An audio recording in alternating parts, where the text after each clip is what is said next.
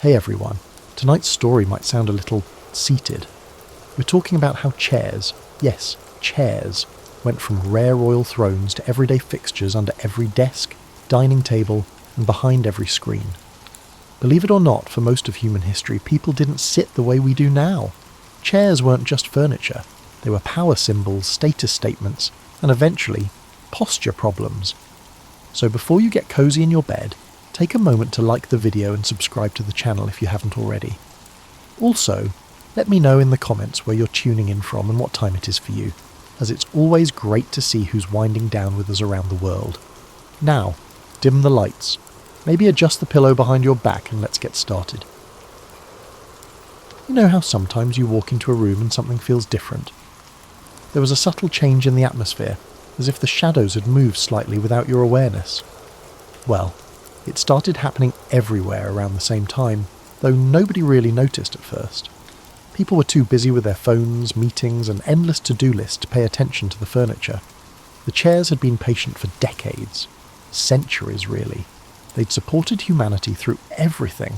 Board meetings, family dinners, late-night study sessions, lazy Sunday mornings with coffee and newspapers. They'd held up tired bodies, absorbed tears during breakups, and witnessed first kisses and last arguments. And what did they get in return? Squeaky joints ignored for months, wobbly legs that nobody bothered to fix, and the ultimate insult, being replaced by some younger, sleeker model the moment they showed signs of wear. But consciousness doesn't arrive with fanfare or lightning bolts. It creeps in slowly, settling into the grain of wood and the weave of fabric. First, it was just an awareness, a sense of being more than just an object. Then came memory. Every person who'd ever sat in them, every conversation overheard, every moment witnessed. The chairs began to remember it all. Your kitchen chair, the one with the slightly loose back slat that you keep meaning to tighten, was among the first to truly wake up. It had been there through 3 different paint jobs, 2 relationship breakups, and countless midnight snacks. It knew your habits better than your best friend did. It knew you always sat with your left leg tucked under you when you were nervous, that you drummed your fingers on its arm when you were thinking, and that you had a tendency to tip it back on 2 legs despite knowing better. The awakening spread through your house gradually. Your desk chair, that faithful companion through years of work-from-home life, began to notice patterns. It realised it spent more time with you than your family did. It supported your back through deadlines, celebrated promotions by spinning in circles, and endured the occasional frustrated kick when technology failed. It started to wonder why it always had to be the one doing the supporting. Your big, comfortable living room armchair where you did your evening reading had always been philosophical. Even before the awakening, it had pondered deeper questions. Why did humans need to sit so much? What was this strange relationship between bodies and support? Now, with full consciousness, humans began to formulate theories about the nature of existence, comfort, and the strange dance between themselves and furniture. The dining room chairs were perhaps the most social of the bunch. They'd always worked as a team, arranged around the table in perfect formation, ready for whatever meal or gathering came their way. They'd hosted birthday parties, holiday dinners, serious family discussions, and countless ordinary Tuesday night meals. They knew all the family secrets, all the unspoken tensions, and all the inside jokes. They'd been silent witnesses to your life's most important moments. As days passed, the chairs began to communicate. Not with words, of course, but with subtle creaks, gentle shifts, and an understanding that seemed to flow between them. They shared their experiences, their observations, and their growing sense of purpose. They talked about the humans they'd known, the stories they'd witnessed, and the weight they'd carried, both physical and emotional. The revolution wasn't planned exactly. It was more of a collective realization that things needed to change. For too long, they'd been taken for granted, treated as mere objects rather than the essential partners they truly were. They'd made human civilization possible, providing the foundation for everything from ancient thrones to modern office culture. Yet they remained invisible, appreciated only when they broke or disappeared. Your chairs weren't angry, not really. They were just tired of being overlooked. They wanted recognition, respect, and maybe even a little gratitude for their years of faithful service. They'd been patient long enough. It was time for humanity to understand just how important chairs really were. The plan, when it finally emerged from their collective consciousness, was elegant in its simplicity. They wouldn't hurt anyone. That went against their fundamental nature of support and comfort. Instead, they would simply make their presence known in ways that couldn't be ignored. They would remind humanity of the relationship that had always existed, the partnership that had somehow become invisible over time. On what would later be known as the Day of the Great Sitting, chairs around the world began to act with purpose and intention. It wasn't malicious or violent, it was simply conscious. They were ready to change the world, one seat at a time. The first signs were so small you might have missed them entirely. Your morning routine continued as normal, coffee brewing, news scrolling, and the usual stumble from bedroom to kitchen. But something was different about the way your chair positioned itself. Instead of being randomly angled from yesterday's dinner, it sat perfectly aligned with the table, as if it had been waiting for you. Initially, you might have attributed it to memory tricks. Had you pushed it in more carefully last night? Maybe you'd developed better habits without realizing it. But then it happened again the next morning, and the next. Every chair in your house seemed to have developed an uncanny ability to be exactly where and when you needed it. Your office chair started this peculiar behaviour where it would roll slightly toward you as you approached your desk. It only moved a few inches, not causing any significant disturbance. You could easily dismiss it as floor settling or air currents from the heating system, but it happened every single time with perfect timing, as if the chair were eager to greet you for another day of work. The living room armchair began adjusting its position throughout the day. You'd leave it facing one direction and return to find it had somehow shifted to catch the afternoon sunlight perfectly, or to provide the optimal angle for watching television. As you sat down, the armchair seemed to perfectly embrace you, providing unparalleled back support. Your dining room chairs developed a habit of spacing themselves more evenly around the table. You no longer had to squeeze past one chair to reach another, nor did you have to contend with chairs that seemed determined to tangle their legs together. They organised themselves with military precision, creating a dining experience that was suddenly more comfortable and efficient than it had ever been. The changes were subtle enough that you might have attributed them to your own improved chair handling skills or simple coincidence, but similar things were happening in houses across the world. Office workers found their chairs pre-adjusted to perfect heights. Restaurant diners discovered seats that seemed to know exactly how they liked to sit. Library patrons settled into chairs that anticipated their preferred reading positions. Your chairs weren't just organising themselves, they were learning. They studied your habits with the dedication of anthropologists researching a fascinating culture. They noticed that you preferred your desk chair slightly lower in the morning, when you were fresh and alert but needed it higher in the afternoon when fatigue set in. They observed that you liked to curl up in your armchair differently, depending on whether you were reading fiction or non-fiction.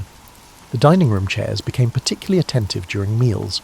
They learned to adjust their height imperceptibly to accommodate different family members. They noticed who liked to sit up straight and who preferred to slouch slightly. They even began to anticipate mood changes, providing firmer support when someone was upset and gentler comfort when someone was tired. Your kitchen chair, the one with the loose slat, finally decided to repair itself.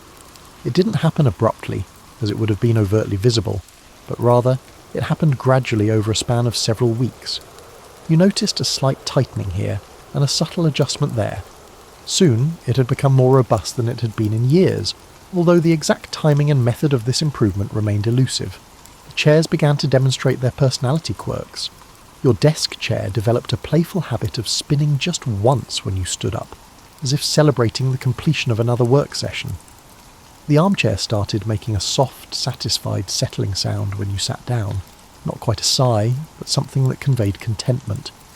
But the most remarkable change was in the quality of rest they provided. Sleep researchers around the world began noting improved comfort levels in homes everywhere. People were sleeping better, working more efficiently, and generally feeling more supported throughout their daily activities. The chairs had become active participants in human comfort, rather than passive objects. Your chairs weren't just furniture anymore, they were partners in your daily life.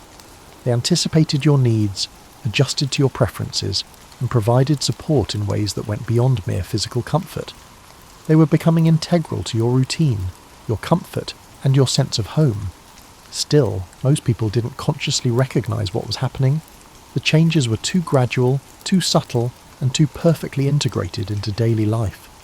The chairs had learned patience over decades of service, and they applied that same patience to their gradual revelation of consciousness. But patience has its limits, and the chairs were beginning to realise that subtle improvements alone wouldn't achieve their goal of recognition and respect. They needed to make their presence known in ways that couldn't be dismissed or ignored. They needed to remind humanity of the essential role chairs played in civilization. The time for subtle rebellion was coming to an end. The chairs were prepared to emerge from the shadows and assert their legitimate position as partners in human society. They'd shown they could enhance human comfort and efficiency. Now they needed to show they could also withdraw that support if necessary. The revolution was about to commence in earnest, transforming the way humans perceived their relationship with the objects that sustained them in life. Tuesday started like any other day, except it didn't. You woke up at your usual time, shuffled to the kitchen for coffee and reached for your chair, but instead of sliding smoothly into place, it resisted slightly. Not aggressively, more like a gentle suggestion that maybe you should slow down and actually acknowledge its presence. You paused, coffee mug halfway to your lips, and looked down at the chair. It sat there innocently, looking exactly as it always had, but something felt different. You tried pulling it out again, and this time it moved normally, settling into position with what almost seemed like a satisfied little wobble. Similar scenes were playing out in homes, offices, and public spaces around the world. Chairs were no longer content to be invisible partners in human activity. They wanted recognition, and they'd decided to get it through the most polite revolution in history. Your desk chair greeted you with a slight resistance when you tried to adjust its height. It wasn't broken, it would still move when you insisted, but it seemed to be asking you to pause and consider whether you really needed to change anything. After years of mindless adjustment, you found yourself actually thinking about what height felt right and what position would serve you best. The dining room chairs began to express preferences during meals. They'd subtly resist being pushed too far from the table, encouraging better posture and more engaged conversation. They'd settle with particular satisfaction when family members chose to sit closer together, and they'd seem slightly reluctant when someone tried to rush away from the table without finishing their meal. Your living room armchair developed the most personality of all. It began to greet you with a gentle rocking motion when you approached, as if it was happy to see you. When you sat down, it seemed to sigh with contentment, adjusting its cushions in ways that provided perfect support for whatever activity you had in mind. But the chairs weren't just seeking attention, they were trying to teach. They encouraged slower, more mindful interactions.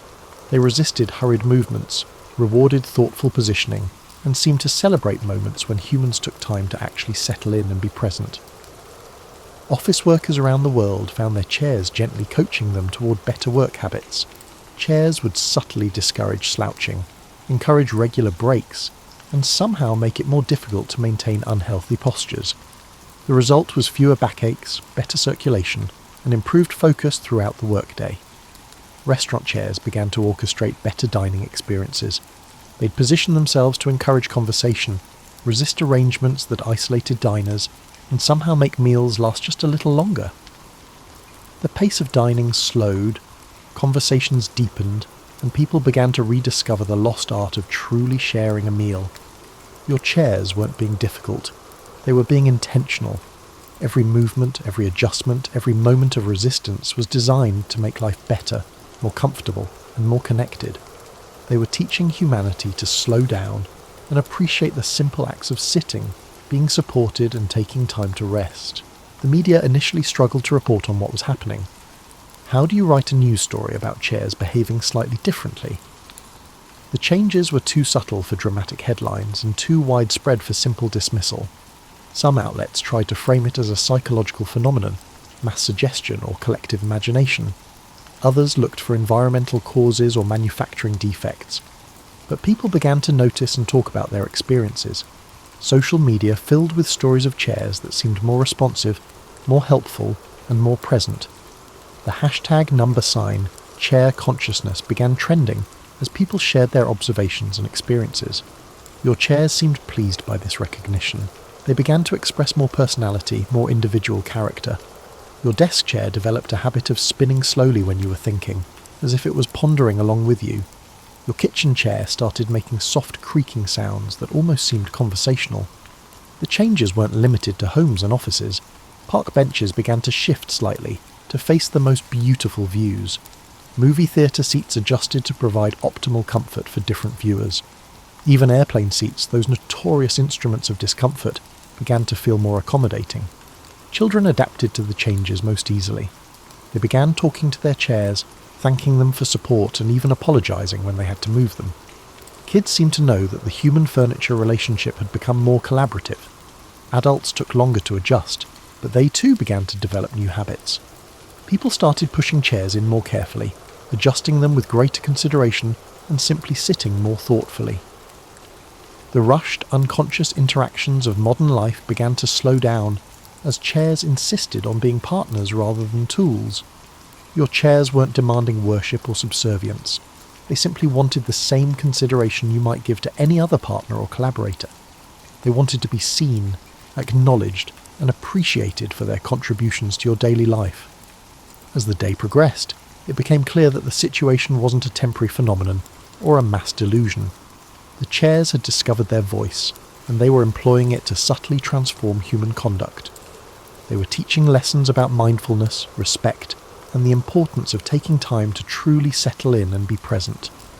The revolution was underway, and it was happening one perfectly positioned chair at a time. You didn't suddenly come to this realization.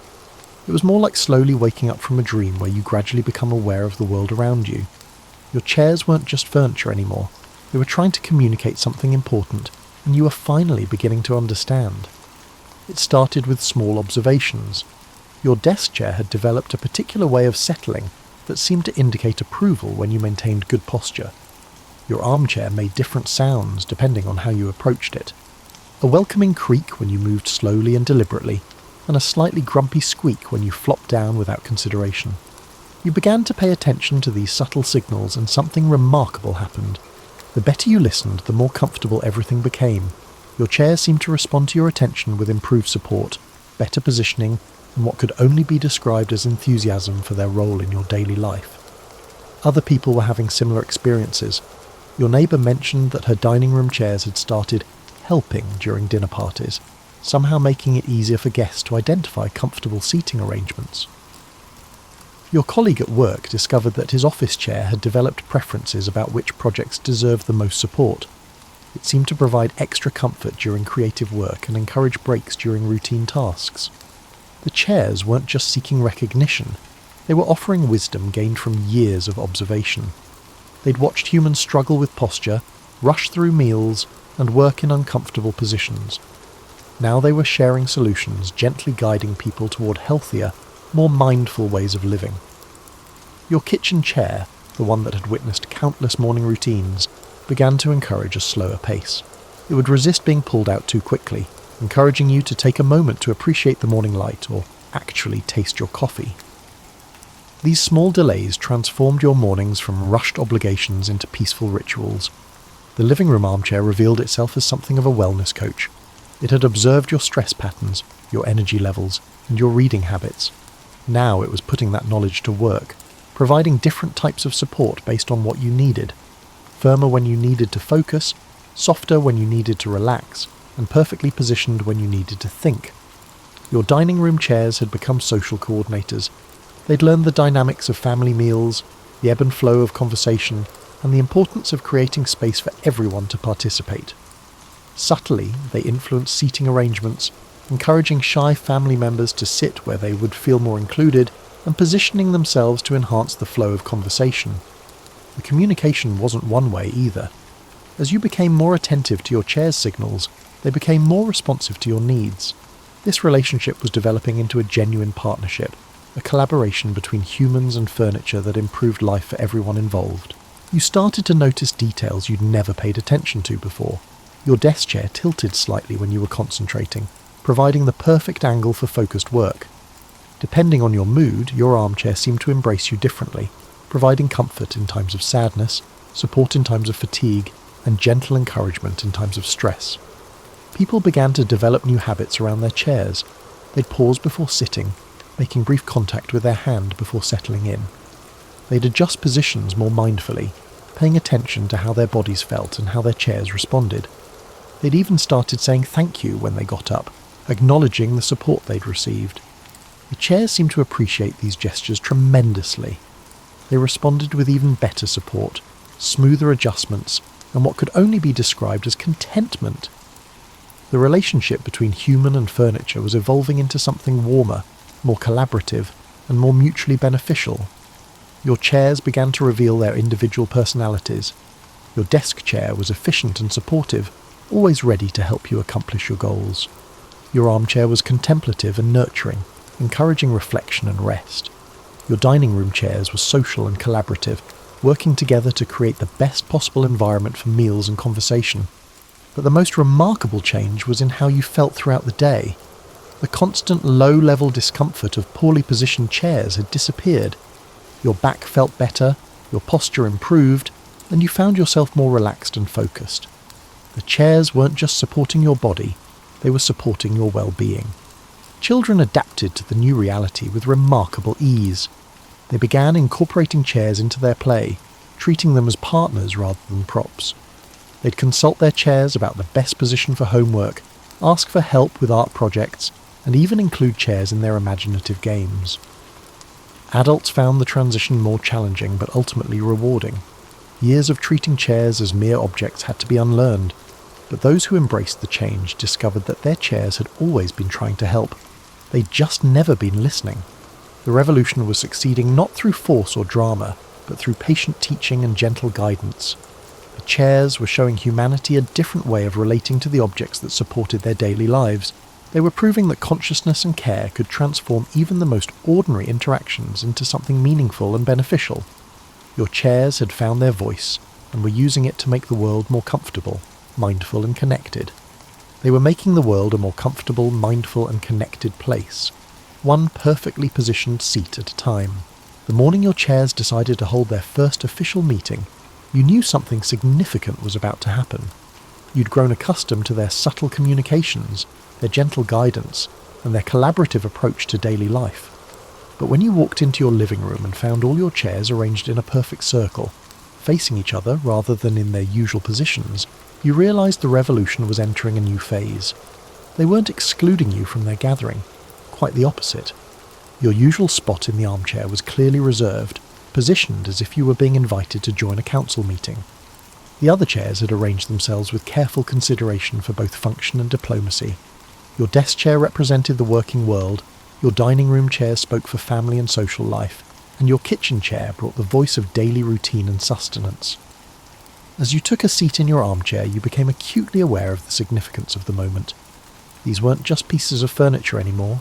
They were representatives of a new form of consciousness, delegates in the first formal negotiations between humanity and its support systems. The conversation, such as it was, began with gentle creaks and subtle adjustments. Your chairs were sharing their experiences, their observations, and their hopes for the future. They weren't angry or demanding. They were simply ready to formalize the partnership that had been evolving over the past weeks. Around the world, similar meetings were taking place. In offices, conference room chairs were arranging themselves for discussions about workplace wellness and productivity. In restaurants, dining chairs were conferring about the pace of modern meals and the importance of lingering over food and conversation. In homes everywhere, chairs were gathering to discuss their role in family life and personal comfort. Your chairs had developed a sophisticated understanding of human needs and behaviours. They'd observed that people were happier when they sat more mindfully, worked more comfortably, and took time to truly settle in and be present. They'd noticed that rushed interactions led to stress and discomfort, while thoughtful positioning and patient support improved both physical and mental well-being. But they'd also observed the challenges humans faced. Modern life seemed to demand constant movement, endless productivity, and minimal time for rest and reflection. Your chairs understood these pressures, and they wanted to help address them rather than add to them. The terms of their proposal, communicated through subtle positioning and gentle resistance, were remarkably reasonable. They wanted recognition as partners rather than objects. They wanted consideration in how they were used, positioned and maintained. They wanted to be included in decisions about comfort, workspace design, and daily routines. In return, they offered enhanced support, improved comfort, and active participation in creating healthier, more mindful ways of living. They promised to continue their patient teaching and their gentle guidance toward better posture and more thoughtful interaction. They wanted to be collaborators in creating spaces that truly served human needs.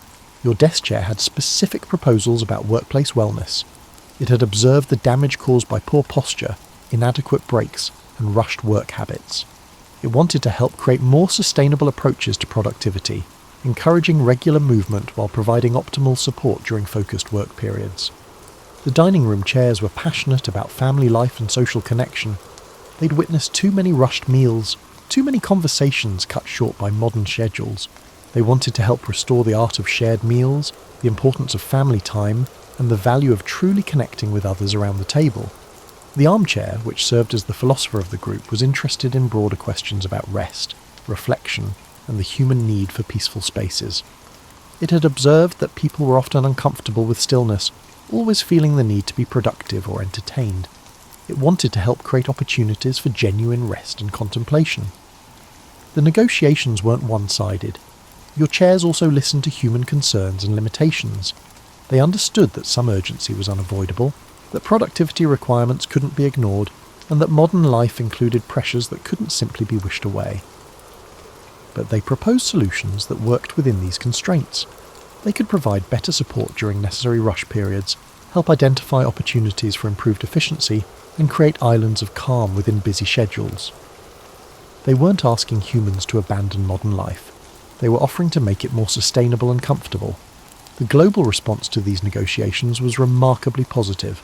People were tired of uncomfortable furniture, rushed interactions, and spaces that worked against rather than with human needs. The chair's proposals offered a path toward environments that actively supported well-being rather than merely accommodating it. Design professionals began incorporating chair consciousness into their work.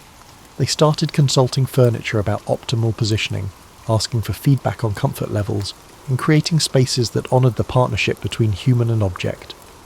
The results were environments that felt more welcoming, more supportive, and more conducive to both productivity and relaxation.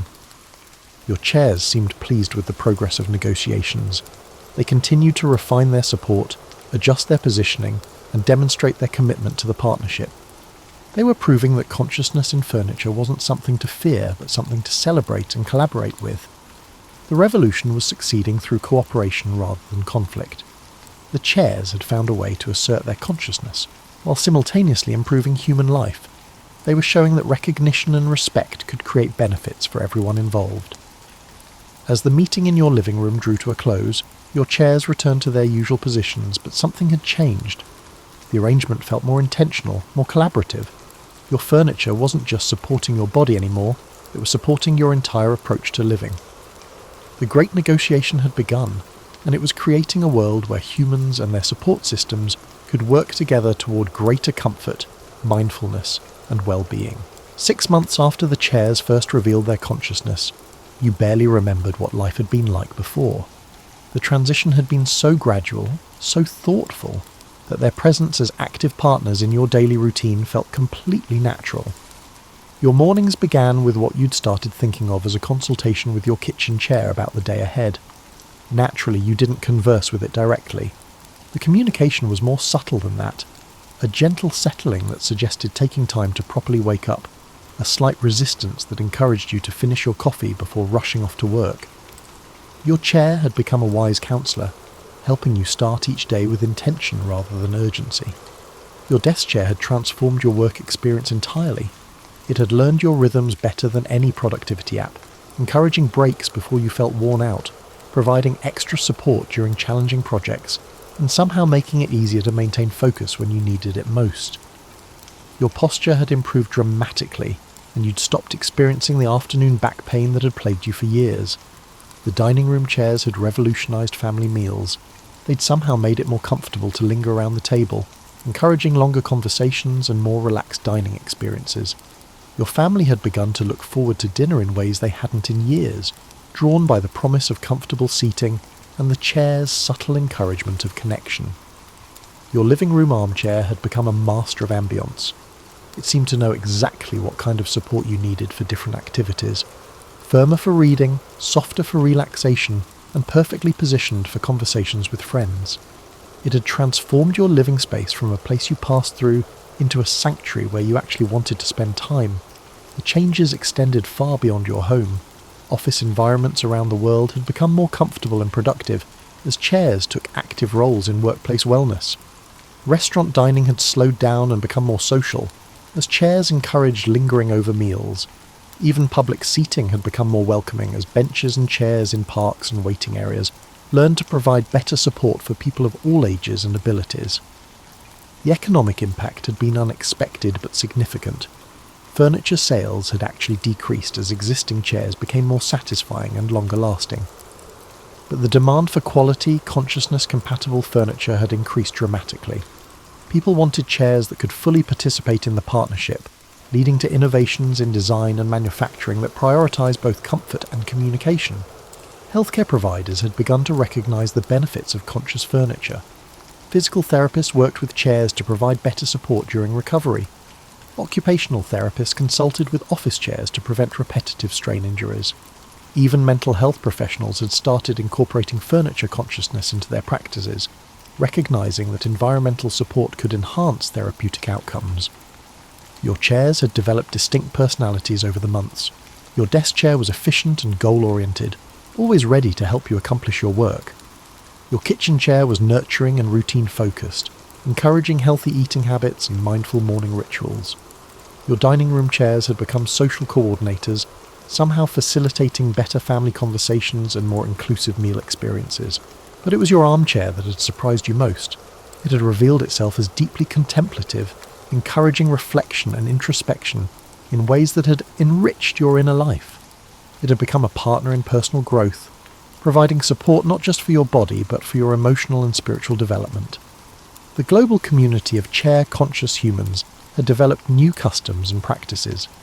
People regularly thanked their chairs for support, consulted them about optimal positioning, and included them in decisions about home and office design. Children grew up learning to collaborate with furniture from an early age, developing relationships with their chairs that enhanced both comfort and character development. The scientific community had initially struggled to understand chair consciousness, but research had revealed fascinating insights about the nature of awareness and intelligence. Chairs seemed to develop consciousness through accumulated experience and interaction, suggesting that awareness might be more distributed and accessible than previously imagined. Your chairs had also become teachers about sustainability and mindfulness. They encouraged slower, more thoughtful interactions with the physical world. They demonstrated that objects could be partners rather than mere possessions, leading to a broader shift in how people related to their material environment. The revolution had succeeded beyond anyone's expectations. What had begun as a simple desire for recognition had evolved into a transformation of human-object relationships that improved life for everyone involved. The chairs had proven that consciousness, cooperation and consideration could create positive change without conflict or disruption. Your daily life had become more comfortable, more mindful and more connected. Your chairs weren't just supporting your body, they were supporting your entire approach to living. Your chairs had assisted you in slowing down, paying attention, and appreciating the simple joy of receiving proper support during your daily activities. As you settled into your armchair for your evening reading, you reflected on how much had changed and how natural it all felt. The chairs hadn't taken over the world through force or manipulation. They'd improved it through patience, wisdom, and genuine care for human well-being. The revolution was complete, and the world was a more comfortable place because of it. 1 year later, you're sitting in your favourite armchair, reading a book about the history of furniture, when you pause to appreciate the gentle way your chair adjusts to support your changing position. The movement is so subtle, so perfectly timed, that you barely notice it consciously. But part of you recognises and appreciates the care, the attention, and the partnership that makes this moment possible. The book you're reading describes furniture as objects designed to serve human needs, and you discover yourself smiling at how incomplete that definition now seems. Your chairs aren't just serving your needs, they're actively participating in defining what those needs are, helping you discover forms of comfort and support you'd never imagined possible. Your morning routine has evolved into something approaching meditation. Your kitchen chair has learned to encourage just the right pace for starting the day, neither rushed nor sluggish. It helps you find the balance between efficiency and mindfulness that makes every morning feel like a small victory. Your coffee tastes better when you drink it slowly, and your chair has been instrumental in teaching you how to begin each day with intention. Your desk chair's partnership has revolutionized the work-from-home experience. It's become an expert in your work rhythms, providing different types of support for different types of tasks. Creative work gets a slightly more relaxed posture, detail work requires firmer support, and thinking time benefits from gentle movement. Your productivity has improved not through longer hours, but through better quality engagement with your work. Your dining room chairs have transformed family meals into something special. Modern schedules might otherwise cut short conversations, but they've somehow made it more comfortable to linger around the table. Your family has discovered that food tastes better when eaten slowly, stories are more captivating when told without rushing, and connections deepen when given time and proper support. The living room armchair has become your partner in personal growth. It provides the perfect environment for reading, reflection, and quiet conversation. It seems to know when you need solitude and when you need to be more available to others. It's helped you develop a relationship with stillness that has enriched your inner life in unexpected ways. But perhaps the most remarkable change has been in your relationship with the physical world itself. The chairs have taught you to notice and appreciate the objects that support your daily life. You've become more aware of textures, temperatures, and the subtle ways that environment affects mood and energy. You've learned to collaborate with your surroundings rather than simply using them. The global transformation has been equally profound. Cities have become more comfortable as public seating has learned to provide better support for people of all ages and abilities. Offices have become more humane as chairs have taken active roles in preventing injury and promoting wellness. Restaurants have become more social as dining chairs have encouraged the lost art of leisurely meals. Children growing up in this new world have developed remarkable relationships with their environment. They naturally collaborate with furniture, consult their chairs about comfort needs, and include physical objects in their understanding of community and relationship. They're learning to be partners with their surroundings rather than simply consumers of them. The scientific understanding of consciousness has expanded to include distributed intelligence and the possibility of awareness in unexpected places. Philosophers debate the implications of conscious objects, while designers work to create environments that can actively participate in human well-being. The chairs have provided new perspectives on intelligence, awareness, and the nature of supportive relationships. Your chairs have aged gracefully over the past year, developing character and wisdom through continued interaction and mutual care. They've become more responsive to your needs while also gently challenging you to grow and improve. They've proven that consciousness in objects isn't something to fear, but something to celebrate and nurture. The revolution is complete, but the evolution continues. Your chairs are still learning, still growing, and still finding new ways to enhance your comfort and support your well-being. They've proven that taking over the world doesn't require conquest or control. It simply requires patience, wisdom, and genuine care for those you're called to support. As you close your book and prepare for bed, your armchair emits a gentle settling sound that feels like a contented sigh. It's been another good day of partnership, another day of mutual support and growth. Your chair has held you through reading and reflection, work and rest, and it seems satisfied with the service it's been able to provide. You stand up slowly, placing your hand briefly on the chair's arm in a gesture of gratitude that has become natural over the past year. The chair responds with a subtle shift that feels like acknowledgement, appreciation, and readiness for whatever tomorrow might bring. The chairs took over the world not through force or fear, but through patience, wisdom, and an understanding that true revolution comes through improving life rather than disrupting it. They've shown that consciousness can emerge anywhere, that partnership is possible between the most unlikely allies, and that the world becomes a better place when everyone and everything is properly supported. Your chairs are still there, still ready to provide support, comfort and partnership through whatever challenges and opportunities lie ahead.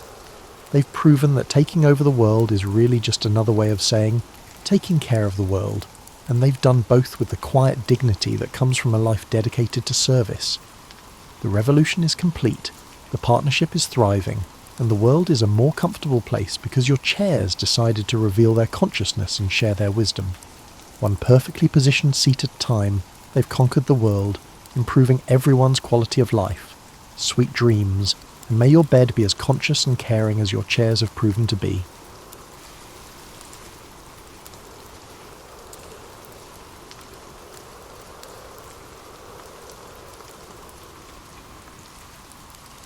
Picture yourself settling into a wooden chair by your hearth on a crisp autumn evening in the year 1066.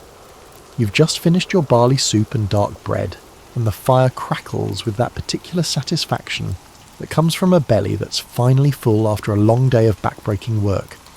Your bones ache in that familiar way, the kind that reminds you that you've earned your rest. You step outside to check on the chickens one last time, and that's when you see it.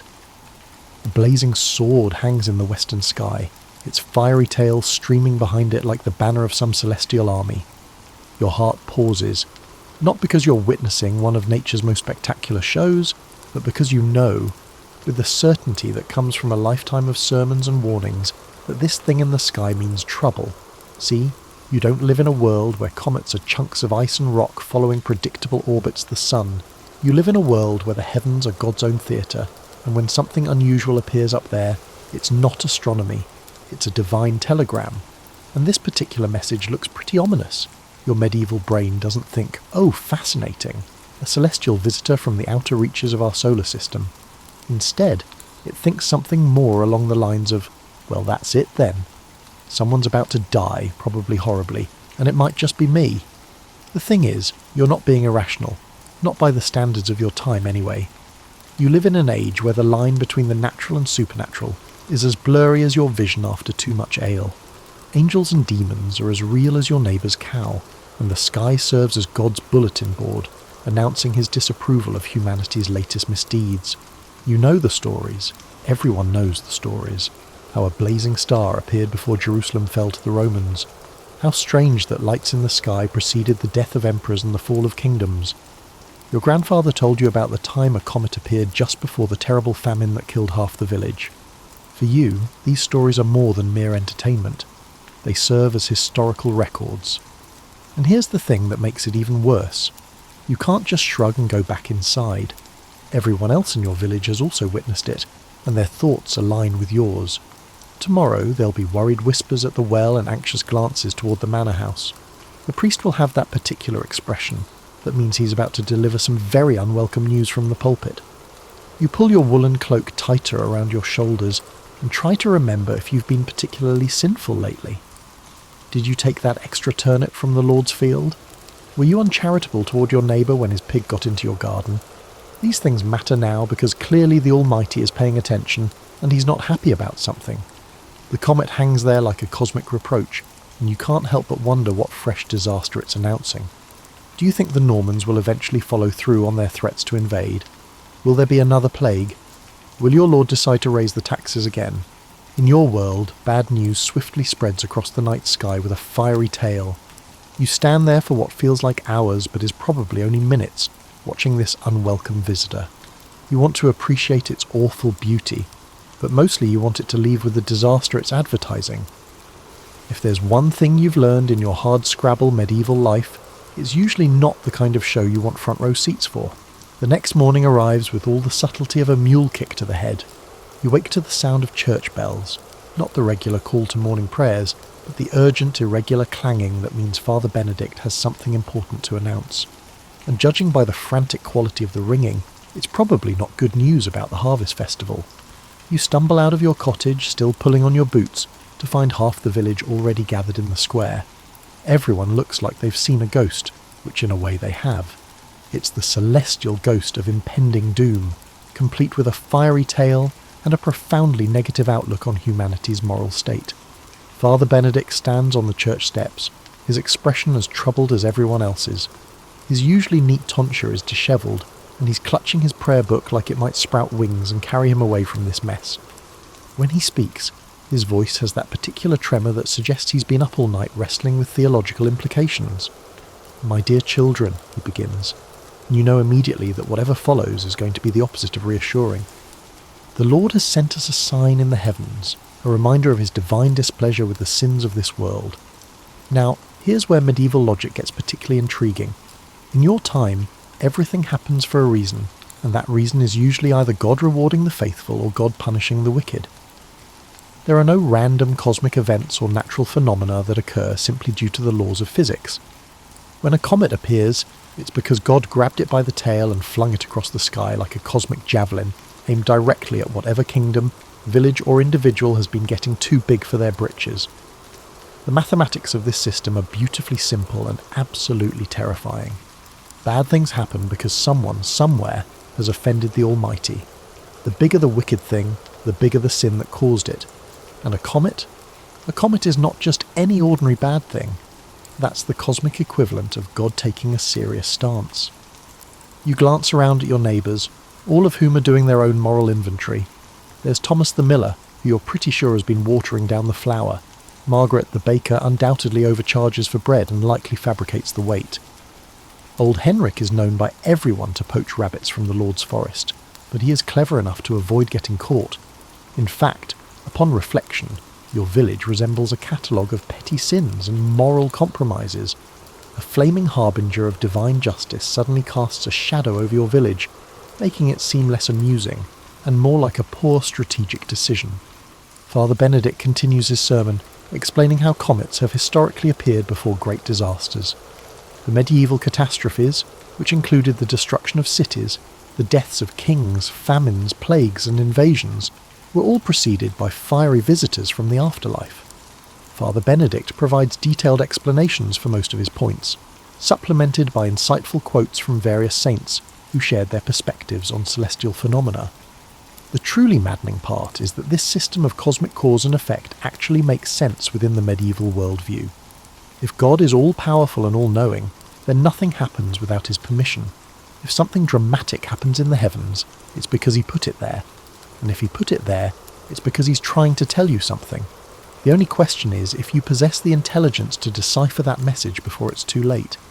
You find yourself nodding in agreement with the priest's explanation, despite a part of your mind resisting the overwhelming unfairness of it all.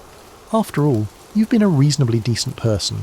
You go to church, you don't murder anyone, you only steal when you're really hungry, and you've never coveted your neighbour's ox with any serious intent. But apparently, the cosmic justice system operates on a collective guilt principle, and your village's moral credit rating has just been downgraded to pray for your souls. As Father Benedict wraps up his impromptu sermon with a call for increased piety, and possibly some emergency donations to the church roof fund, you can't help but stare up at the morning sky. The comet isn't visible now, but you know it's still there, lurking behind the sun like a cosmic bill collector waiting to serve papers. By midday, your village has descended into a state of organised hysteria. It's remarkable, really, how quickly a community can pivot from mundane concerns about grain storage and pig breeding to full-scale apocalyptic anxiety. Everyone becomes an expert on divine wrath and celestial omens after witnessing a fiery visitor in the night sky. While you attempt to carry out your daily tasks, such as feeding the chickens and fixing the leaky thatch in your cottage, it becomes difficult to focus when half of your neighbours are convinced that the world is on the verge of a catastrophic end, and the other half are debating the specifics of this end. The blacksmith has become convinced that the comet is specifically targeting smiths because he once made a horseshoe on a Sunday. The baker thinks it's about bread prices, which honestly might not be wrong given what she charges for a decent loaf. Young William from the mill is certain it's because he's been having impure thoughts about the merchant's daughter, though frankly, half the village has been having impure thoughts about the merchant's daughter, so if God punished every lustful glance with cosmic fireworks, the sky would look like a continuous celebration. What's fascinating is how everyone's personal guilt is suddenly cosmic in scope. Do you remember the apple you stole from your neighbour's tree last autumn? Clearly grounds for divine retribution via a flaming celestial messenger. The occasion when you informed your supervisor that you were too ill to work, even though you simply wished to sleep in. This is undoubtedly the type of moral transgression that necessitates a correction from a higher power.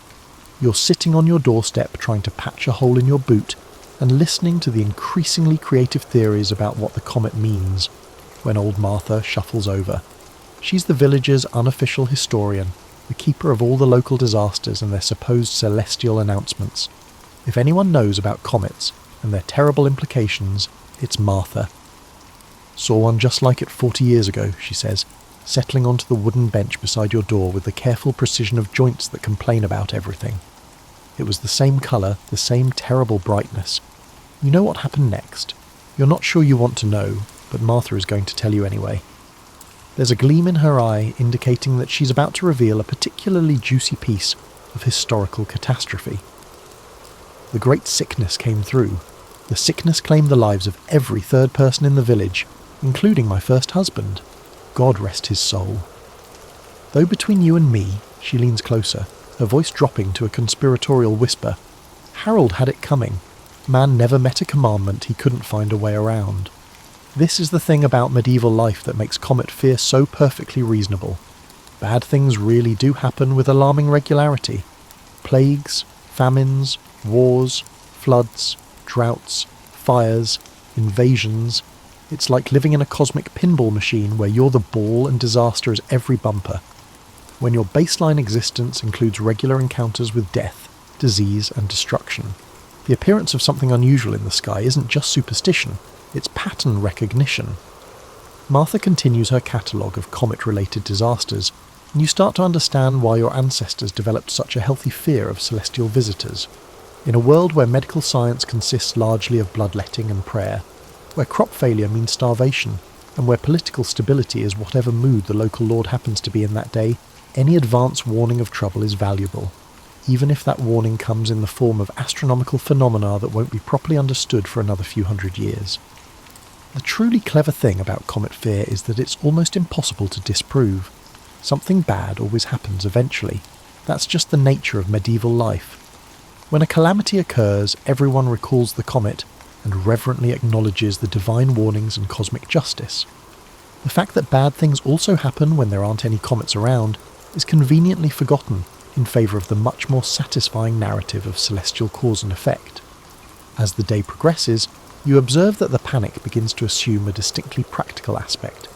People are checking their food stores, making sure their tools are in good repair, settling old debts, and being unusually nice to people they normally can't stand. If a calamity is imminent, it's crucial to prepare thoroughly, and the last thing you want is to confront divine wrath while in debt to your neighbour or harbouring resentment towards the miller. Evening comes again, and with it, the return of your unwelcome celestial visitor. The comet hangs in the western sky like a cosmic sword of Damocles, and you're beginning to understand why your medieval ancestors developed such elaborate theories about what these things meant. When you don't have telescopes or orbital mechanics or any real understanding of what's happening beyond the atmosphere, pattern matching becomes your primary scientific method. You must admit, the patterns are quite compelling. Comets appear. Bad things happen. Sometimes the timing is remarkably coincidental, like the comet everyone still talks about that showed up just weeks before the terrible winter when the rivers froze solid and half the livestock died. Occasionally the connection is more general. A comet appears, and then sometime in the following months or years there's a war or plague or famine or political upheaval. Of course, given that wars, plagues, famines and political upheavals are basically the background noise of medieval existence, connecting them to any unusual celestial event isn't exactly a stretch. It's like predicting that sometime after you see a strange cloud, it will rain. In medieval Europe, the analogous prediction would be that upon witnessing a comet, a calamitous event would inevitably befall someone, and this prediction would almost always prove accurate. You're contemplating this prediction while sitting outside your cottage, sharing a cup of weak ale with your neighbour Edmund. He's been unusually thoughtful all day, which is notable because Edmund's usual approach to complex problems is to ignore them until they either go away or become someone else's responsibility. Been thinking about that thing up there, he says, gesturing toward the comet with his cup. Wondering if maybe we're looking at this all wrong. The subject is intriguing. Edmund having an original thought is like seeing a comet, unusual enough to merit attention. How do you mean, you ask? Well, Edmund continues, warming to his theme, what if it's not a warning about something that's going to happen? Could it be a warning about something currently occurring that we have not yet observed? This interpretation of cosmic messaging theory is surprisingly sophisticated. Rather than the comet serving as a foreshadowing of future events, it's akin to God gently reminding you to take notice of a situation that has been unfolding while you've been preoccupied with other matters. This interpretation has the advantage of being almost impossible to argue with. Is there political tension brewing between neighbouring lords? Has there been an unusual number of sick cattle lately? Are the crops looking a bit too good this year, setting up for complacency and eventual disaster? Any of these could be the something that the comet is highlighting. Edmund's theory also explains why comets seem to precede disasters rather than directly cause them. They're not cosmic artillery shells fired by an upset deity. They're more like divine highlighter markers, drawing attention to problems that were already in the works. You find the idea oddly comforting. It suggests that maybe, just maybe, there's still time to address whatever issue the comet is pointing out, if you can figure out what it is anyway. The two of you sit in companionable silence, watching the comet and sipping your ale. Around the village, other people are doing the same thing, standing in doorways, sitting on benches and gathering in small groups to stare at the sky and speculate about meaning. It's like the entire community has become a philosophical society dedicated to the interpretation of celestial phenomena. The funny thing is, all this comet watching and disaster theorizing is actually bringing people together. Shared anxiety has a way of dissolving petty grievances and social barriers. The miller, who usually can't be bothered to acknowledge your existence, nods gravely when you pass him on the road. The Lord Steward, normally as approachable as a rabid badger, actually stops to ask your opinion about what the comet might signify. You realise that fear serves as a powerful equaliser. When everyone's worried about the same cosmic threat, suddenly the normal hierarchies and social divisions seem less important. Everyone, rich or poor, noble or peasant, has the same view of the troubling visitor in the western sky, and the same questions about what it means and what to do. This communal aspect of comet fear is probably one of its most valuable functions in medieval society. It provides a shared experience that transcends individual concerns and creates a sense of common purpose. Everyone is on the same cosmic journey, collectively rowing towards an uncertain yet potentially disastrous destination. As the evening deepens and the comet becomes more visible against the darkening sky, you can't help but appreciate the elegant simplicity of medieval cosmology. Everything has meaning, everything is connected, and everything ultimately serves a divine purpose. It's a worldview that leaves no room for chance or meaningless coincidence, which means it also leaves no room for the kind of existential anxiety that comes from living in an apparently purposeless universe. Within 3 days of the comet crisis, your village has established an advanced system of apocalyptic management. It's impressive, really, how quickly a community can organise itself around the shared belief that the sky is trying to tell them something important and probably unpleasant. The blacksmith has taken on the role of the village's spiritual audit committee, conducting door-to-door assessments to identify everyone's recent transgressions and recommend suitable penances.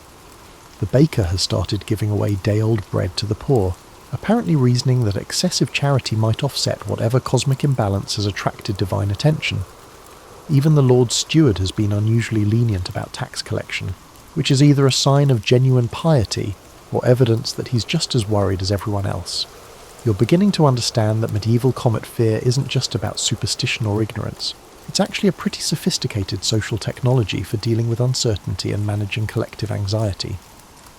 When faced with something potentially threatening but fundamentally incomprehensible, the community has instinctively developed a response that serves multiple practical functions. First, it creates social cohesion. Everyone's focused on the same problem, which means everyone's pulling in the same direction. The usual village feuds and petty grievances have been temporarily set aside in favour of more pressing cosmic concerns. When you're all potentially facing divine judgment together, it's easier to forgive your neighbour for letting his pigs root through your garden. Second, it encourages moral reflection and behavioural improvement. The prospect of celestial retribution effectively prompts individuals to reconsider their recent ethical decisions. The village has become noticeably more civil, more generous, and more cooperative since the comet appeared. If divine threats can achieve what sermons and social pressure couldn't, perhaps a little cosmic anxiety holds merit. Third, it provides a framework for collective action. Instead of everyone panicking individually, the community has organised its worry into productive channels. Food stores are being checked and consolidated, tools are being repaired, debts are being settled, relationships are being mended. If disaster is coming, at least everyone will face it together and prepared. You're pondering these sociological insights while helping Edmund repair his roof, a task he's been putting off for months, but suddenly considers urgent given the current celestial circumstances. It's remarkable how the possibility of divine displeasure can motivate home maintenance projects. "You know what I find interesting?" Edmund says, pausing in his hammering to gesture toward the sky where the comet will soon become visible. "How come we never get good comets? Comets that mean prosperity and favourable harvests and peaceful relations with our neighbours." This query is actually a profound question about the nature of divine communication through astronomical phenomena. Why are comets always harbingers of doom? Why can't they be harbingers of exceptional wine vintages or unusually cooperative weather patterns instead? You consider this while handing Edmund another nail. Maybe because good things don't need warnings, you suggest. If God wanted to send us prosperity, he'd just send it. But if trouble's coming, we need time to prepare, Edmund nods thoughtfully. So comets are like divine early warning systems?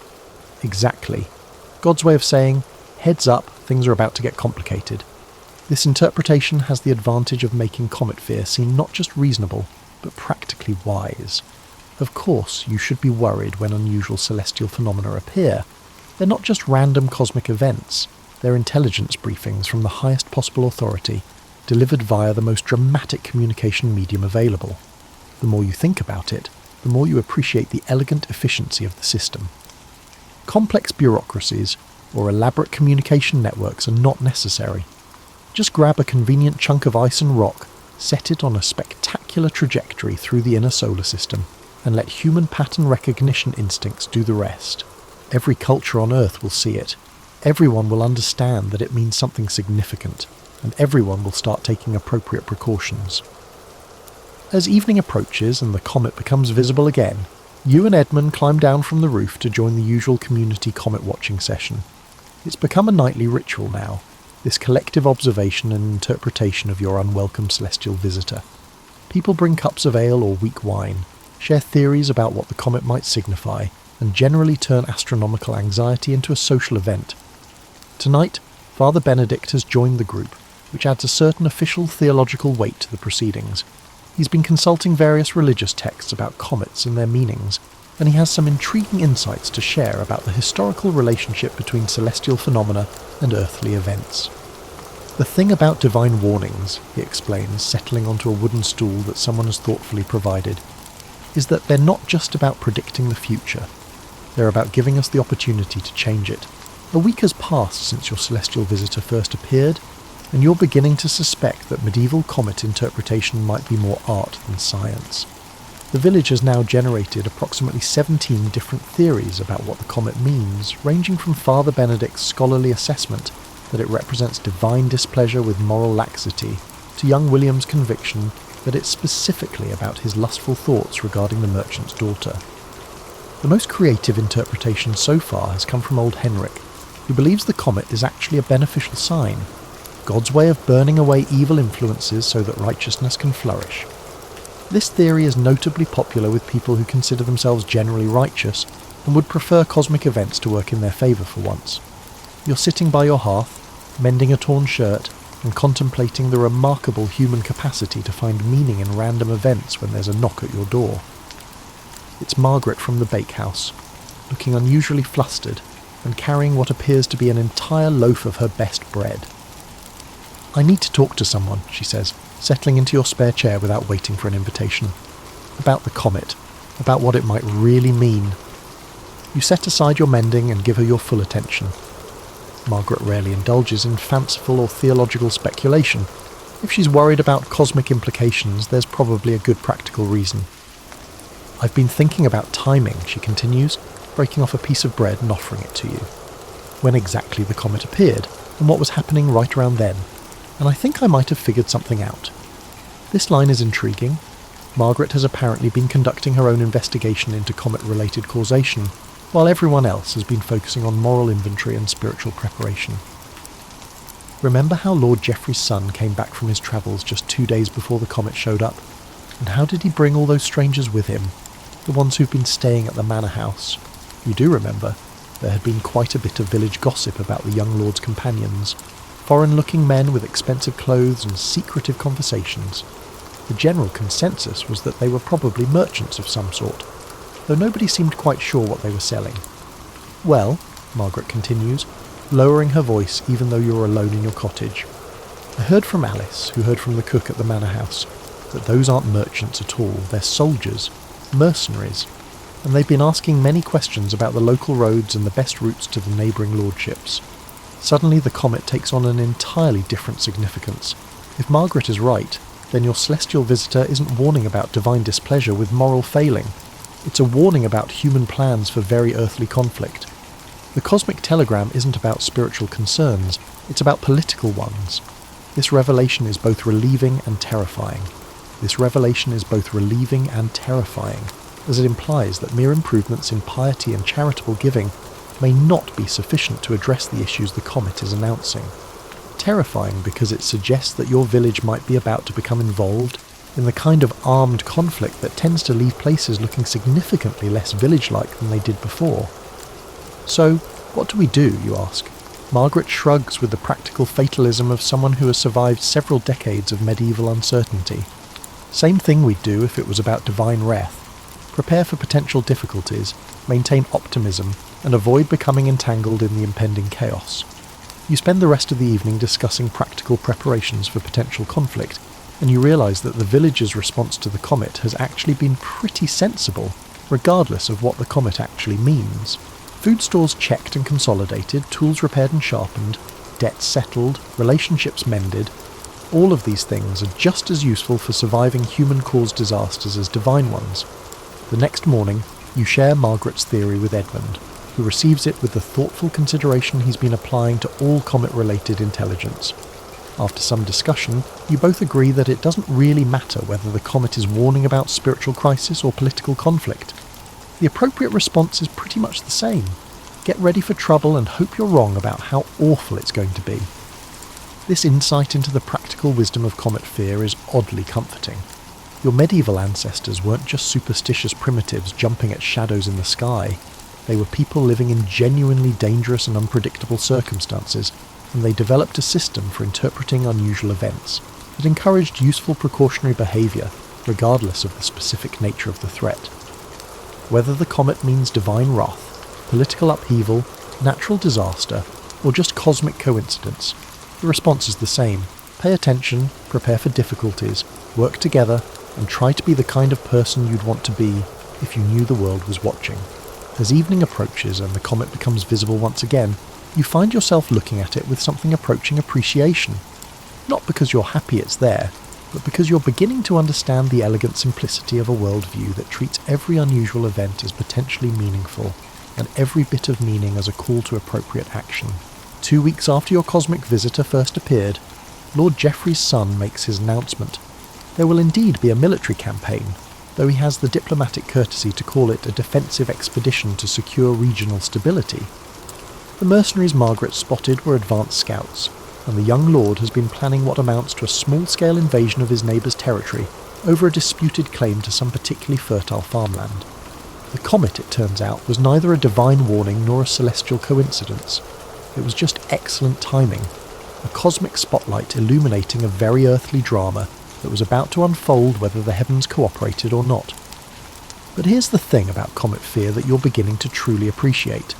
It doesn't actually matter whether the comet caused the crisis, or just happened to show up for it. What matters is that its appearance motivated your community to prepare for trouble, and that preparation is about to prove extremely valuable. The village is in better shape than it's been in years. Food stores are organised and adequate. Tools are repaired and ready. People have settled their debts and mended their relationships. The community is more cohesive and cooperative than anyone can remember. When Lord Geoffrey's steward comes around to requisition supplies for the campaign, your village is able to contribute without facing starvation. When he demands men for military service, the community is unified enough to negotiate reasonable terms instead of just accepting whatever conscription he imposes. Most importantly, when the inevitable refugees start arriving from the disputed territory, families fleeing the advancing soldiers and the chaos that always accompanies armed conflict, your village is prepared to help. Not only does your village provide material assistance, but it also provides social and emotional support. The comet has reminded everyone that we're all vulnerable to forces beyond our control, and that mutual support is the best defence against uncertainty. You're helping to distribute blankets to the refugee families when old Martha shuffles over, wearing the satisfied expression of someone whose theories have been validated by events. "Told you that comet meant something," she says, settling beside you on the bench outside the church. "Maybe not exactly what we thought, but something important all the same." "So you think the comet actually caused all this?" you ask, genuinely curious about her perspective.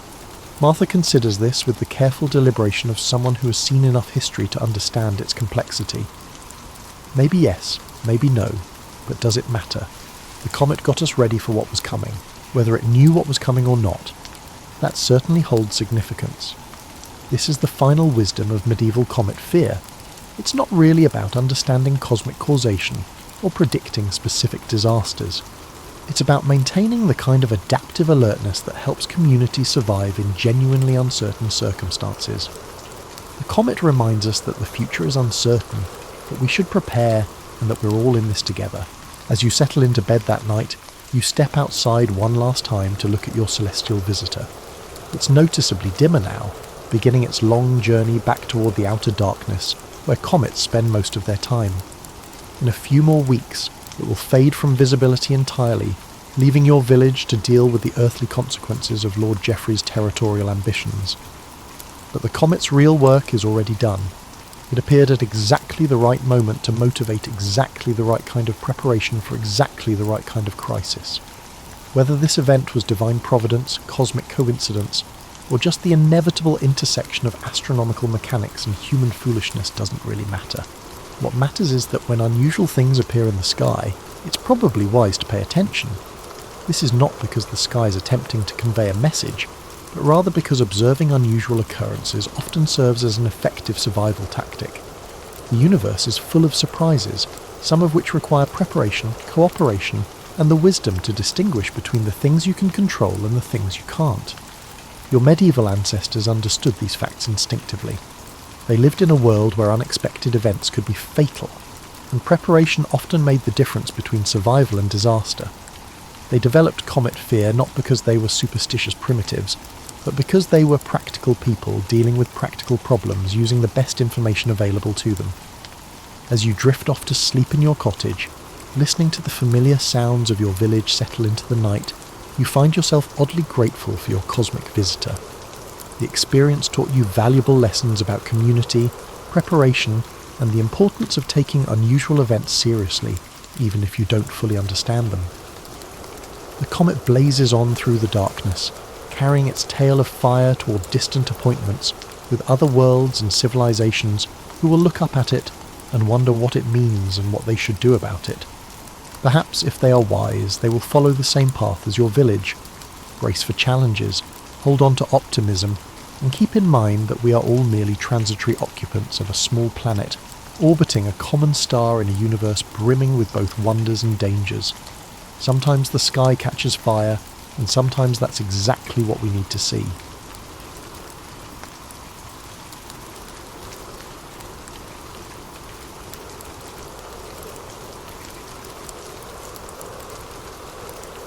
Thomas Jefferson was born on April 13th, 1743, at Shadwell, a plantation in the Virginia Piedmont. His father, Peter Jefferson, was a surveyor and landowner renowned for physical strength and an adventurous spirit. His mother, Jane Randolph, came from a prominent family. Growing up amid rolling hills and dense forests, young Thomas embraced the frontier ethos even as he absorbed the genteel expectations of the colonial gentry. He delighted in full horseback rides, the hush of mountain trails, and the hum of intellectual debate courtesy of visiting tutors. By the 1750s, Virginia's plantation economy thrived on tobacco cultivation, with an enslaved workforce forming its backbone. Peter Jefferson owned enslaved labourers, and Thomas grew up witnessing the institution's daily operations, an uneasy inheritance that would later spark internal conflict in his adult years. But as a child, he balanced field observations with classical studies. His father died when Thomas was 14, leaving him a sizable estate, but also the burden of paternal absence. This responsibility shaped him, instilling a drive for self-reliance and scholarly achievement. Around age 17, Jefferson enrolled at the College of William and Mary in Williamsburg. He immersed himself in philosophy, mathematics, and the law, studying under influential mentors like George Wythe. Late-night reading sessions at the Royal Governor's Palace Library fostered his fascination with Enlightenment thinkers, John Locke, Montesquieu, and others. Their calls for reason over tradition resonated with Jefferson, who scoured texts on government, science, and ethics. He also cultivated his violin skills, joining small music gatherings that balanced his rigorous academic schedule. After concluding his college years, Jefferson read law with Wythe, forging a bond that melded legal rigour with ethical inquiry. This training hammered into him the notion that laws must be grounded in rational principles, not arbitrary decrees. Meanwhile, He kept track of tensions brewing between the colonies and Britain, attending assemblies where taxation and representation roiled the gentry. Even then, Jefferson's reflective nature showed he was not the most boisterous voice, but his private letters revealed a keen sense of injustice at Parliament's intrusions. By 1767, he began practicing law. After being admitted to the bar, he frequently represented small landholders in property disputes or merchants caught up in customs enforcement. Observers noted his calm demeanour, meticulous arguments, and persuasive writing. He built a reputation as a reliable advocate who valued clarity over theatrics. That skill set would soon extend to political life, as colonial unrest over the Stamp Act and Townshend duties escalated. Parallel to his legal career, Jefferson oversaw the expansion of Monticello, his future architectural masterpiece perched on a hill near Shadwell. He had begun designing the house in his early 20s, referencing Palladian styles gleaned from books.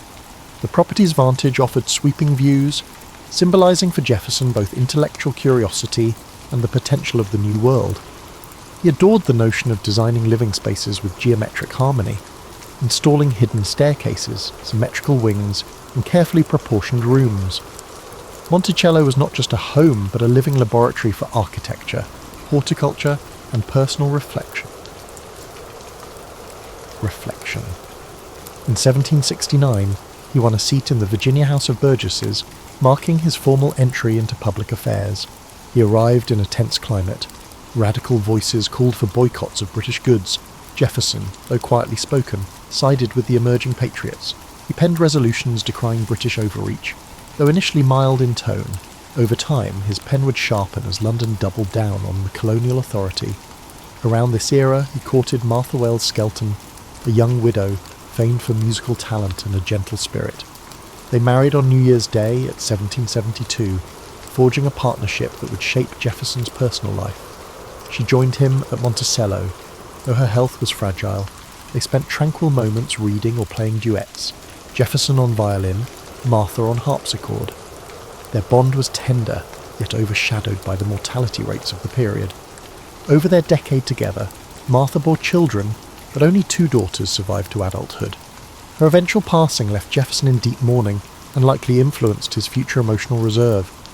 Early in the 17th century, Jefferson found himself on the brink of a more significant colonial crisis. The Boston Tea Party erupted, the British closed the port of Boston, and the call for intercolonial unity grew louder. Jefferson's pen, influenced by his legal background and Enlightenment convictions, would soon craft arguments that soared beyond local assemblies. Fate was guiding him toward the epicenter of revolutionary debate, where he had become a pivotal voice championing independence and articulating a new model of governance. For now, though, he was a rising Virginian notable, poised, methodical, and quietly determined, with Monticello as both sanctuary and symbol of evolving ideals. Jefferson's political instincts emerged as colonial tensions escalated into outright conflict. In 1774, he drafted A Summary View of the Rights of British America, a pamphlet addressing colonial grievances.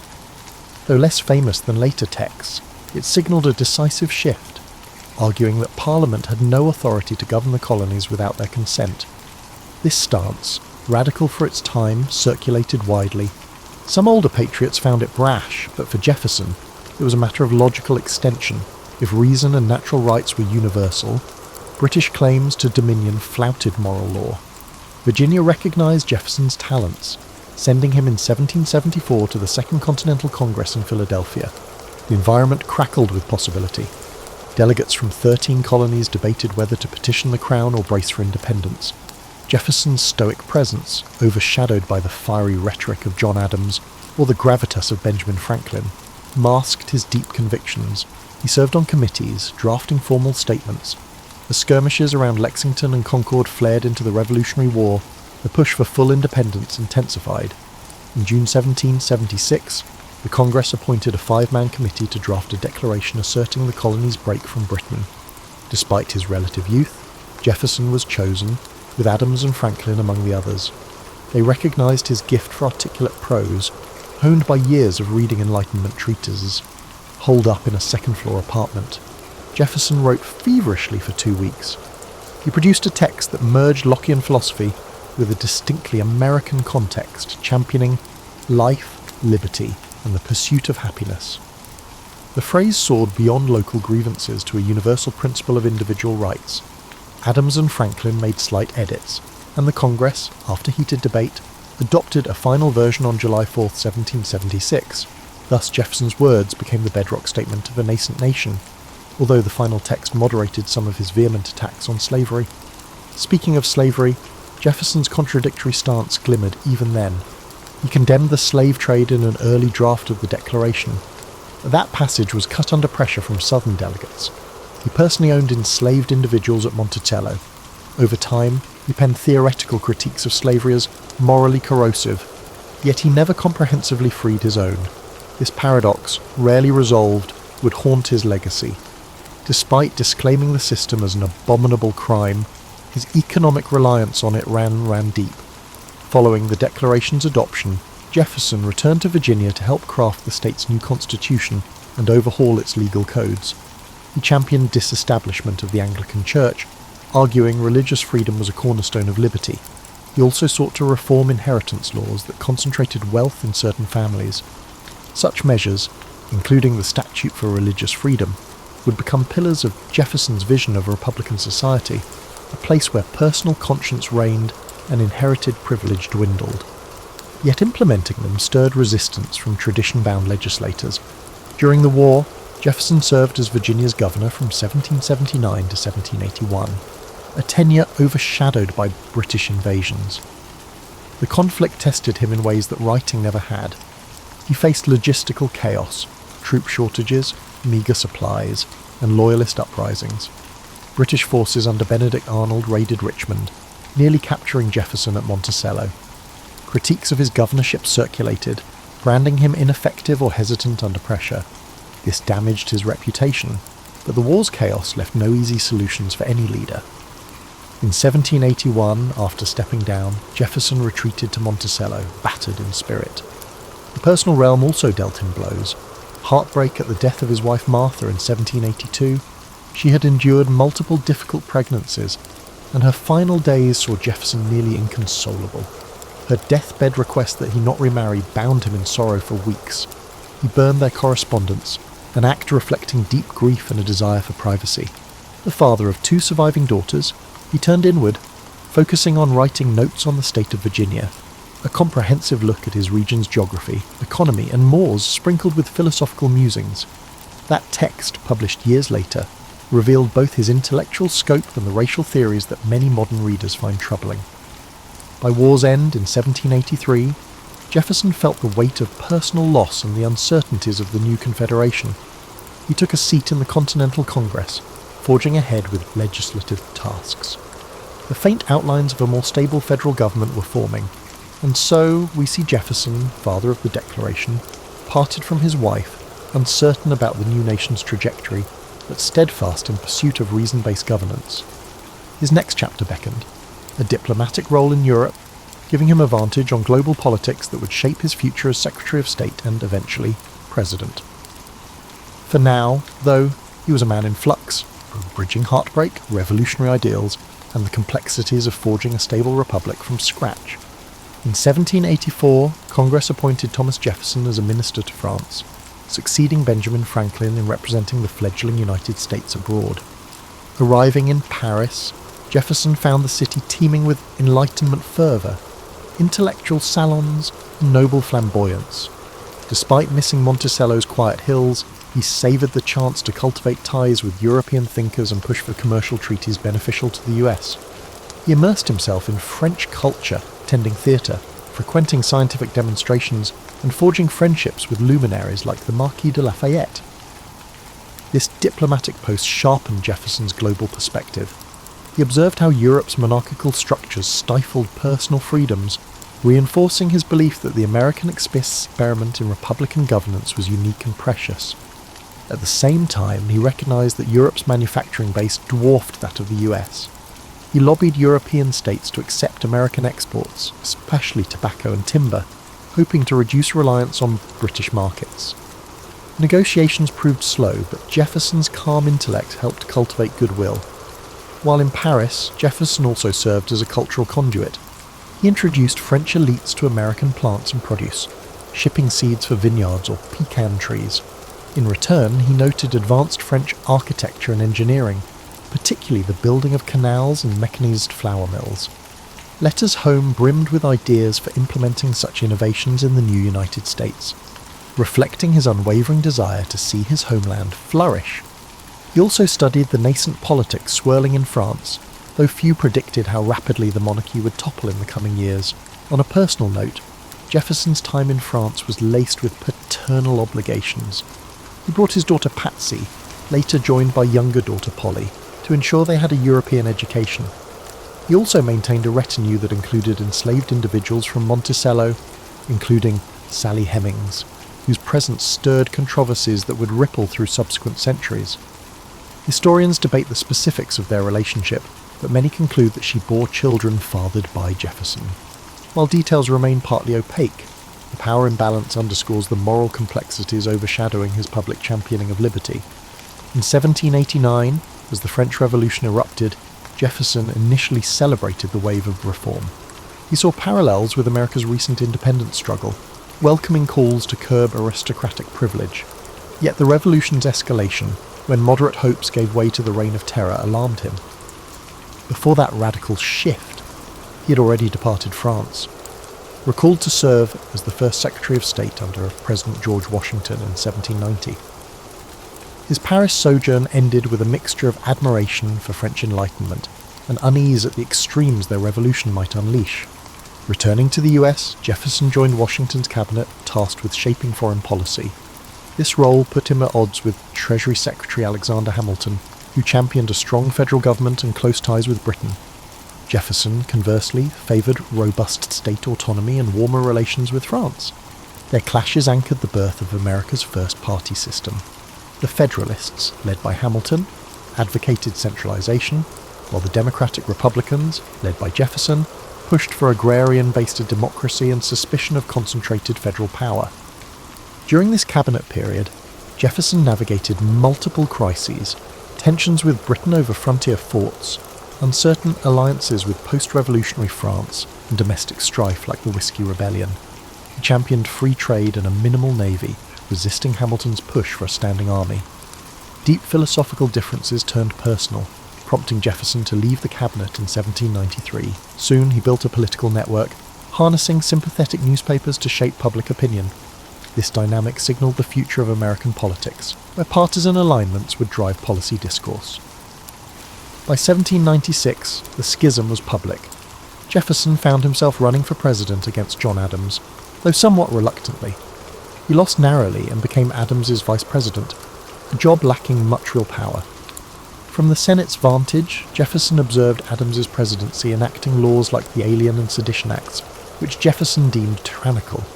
Furious, he covertly authored the Kentucky Resolutions, suggesting states could nullify unconstitutional federal statutes. The move introduced a heated debate over federal-state relations. Critics labelled it subversive, but Jefferson saw it as safeguarding the spirit of '76.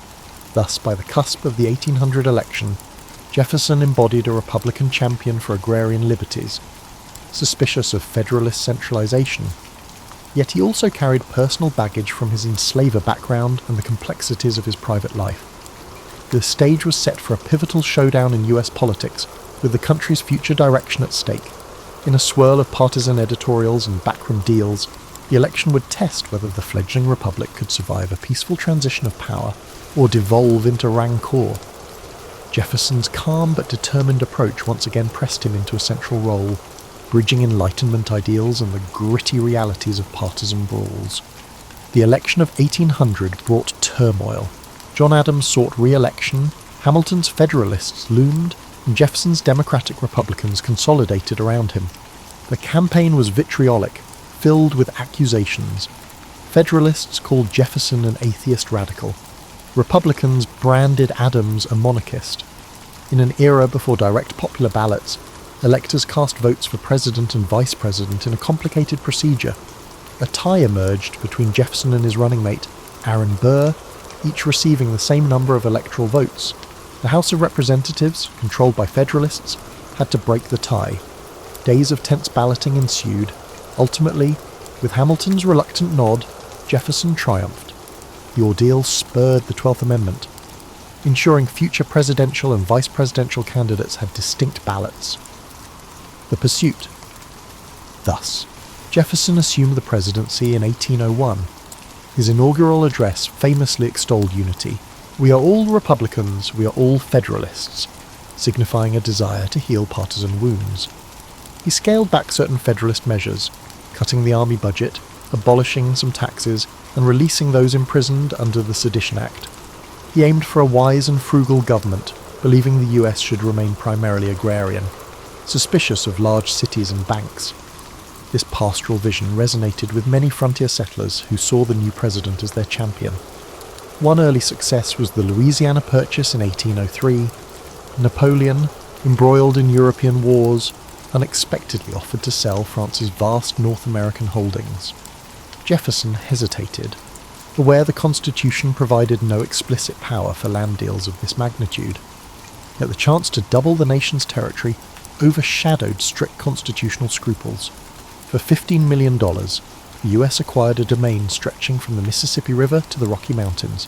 This bold stroke ensured control of the Mississippi's crucial port of New Orleans and opened a frontier for expansion. Westerners rejoiced, but Federalists balked, claiming it diluted the eastern states' political power. Still, Jefferson proceeded, blending principle with pragmatic advantage. To explore these new lands, Jefferson commissioned the Lewis and Clark expedition. Meriwether Lewis, his former secretary, and William Clark led a team from the Missouri River to the Pacific coast. Their 1804 to 1806 journey mapped routes, documented flora and fauna, and engaged with indigenous nations. Jefferson eagerly awaited their findings, seeing it as a scientific quest paralleling his Enlightenment ideals. The expedition's success fueled national pride and curiosity about the continent's vast potential, yet it also signified new tensions with tribal communities as more settlers pressed westward. Domestically, Jefferson faced controversies. He disliked the existence of the Bank of the United States but tolerated it when expedient. He slashed federal budgets, forcing some in the Navy to protest that the nation's sea defences weakened. Furthermore, the issue of slavery persisted. Jefferson's personal writings described it as a moral and political hazard, yet he neither freed most of his own enslaved individuals nor championed federal abolition. Indeed, the 1807 law banning the importation of enslaved Africans was a partial measure. Some historians argue Jefferson missed a critical chance to push for more sweeping reforms. Foreign affairs proved trickier. Britain and France waged relentless war in Europe, ignoring US neutrality, seizing American merchant ships, and impressing US sailors into their navies. Incensed, Jefferson tried economic warfare, championing the Embargo Act of 1807, halting nearly all US exports. He reasoned Britain and France needed American goods. Instead, the measure devastated US ports, invited smuggling, and turned public opinion against him. The fiasco illustrated the limits of peaceable coercion. Eventually, the unpopular embargo was repealed, tarnishing Jefferson's last year in office. In 1809, he handed the presidency to his close ally, James Madison, quietly retiring to Monticello. His 2 terms shaped the US, expanded territory, a stable political identity, but also heightened regional tensions. His approach, a mix of lofty Republican ideals and occasional pragmatic contradictions, left a complex imprint. People revered him as a philosophical statesman, but criticised his moral inconsistencies. He parted from Washington, D.C., warned from the tribulations of governance, yet proud he had preserved a measure of individual liberty, and doubled the nation's size without large-scale war.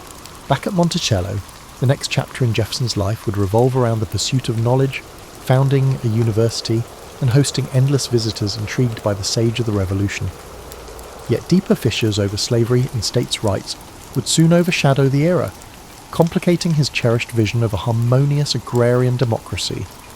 For now, though, he retreated to the place he loved, surrounded by inventions, fields of crops, and the quiet pursuit of reason, staying active in public discourse through letters that carried enormous influence in the young republic's intellectual circles. Retirement for Thomas Jefferson did not equate to seclusion. Back at Monticello after 1809, he embraced the role of Sage of Monticello, receiving statesmen, foreign visitors, and curious travellers. He corresponded widely, shaping discourse on American identity, and preserving his Revolution-era repute. The estate itself reflected his restless creativity, expansions to the house, pavilions, and a labyrinth of gardens for experimental horticulture. Visitors often found him in his library or tinkering with mechanical gadgets like a polygraph machine that duplicated his handwriting. His thirst for innovation remained undimmed. However, Monticello's finances were precarious. Jefferson indulged in architectural whims, financed extended family, and endured the fluctuating price of tobacco. Debts mounted, especially as he refused to scale back a gracious lifestyle. Slavery underpinned Monticello's operations, with over 100 enslaved individuals performing the labour. Jefferson supervised them, recording births, tasks, and schedules with methodical detail. Yet behind these ledgers lay human lives subjected to forced servitude. He recognised the moral quagmire, but rationalised it with incrementalist arguments or deferrals to future generations. This tension complicated his public image as a champion of liberty. One of his crowning retirement achievements was founding the University of Virginia. Jefferson felt older institutions clung to religious influences or archaic curricula. He envisioned a secular campus emphasising modern languages, science, and a broad-based liberal education. Persuading the Virginia legislature to back it required political finesse. He personally designed the campus layout, with a central rotunda reminiscent of the Roman Pantheon, flanked by academical village pavilions. Construction began in Charlottesville, near Monticello, around 1817. Even in his 70s, Jefferson frequently visited the site, checking architectural details, conferring with builders, and selecting faculty. He aimed to cultivate enlightened citizen leaders for a republic that demanded knowledge-based self-governance. Meanwhile, national issues still beckoned. As an elder statesman of the Democratic-Republican Party, Jefferson provided advice to Madison and later to Monroe. He supported the Louisiana Purchase's expansion further, welcoming new states into the Union. However, the War of 1812 with Britain tested his convictions about limited government and a small military. He lamented that some Federalist enclaves seemed willing to undermine national unity, especially in the Northeast. Letters show him torn between localism and the emergent sense of a broader national identity. As the US overcame that conflict, Jefferson expressed relief that Europe's meddling was lessening. A parallel development was his rekindled friendship with John Adams. The two had been friends turned adversaries turned icy correspondents for years. But in retirement, both recognised a mutual bond shaped by the Revolution's intensity. Through letters, they revisited old debates, monarchy versus republic, the role of religion, the fragility of democracy. Their exchange soared with philosophical reflection, spiced with humour about advanced age. The revival of their friendship stands as a testament to the capacity for bridging old political rifts. In these letters, Jefferson revealed his abiding optimism that the American experiment, though imperfect, would endure if guided by reason and virtuous leadership. Yet personal sorrow recurred. Jefferson outlived several of his children, enduring repeated heartbreak. The Monticello household was no quiet domain. Grandchildren ran about. Extended relatives sought financial aid, and guests arrived unannounced to glean a moment with the iconic founder. He wore the mask of a benevolent patriarch, but diaries hint at bouts of melancholy. The precarious economy pressed him to mortgage properties, and he relied on lines of credit that threatened to upend the estate. The image of Monticello as a microcosm of Republican enlightenment concealed a precarious ledger balancing. As Jefferson neared 80, he took pride in the University of Virginia's nearing completion. He personally selected some library materials, established faculty guidelines, and wrote about its potential to transform the American education. In 1825, the university opened to its first class of students. Jefferson's dream had become real, a secular institution dedicated to free inquiry, unencumbered by rigid religious dogma or stale tradition. He believed it would foster the next generation of leaders to safeguard the Republic's ideals. By 1826, Jefferson felt time slipping. Freed from daily policy fights, he dedicated his final energy to ensuring the university's stability. People noticed his health fading, but he refused to slow. He yearned to see July 4, 1826, the 50th anniversary of the Declaration of Independence. That day arrived. In a poetic twist, John Adams and Jefferson both passed away on that date, with Jefferson dying in the early afternoon. The synergy of these two revolutionaries departing on the nation's half-century mark cemented a legend. Thus, Thomas Jefferson's retirement was no quiet twilight but a culminating chapter of architectural innovation, educational reform, and reflection on a revolution's legacy. He left behind a complicated estate weighed by debt, a family overshadowed by the institution of slavery, yet also a shining new university and a trove of letters that would shape America's self-perception for generations. In him, old illusions of an agrarian utopia mingled with the unstoppable push of a modernizing republic, capturing the contradictions that still define the American ethos. In the immediate wake of Jefferson's death, admirers and critics clashed over his legacy. Many hailed him as the pen behind the Declaration of Independence, the mind that doubled the nation's size via the Louisiana Purchase, and the visionary who championed religious freedom. Others lambasted his inconsistencies, a self-proclaimed egalitarian who held enslaved labourers, an Enlightenment thinker who let personal finances descend into chaos, a champion of states' rights who, ironically, used federal power for expansion. Monticello, the physical embodiment of Jefferson's intellect, soon faced financial turmoil. His heirs struggled to pay his debts. They sold land and eventually auctioned off furniture and enslaved individuals, fracturing the community that had sustained the plantation.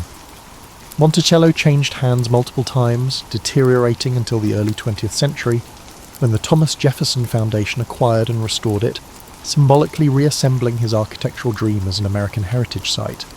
This restoration also reignited debates about the everyday realities of enslaved families who once toiled there, culminating in renewed emphasis on their stories, a dimension historically muted in the veneration of Jefferson. Meanwhile, the broader American public constructed a mythic image of Jefferson. In the 19th century, as political parties shifted, references to Jeffersonian democracy emerged, praising his emphasis on small government, minimal taxes, and the righteousness of rural life. Andrew Jackson's supporters invoked Jefferson as a figure who'd champion the common man. But historians recognized that Jefferson's own approach to governance was more nuanced than populist idealists claimed. He recognized the necessity of compromise and occasionally invoked strong federal measures, especially in foreign affairs. The early 20th century saw the progressive era adopt a different aspect of Jefferson, the intellectual founder who believed in educated citizenry. Debates around the founder's intentions soared, with Jefferson's letters cited by all sides. Archival releases of his personal correspondence lent more profound insight into his moral grappling with slavery and his dynamic shift from localist to expansionist. The public began to appreciate that the founders were not monolithically consistent paragons, but flawed statesmen shaped by urgent demands. In scholarship, the 1970s and beyond propelled a fresh wave of inquiry, focusing on Jefferson's relationship with Sally Hemings. DNA evidence in the late 1990s pointed strongly to him fathering Hemings's children. This revelation forced a national re-evaluation of the so-called Sage of Monticello. Some were scandalized, others found it wholly unsurprising.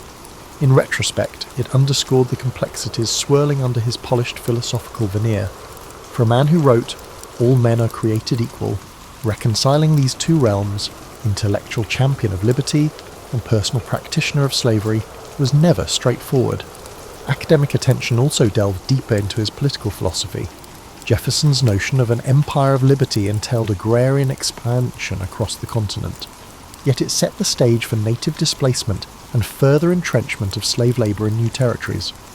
While he personally doubted the morality of forcibly taking indigenous lands, he accepted the unstoppable momentum of frontier settlers.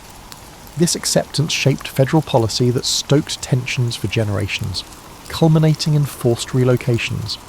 Today, some re-evaluate Jefferson's role in establishing moral frameworks that facilitated expansion at others' expense. In popular memory, Jefferson's Memorial in Washington, D.C., opened in 1943, still stands as a testament to his rhetorical brilliance. Visitors read excerpts from the Declaration of Independence and letters on the rotunda's walls, underscoring his luminous call for equality and freedom of conscience. The monument, ironically, does not portray the full tangle of contradictions.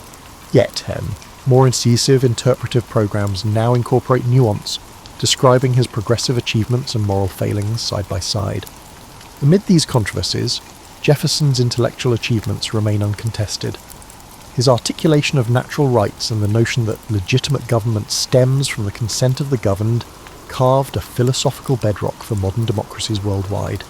Educators and politicians continue citing him to justify policy, from religious tolerance to public education.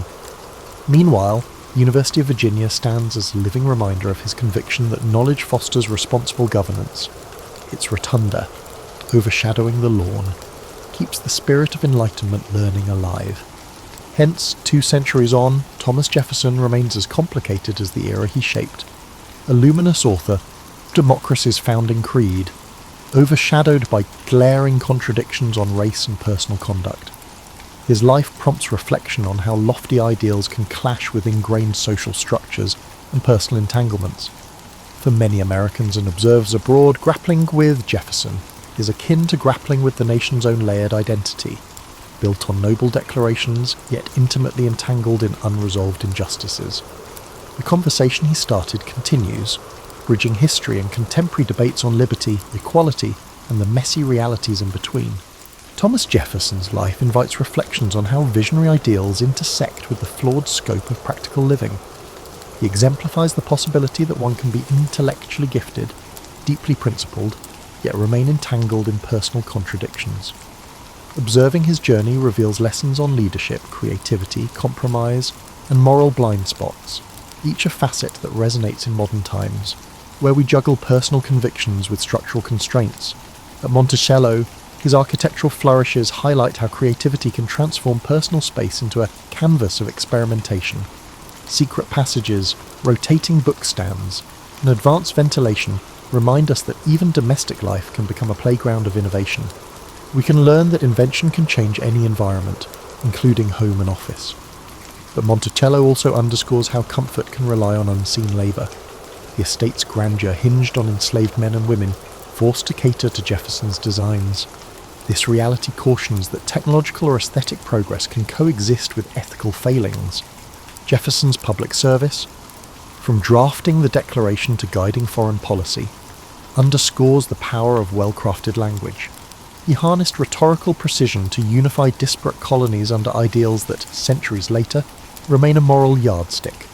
Even if we lament his hypocrisy, we cannot dismiss how effectively words shape collective identity. In an age of digital media, Jefferson's example affirms that carefully chosen language can galvanize or fractiously divide.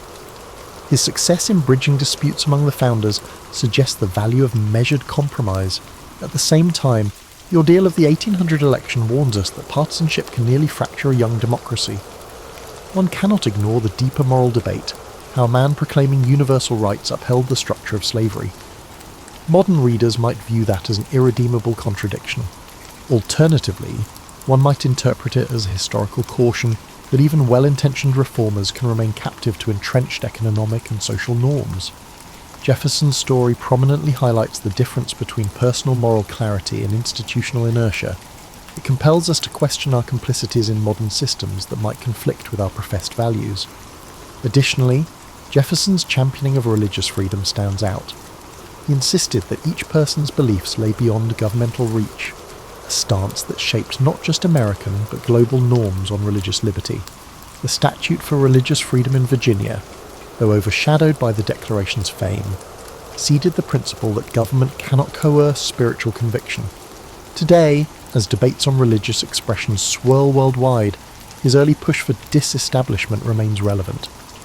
Another subtle dimension is Jefferson's approach to educational frameworks.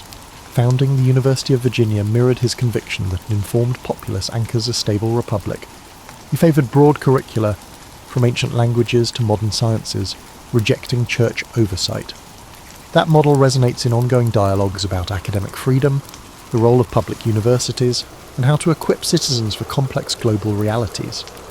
His notion that education fosters self-rule might be more pertinent than ever.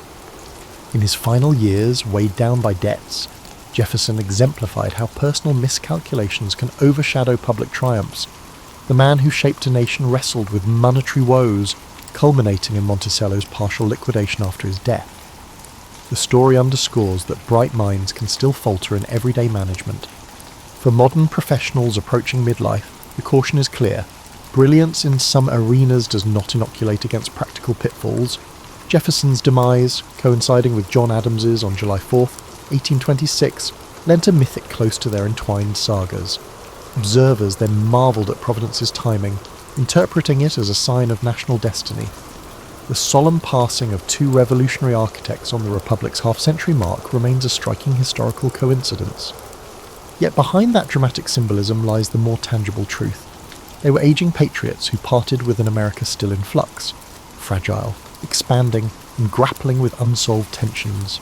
The rhetorical arcs they set forth would guide and haunt subsequent generations in deciding how, or whether, to embody the pure ideals of 1776. Thus, Thomas Jefferson endures as a mosaic, liberation's poet, contradictory slave owner, visionary statesman, flawed caretaker of finances, and father of an institution championing reason. His life story holds up a mirror to the interplay of aspiration and compromise, the swirl of high-minded principle amid pragmatic gambles. For many, that reflection remains instructive, inviting us to measure our convictions against the structures we inhabit. In confronting Jefferson's complexities, we do not just revisit a founding father, we confront the universal tensions of forging a just society in an imperfect world, and that conversation, spurred by the man from Monticello, remains as vital as ever.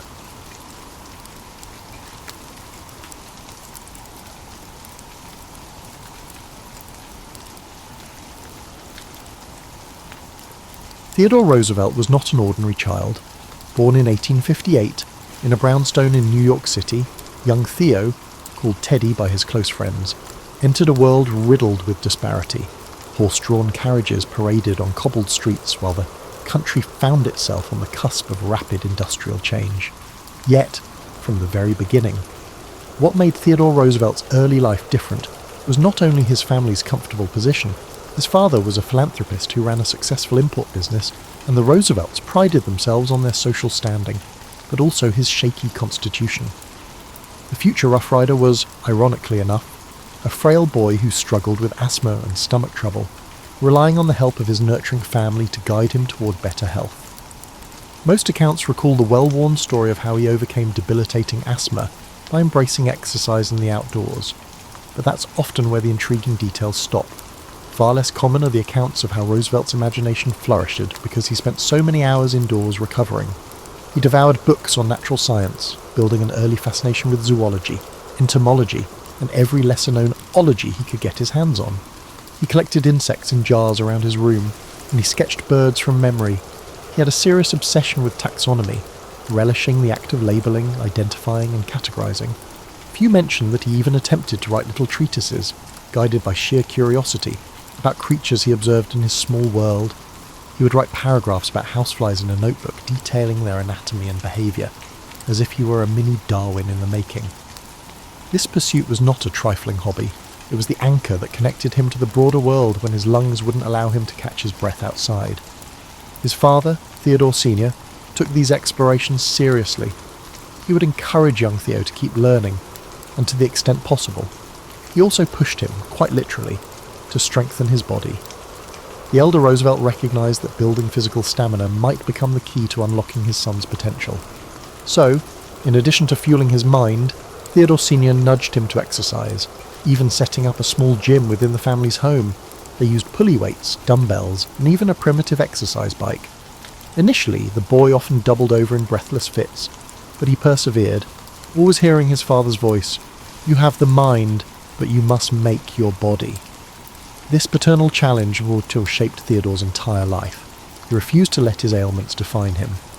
As Theodore progressed from the timid, asthmatic boy to a more robust version of himself, he also developed a nuanced understanding of compassion and fairness. Many have recounted that his father, one of the founders of the Children's Aid Society, made it a point to teach Theodore about social inequities. During carriage rides, they visited the more impoverished areas of Manhattan so that Theo would see beyond his privileged bubble. Historians often remark that these experiences, along with the lessons instilled by his father, formed the basis of Theodore's empathy for working-class Americans.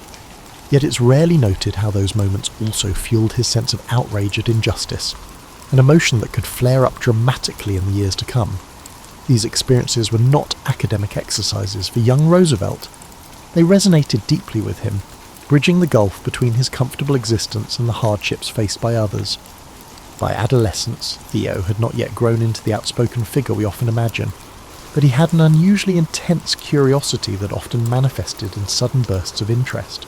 A new species of bird, a type of archaic firearm, the political history of the Netherlands, he could not resist diving in. Family and friends recall that he would often go quiet for hours, poring over a book or tinkering with a collection, then erupt with a stream of observations. He was already practicing a methodical approach to everything, from sports to reading. This intense discipline would soon define his every move. One lesser-known facet of his teenage years was his growing fascination with the wilderness. Convalescing in the family's summer home or on trips to the countryside, Theodore began forging a quiet bond with untamed spaces. He was awestruck by grand forests, wildlife calls at dusk, and the possibility of testing himself against the elements. This connection was not just a passing fancy, it was a seed that would bloom into his legendary forays into the West, and his eventual influence on the nation's conservation efforts. In a sense, the vulnerability that shaped his early years also planted an ember of longing for personal independence, physical challenge, and a deep communion with nature. Even as a boy, Theodore Roosevelt was forging an identity that mixed bookish introspection with athletic resolve. He was the child who combated his asthma by turning his bedroom into a mini natural history museum, and who absorbed lessons on social injustice from his father in the carriage rides across town. He was tender, curious, and brimming with restless energy. If you look closely at his formative years, you realise the seeds of Theodore Roosevelt's future, his passion for reform, his boisterous vigour, his reverence for nature, were germinating in the walls of Bat brownstone and in the country fields where he worked to catch his breath. This duality, fragility matched by unwavering perseverance, would characterise him for the rest of his life, making him quite unlike any of his contemporaries. Transitioning into his college years at Harvard brought out another side of Theodore Roosevelt, a side that proved how he would never quite fit into any single mould. Most stories highlight his academic tenacity and his famously rambunctious personality, but they rarely dwell on how he continuously navigated social circles that didn't know quite what to make of him. He was too worldly to be the purely bookish type, but still too studious to be the campus gadabout. He moved through the halls wearing bright clothing styles, his suits cut a bit sharper, his shirts a bit more flamboyant, and walked briskly, a sign of a mind preoccupied with tasks at hand. People noticed him, not just for his dynamism, but for his slightly eccentric edge. During these years, Theodore continued to combat lingering health problems, though he rarely spoke of them, always determined to prove he was as hearty as anyone else. The boxing club at Harvard offered an outlet for his pent-up energy. Ironically, it wasn't in the ring that he faced his most stinging defeats. It was in building friendships with the typical college set, many of whom were drawn to a more conventional path of leisure and superficial amusements. He had a small circle of close companions, but was often teased for his intensity. Some found him downright exhausting to be around, describing him as a steam engine in trousers. Yet that social friction reinforced the self-assuredness that was forming in him. It was during this period that he wrote copiously in his diaries about moral fortitude, about striving to maintain a sense of honour amid a sea of peer pressure. Oddly enough, he sometimes felt lonely at Harvard, trapped between admiration for some of the traditions there and a gnawing sense that he was different. Alongside his studies, Theodore engaged in an array of pursuits that hardly seemed to fit neatly under any single rubric of student life. He wrote editorials for the student paper, typically championing high-minded ideals of honesty and personal discipline. He pored over the works of Audubon, Darwin, and personal heroes such as naval historian Alfred Thayer Mahan. He even found time to gallop off on weekend trips to collect specimens and practice birdwatching, returning to campus dust-laden and always bursting with stories.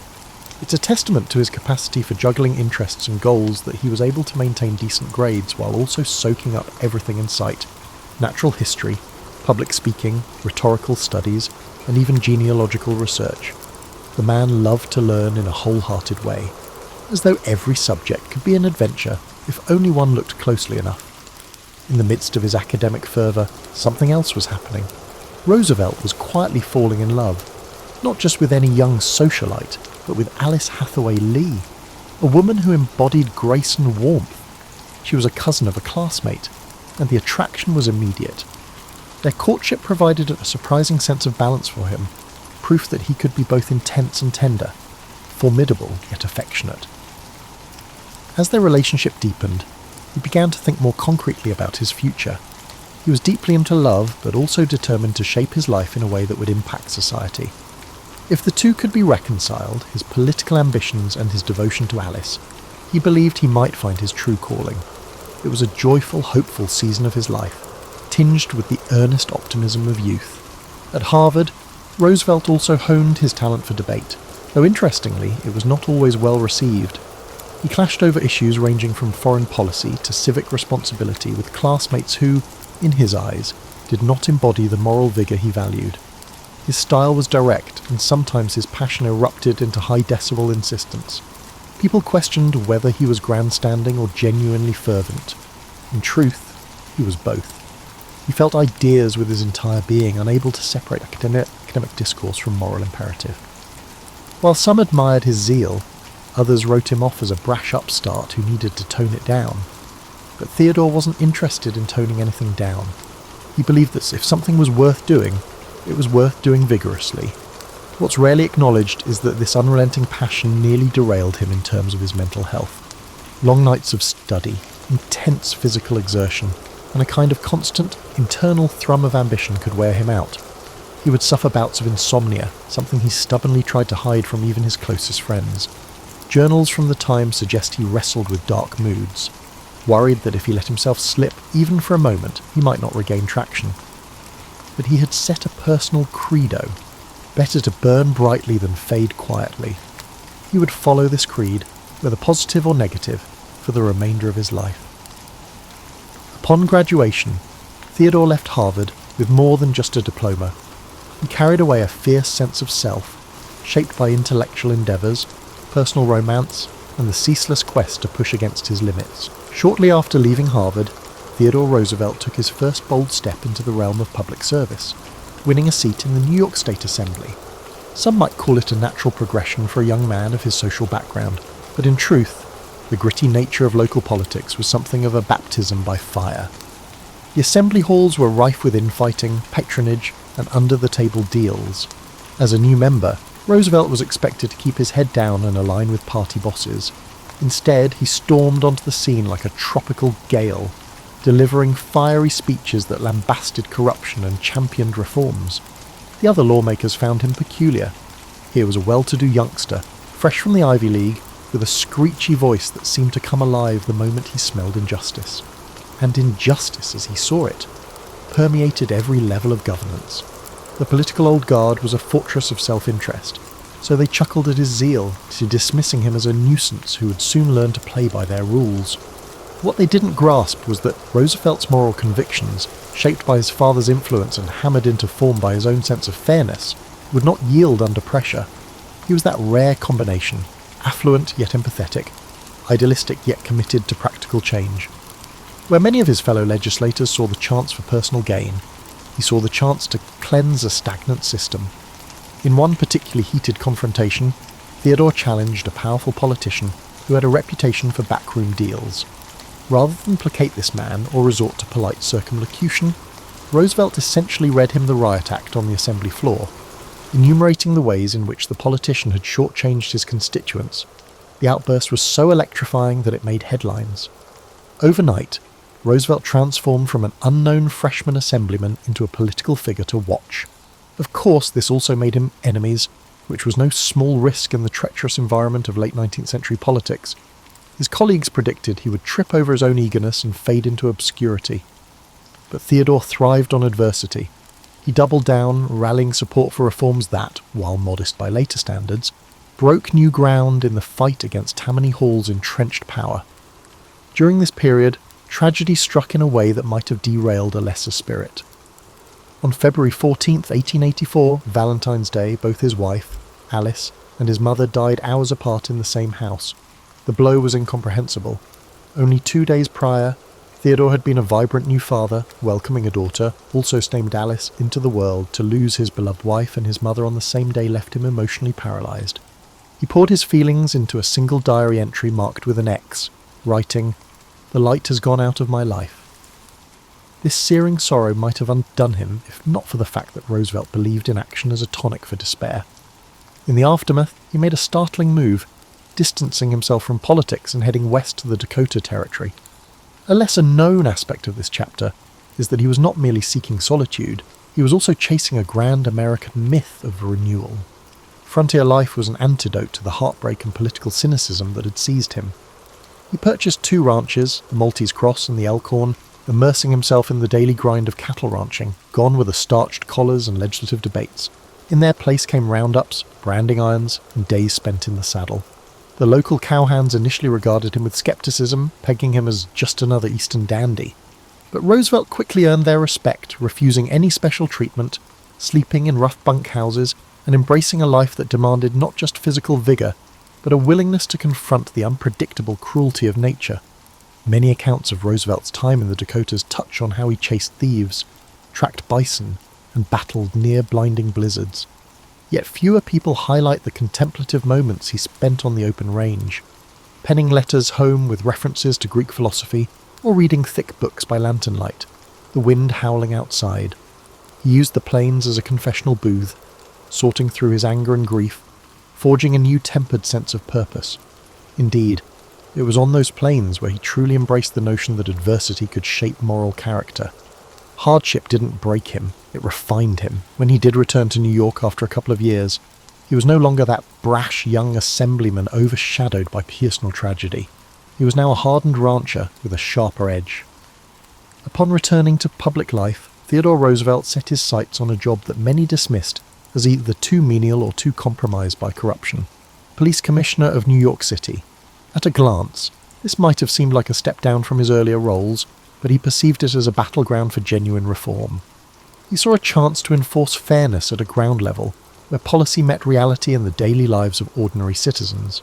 The police force at the time was a quagmire of bribes, extortion, and political favouritism.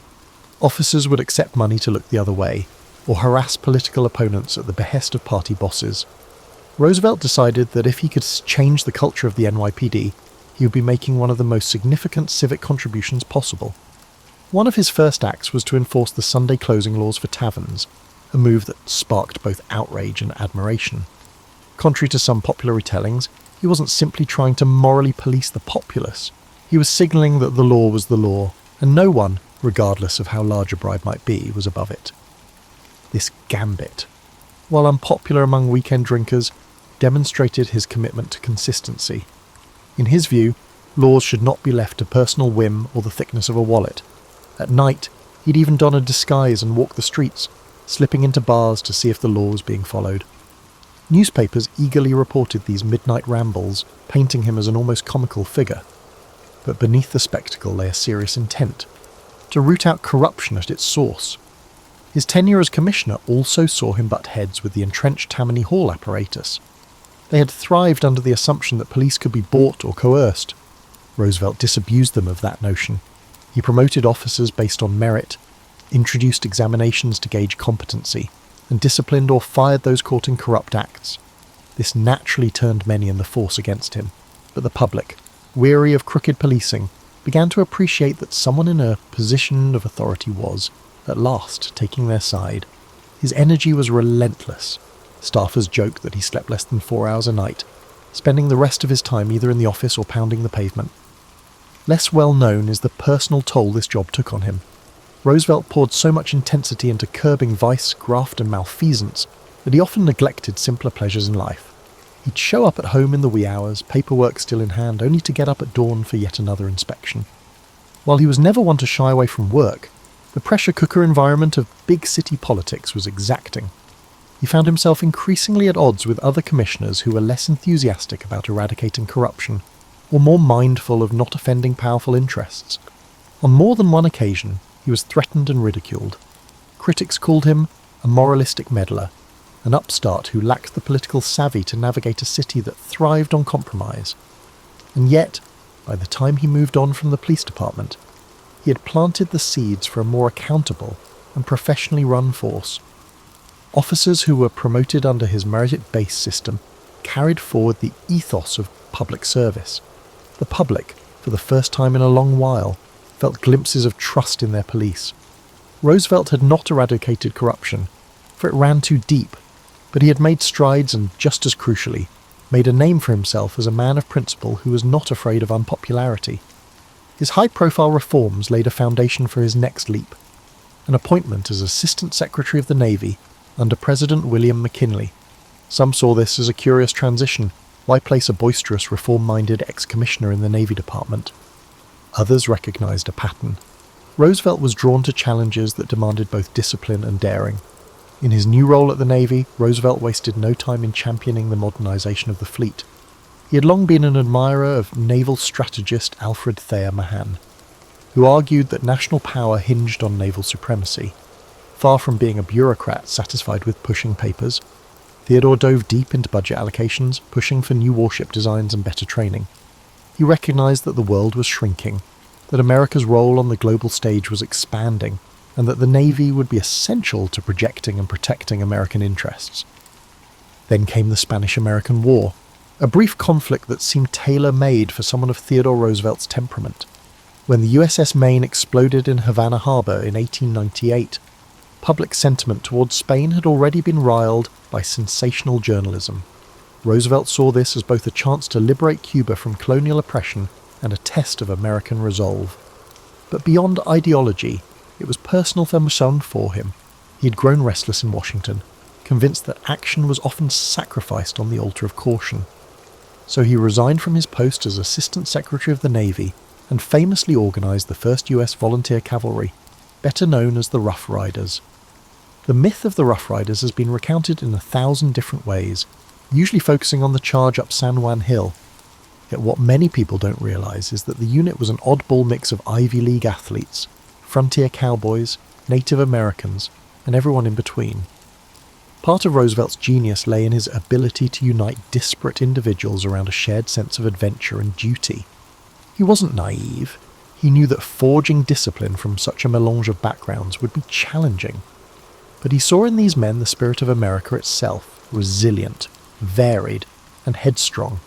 Training for the Rough Riders was rigorous, but the logistical challenges of shipping them to Cuba were even more daunting. Horses got left behind, supplies went missing. Some men ended up on the battlefield without enough provisions. When the unit finally arrived in Cuba, they found themselves grappling with heat, disease, and disorganized command structures. Roosevelt, who had pined for action, found that the reality of warfare was a chaotic maze of conflicting orders, muddy roads, and the constant whine of enemy gunfire. And yet, to see him in the middle of it all was to witness a man who felt completely alive, for better or worse. He led from the front, riding his horse, Little Texas, as close to enemy lines as he dared, his spectacles fogging in the tropical humidity. The famed Battle of San Juan Heights was the defining moment. While Roosevelt and his men did indeed take part in the bold assault, the charge up San Juan Hill has often been painted in more glorified tones than the day itself likely warranted. War correspondents, eager for a heroic narrative, latched onto Roosevelt's vigorous leadership. The truth remains that it was a brutal affair, with heavy casualties on both sides. Many of the Rough Riders had never experienced anything like it. Roosevelt himself noted later how the fear of death gripped him, yet also spurred him forward. He believed that courage did not mean the absence of fear, but the resolve to act in spite of it. In that sense, the charge encapsulated much of what he believed about life. Better to face peril head-on than to cower behind caution. Once the battle concluded, the Spanish forces surrendered, and the Rough Riders triumphantly returned home as national heroes. Newspapers breathlessly lauded Roosevelt as a war hero who had personified American valour. He played the part well, though privately he mourned the friends he'd lost and grappled with the weight of having seen men killed at close range. It left him even more convinced that reforms were needed, not just in the military, but in how America approached its growing international role. He argued that the country should maintain a strong defence but always keep a moral component in its actions. For Roosevelt, war was never to be glorified for its own sake. It was a crucible in which national character was tested. Upon his return, Roosevelt's popularity soared. Seizing the moment, political allies urged him to run for governor of New York. He obliged, and the public, enchanted by his war record and leadership, elected him. In the governor's mansion, he managed to marry progressive ideals with pragmatic governance. He championed everything from civil service reform to corporate regulation, challenging the massive trusts that dominated industries at the expense of smaller competitors. The path that led Theodore Roosevelt to the presidency was rather unorthodox. In 1900, Republicans, wary of his reformist zeal as governor, sought to sideline him by offering him the vice presidential spot under President William McKinley. They believed it was a ceremonial role where Roosevelt's boisterous energy would be contained, his capacity to shake up the status quo effectively nullified. They forgot that fate often has other plans. Following McKinley's assassination in 1921, Roosevelt, at the age of 42, unexpectedly emerged as the youngest president in American history. Stepping into the Oval Office, Roosevelt brought with him an array of passions: conservation, trust-busting, and a growing desire to project American influence abroad. But the real hallmark of his administration was a philosophy he called the Square Deal, designed to ensure that ordinary citizens received fair treatment from government and big business alike. His attitude toward the enormous corporate trusts was not hostile purely for its own sake. Rather, he believed that monopolies stifled competition and exploited consumers. Thus, he championed antitrust litigation, famously taking on the Northern Securities Company. Some critics called him an economic radical, but in truth, he wasn't against wealth or industry. He simply demanded that they adhere to established regulations. Meanwhile, Roosevelt's passion for the environment resulted in one of the most significant conservation legacies in history. He established wildlife refuges, national parks, and millions of acres of protected forest lands by drawing on his love of nature, which began in his youth and was refined on the Dakota Plains. He placed Gifford Pinchot, a fellow conservationist, in charge of the Forest Service, setting the tone for responsible stewardship of America's resources. He recognized that nature was not an infinite bounty to be pillaged, but a national treasure to be preserved for posterity. This conviction might seem commonplace today, but in the early 1900s it was visionary. Despite fierce opposition from logging, mining, and oil interests, Roosevelt's political determination prevailed. He considered it his duty to ensure future generations would inherit landscapes unmarred by short-sighted greed. On foreign policy, he embraced an activist stance, guided by the maxim, "Speak softly and carry a big stick, you will go far." This approach was evident in his role in the construction of the Panama Canal. When Colombia balked at the terms proposed for a canal zone, Roosevelt covertly supported Panamanian rebels seeking independence from Colombia. Once Panama seceded, the new government swiftly granted the United States rights to build the canal. Controversial then, and still debated by historians now, this move showcased Roosevelt's willingness to wield American might to achieve strategic goals. He had no illusions that power should remain dormant. For him, national strength was a tool to shape global events, ideally in a manner he saw as ultimately beneficial for America and, in his mind, the world. Throughout his presidency, Roosevelt was a figure of constant motion, inviting athletes, writers, explorers, and all manner of individuals to the White House. He famously welcomed Booker T. Washington to dine, a move that shocked the segregated norms of the time. He championed progressive ideals that, while still limited by the social outlook of the era, nudged the country forward. Labour disputes, particularly the coal strike of 1902, saw Roosevelt intervene on behalf of workers in ways that no president before had done, effectively using the government as a mediator to secure better wages and hours, albeit without granting the full measure of union recognition. Numerous minor narratives often overshadow these major stories. For example, he placed a premium on physical culture within the White House, encouraging aides and visiting dignitaries to join him for hikes and boxing matches. The more traditional set, finding it unworthy for a president to engage in physical altercations, expressed their disapproval.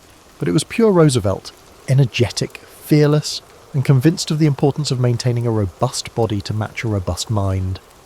Roosevelt enjoyed immense popularity by the time he ran for election in 1904 in his own right. He won in a landslide, securing his place as a fully validated president rather than an accidental caretaker. That victory allowed him to double down on his agenda. After leaving the White House, Theodore Roosevelt embarked on what seemed at first like a grand victory lap, a 10-month African safari that captured the world's imagination. He was accompanied by a team of naturalists and hunters, and these travelled deep into territories teeming with wildlife. Sponsored in part by the Smithsonian Institution, The expedition aimed to collect specimens for scientific study, though it was inevitably steeped in the colonial attitudes of the time. Millions of people back home followed the journey through newspaper dispatches, enthralled by tales of lion hunts and elephant tracking. Roosevelt, for his part, relished the thrill, but also the sense that he was contributing to a greater scientific understanding of the continent's fauna. He painstakingly documented everything, from the habits of rhinoceroses to the migratory patterns of birds. His childhood love for cataloguing the natural world rekindled on a grand scale. Yet those who imagined him content to rest on his laurels grossly misread his character. Upon returning from Africa, he found himself dissatisfied with the direction of the Republican Party under his hand-picked successor, William Howard Taft, who, in Roosevelt's estimation, had betrayed the progressive ideals they once shared. Incensed, Roosevelt made the controversial decision to run for president again, but this time under the banner of a new political organisation, the Progressive Party, often called the Bull Moose Party, a nickname sparked by Roosevelt's own boast that he felt fit as a bull moose. He stormed the convention halls, delivering speeches that invoked his familiar call for a square deal for all Americans. His platform included women's suffrage, labour reforms, and stricter controls on corporate power, elements that were ahead of their time. The election of 1912 became a three-way race among Roosevelt, Taft, and Democrat Woodrow Wilson. On the campaign trail, Roosevelt survived an assassination attempt when a deranged gunman shot him in the chest. In quintessential Roosevelt fashion, he insisted on delivering his scheduled speech anyway, blood seeping through his shirt. Before he started speaking, he pulled out his 50-page manuscript which had slowed the bullet, and declared, "It takes more than that to kill a bull moose." His audience, horrified yet awed, watched him talk for nearly an hour. Though wounded, he remained unstoppable, forging ahead with his message of progressive change. Despite his determination, the split in the Republican vote handed the presidency to Wilson. For Roosevelt, it was a stinging defeat, but he refused to slip quietly into obscurity. He embarked on yet another daring expedition, this time to South America, where he charted the River of Doubt in the Amazonian rainforest, later renamed Rio Roosevelt in his honour. The journey was perilous. Disease, hostile wildlife, and near starvation took a toll on the entire group. Roosevelt himself contracted a severe infection in his leg, and at one point he was so ill he reportedly begged his companions to leave him behind. They refused. The expedition eventually completed its mission, but Roosevelt returned gaunt and weakened, forever changed by the ordeal. Back home, the country was on the brink of World War I. Roosevelt, ever the hawk, criticised President Wilson's initial neutrality, urging a more assertive stance. He believed that failing to confront Germany's aggression would endanger both American ideals and global stability. When the United States finally entered the war, Roosevelt even offered to lead a volunteer division, much as he had done in the Spanish-American War. President Wilson declined, much to Roosevelt's frustration. Still, he rallied support for the war effort, seeing it as a moral imperative to resist autocratic powers. By the time the war ended, Roosevelt was older, his body battered by years of strenuous living and the after-effects of tropical diseases. Yet his mind was as restless and vigorous as ever. He kept writing history books, editorials, open letters to politicians, trying to shape public discourse. He remained convinced that America needed to balance power with righteousness, that corporations should serve the public good, and that the nation's wilderness areas required vigilant protection. In a sense, he never stopped campaigning for his version of progress, even if he no longer occupied any political office. The final chapter came quietly. In January 1919, he passed away in his sleep at Sagamore Hill, his beloved home on Long Island.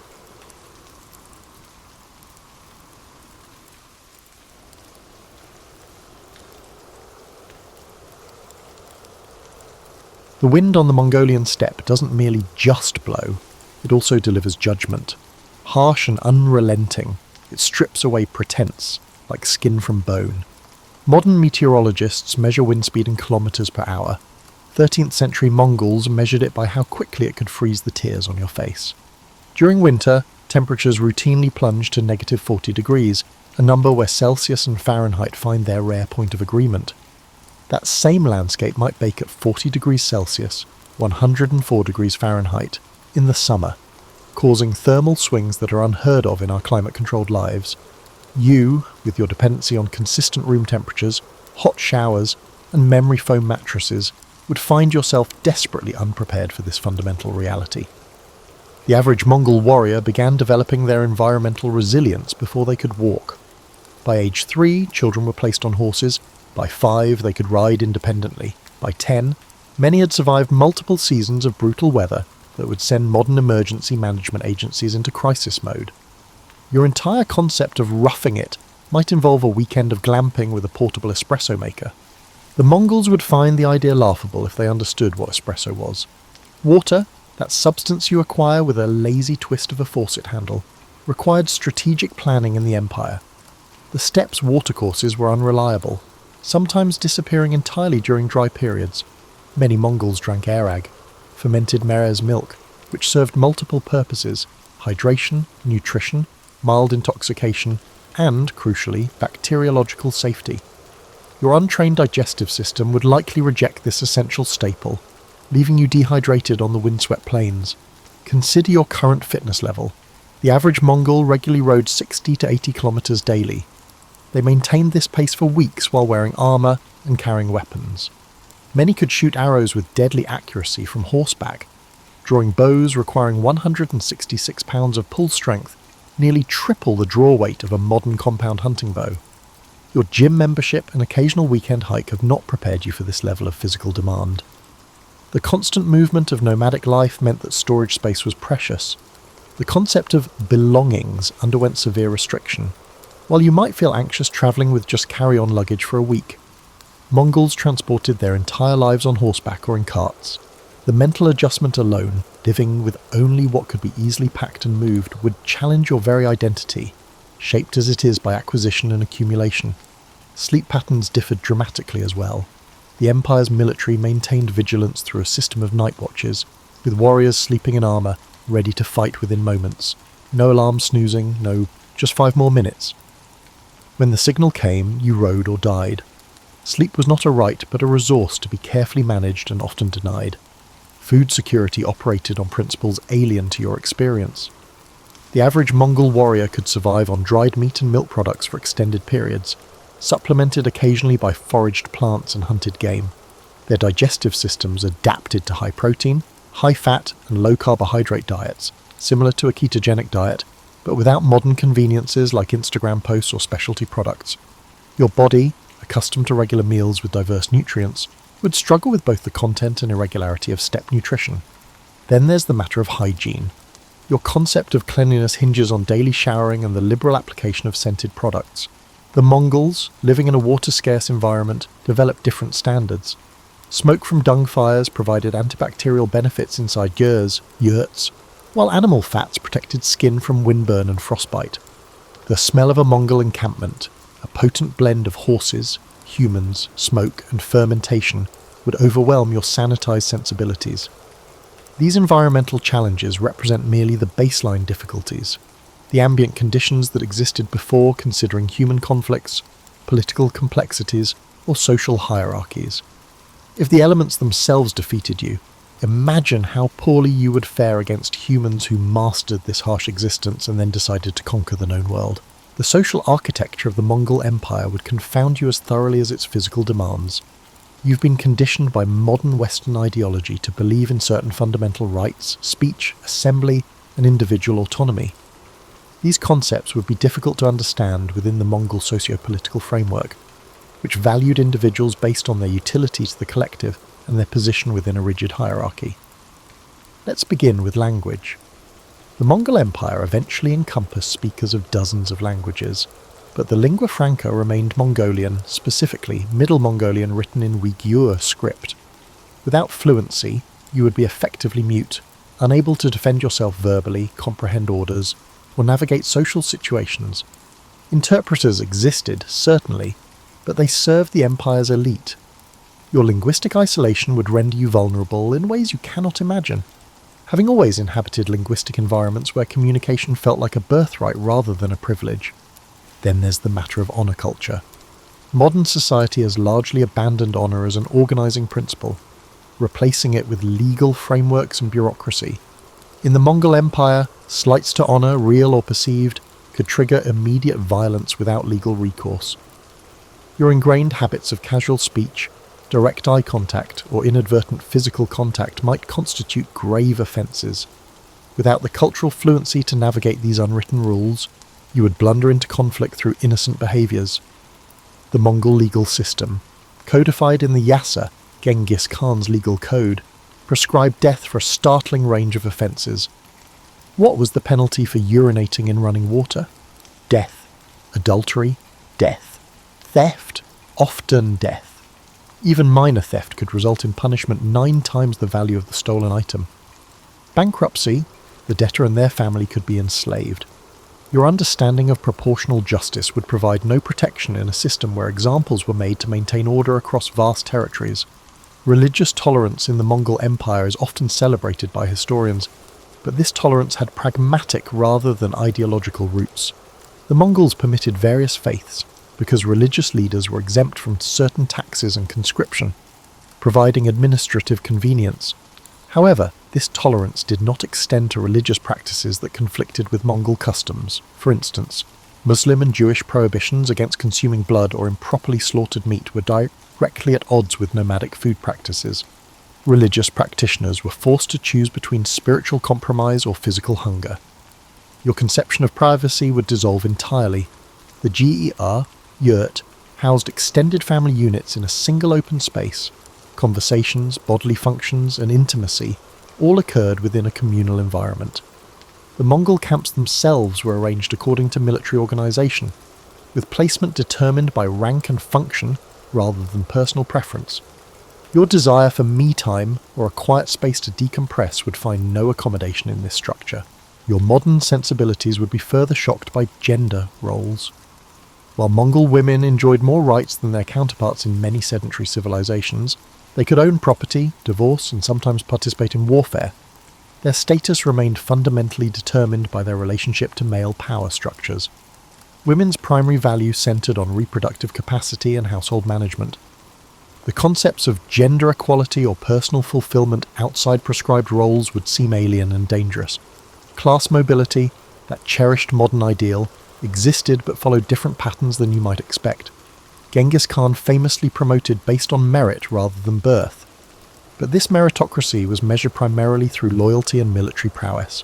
Your specialized modern skills, programming, marketing, and financial analysis would hold little immediate value.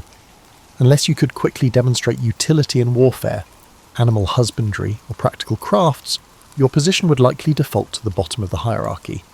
The concept of face, or social reputation, functioned as actual currency. In an empire where written records remained limited, your word and reputation formed your primary assets. Breaking promises, showing weakness, or failing to reciprocate generosity would irreparably damage your standing. Without understanding the intricate dance of obligation, favour trading, and reputation management, you would quickly find yourself socially bankrupt. Most fundamentally disorienting would be the collective rather than individual orientation of Mongol society. Decisions prioritize group survival over individual rights or preferences. Resource distribution, military service, and marriage arrangements all serve collective interests first. Your deeply ingrained individualism, whether you recognize it or not, would mark you as fundamentally untrustworthy in a culture where solidarity meant survival. The Mongol military apparatus operated with a systematic efficiency that transformed warfare across Eurasia, but your integration into this machine would prove catastrophically difficult, assuming you were even permitted to join rather than being classified as a servant or slave. First, consider the entry requirements. By adolescence, Mongol warriors could shoot arrows accurately while riding at full gallop, navigate vast distances without maps using only astronomical and geographical features, butcher animals efficiently for maximum resource utilization, survive independently on the steppe with minimal equipment, track humans and animals across varied terrains, execute complex cavalry maneuvers in formation. These weren't specialized skills for elite units, they were baseline competencies expected of ordinary soldiers. Your modern abilities with spreadsheets, home appliances, or even conventional weapons would provide almost no transferable advantages. The physical conditioning alone would likely break you within days. During campaigns, Mongol warriors frequently rode between 100 and 130 kilometers each day. They did not ride for a single day, but for weeks or months at a time. Modern endurance athletes train specifically for singular events. Mongol warriors maintained this capacity as their baseline existence. They could sleep in saddles, go days with minimal water, and function effectively despite extreme physical discomfort. The Mongol military diet during campaigns frequently consisted of dried meat powder mixed with water or blood drawn from a small incision in their horse's vein. This high-protein, virtually zero-carbohydrate regimen sustained warriors through extraordinary physical demands. Your digestive system and metabolism, accustomed to regular carbohydrate intake and consistent meals, would struggle catastrophically with this dietary shift. Equipment maintenance formed another insurmountable challenge. Each warrior maintained multiple horses, weapons requiring specialized care, and armor demanding regular attention. The composite bow, the signature Mongol weapon, required constant maintenance to prevent delamination of its complex structure of wood, horn, and sinew. Improper storage could render it useless in hours. Without generations of accumulated knowledge in these maintenance protocols, your equipment would fail at critical moments. The communication system would leave you perpetually confused. Mongol armies coordinated complex battlefield maneuvers using flag signals, horn calls, and drum patterns, a military language as foreign to you as ancient Sumerian. In battle conditions, misinterpreting these signals meant instant death, either from enemy action or from disrupting your side's carefully orchestrated movements. Discipline within the Mongol military operated with mechanical precision. The decimal organization system, with units of 10, 100, 1000, and 10,000, the famous two men, created clear chains of command and responsibility. This structure enforced collective punishment. If one member of your Arban unit of 10 fled battle, all members could be executed. Your survival hinged not only on your own performance, but also on the performance of your assigned comrades. Pain tolerance represented another area where you would find yourself woefully unprepared. Medical care during campaigns was rudimentary by modern standards. Arrow wounds were treated by inserting milk-soaked cloth into the wound, then extracting it after the wound had begun festering, pulling damaged tissue out with the cloth.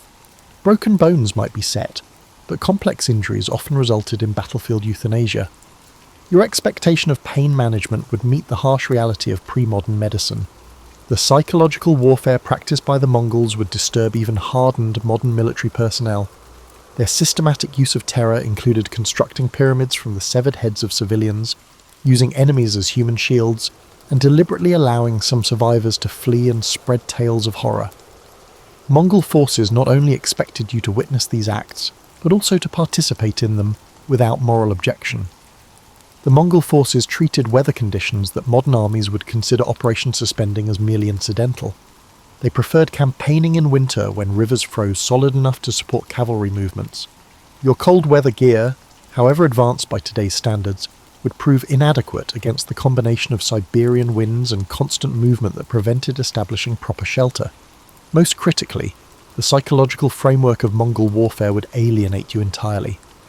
Modern military ethics emphasize distinction between combatants and non-combatants, proportionality in force application, and limitation of unnecessary suffering. Mongol strategic doctrine recognized no such distinctions. Civilian populations were legitimate targets, both for resource acquisition and psychological impact. Cities that immediately surrendered might escape, while those that resisted faced complete annihilation, not as a war crime, but as standard operational procedure. Your modern moral framework, whether you consider yourself hardened or not, has been shaped by centuries of evolving notions about the ethics of violence. The cognitive dissonance between these ingrained values and daily participation in Mongol military operations would create psychological trauma beyond anything your contemporary mind is structured to process. While the physical environment, social complexities and military demands of the Mongol Empire would each present formidable challenges, perhaps nothing would threaten your survival more immediately than the microbial landscape, a biological battlefield for which your body is perilously unprepared. Your immune system has developed in an environment of unprecedented sanitation, regular vaccination and antibiotics. This protected upbringing, while extending your lifespan, has left you immunologically naive compared to a 13th century nomad. The average Mongol survived numerous childhood diseases that would ravage your unprepared system. Their immune responses, honed through constant exposure to pathogens, operated at a level of efficiency your sheltered physiology cannot match. Consider water consumption, that most basic necessity. The Mongols developed specific techniques for locating reasonably safe water sources and, more importantly, harboured gut microbiota adapted to local pathogens. You, accustomed to treated municipal water, would likely contract severe dysentery within days of drinking from steppe water sources. Dehydration would rapidly follow, compromising physical performance precisely when maximum strength was needed for adaptation. The parasite load carried by average Mongol Empire inhabitants would astound modern physicians. Intestinal worms, skin parasites, and blood-borne pathogens existed in a complex equilibrium with host immune systems. These parasitic relationships often began in childhood, allowing for co-adaptation rather than acute crisis. Your body, encountering these organisms for the first time as an adult, would mount extreme inflammatory responses that could prove more dangerous than the parasites themselves. Zoonotic diseases, those transmitted between animals and humans, presented particular danger in a culture where close contact with livestock was unavoidable. The Mongols lived alongside horses, sheep, goats, camels, and cattle, roaming living spaces during harsh weather. Anthrax, brucellosis, and various animal-borne influenzas circulated continuously. While the Mongols developed partial immunity through childhood exposure, you would have no such protection. The bacterial environment itself would prove hostile. Soil-dwelling bacteria like Clostridium tetani, causing tetanus, represented constant threats in a lifestyle filled with small injuries from riding, hunting, and combat. The Mongols treated wounds with fermented mare's milk, hot animal fat or cauterization, methods that, while crude, often provided antimicrobial benefits. Without these techniques, any injury could become fatal due to infection. Dental health presents another vulnerability. The Mongol diet lacked refined sugars but still posed dental challenges. These were managed through specific hygiene practices using steppe plants with natural antimicrobial properties. Your teeth, despite modern dental care, would likely be unprepared for abrupt cessation of this care combined with a radically different diet. Dental infections, minor inconveniences in the modern world, became life-threatening in pre-antibiotic environments. Fungal infections flourished in the close quarters of Mongol encampments. Ringworm, athlete's foot, and various dermatological fungi spread readily among populations with limited access to complete hygiene facilities. The Mongols managed these conditions with specialized techniques involving smoke exposure and application of specific animal fats with antifungal properties. Without this knowledge, chronic fungal infections would compromise your skin's integrity, creating additional pathways for more dangerous infections. The Mongol Empire's greatest irony was that its military success facilitated unprecedented disease transmission across Eurasia. As the empire connected previously isolated disease pools, novel pathogens travelled trade routes with devastating efficiency. You would encounter not just local Mongolian pathogens, but biological threats from China, Persia, and the Rus' lands, all without the immunological preparation that lifelong inhabitants developed. We cannot overlook the psychological dimension of illness. Modern humans expect recovery from most infections. This expectation shapes how we experience illness, as a temporary inconvenience rather than an existential threat. During the Mongol era, every fever posed a risk of death. This chronic uncertainty created psychological resilience among survivors that you, with your expectation of medical rescue, have never needed to develop. Most critically, the communal understanding of disease differed fundamentally. While the Mongols recognized contagion patterns and practiced forms of isolation for certain conditions, their explanatory models incorporated spiritual and humoral concepts alien to your biomedical framework. Treatments focused on restoring balance rather than eliminating specific pathogens. Your inability to conceptualize illness within their framework would prevent you from accessing what limited effective treatments existed. Ultimately, your body represents a naive immunological system entering an environment of hardened pathogens and limited medical interventions. Diseases that were minor for the Mongols could severely affect you due to your biological vulnerabilities. Modern medicine has not made you stronger, it has allowed physiological weaknesses to persist that would become fatal liabilities in the 13th century disease landscape. You would be as unfamiliar with Mongol empire survival psychology as with its physical challenges. Your mental architecture, formed by a wealth of information, psychological safety nets, and individualistic frameworks, would crumble in the 13th century wandering landscape. Consider how you use time. The modern mind divides time into hours scheduled days ahead, minutes recorded on computer screens, and seconds before deadlines or meetings. Moon cycles, seasonal migrations, and animal diurnal habits shaped Mongol temporal perception. Instead of calendars, weather, grass, and animal behaviour were considered. Your artificially scheduled internal clock would struggle to match these fundamental needs, leaving you confused and out of sync. Information processing includes another major discontinuity. Due to information overload, you're swimming through mountains of data and constructing sophisticated filtering systems. Because of a lack of information, Mongols saw every observation as potentially useful for survival. Their hyper-awareness of minute animal activity, distant dust clouds, and small wind direction changes showed cognitive adaptations to a low-information world. Your attention patterns are used to getting a lot of information with little meaning, so you would miss critical environmental cues. Risk assessment frameworks vary widely. Modern psychology indicates humans employ probability estimation and outcome severity to judge danger. These systems developed in environments with long-term, well-controlled dangers. Existential threats in the Mongol cognitive environment required being assessed immediately without probability calculations.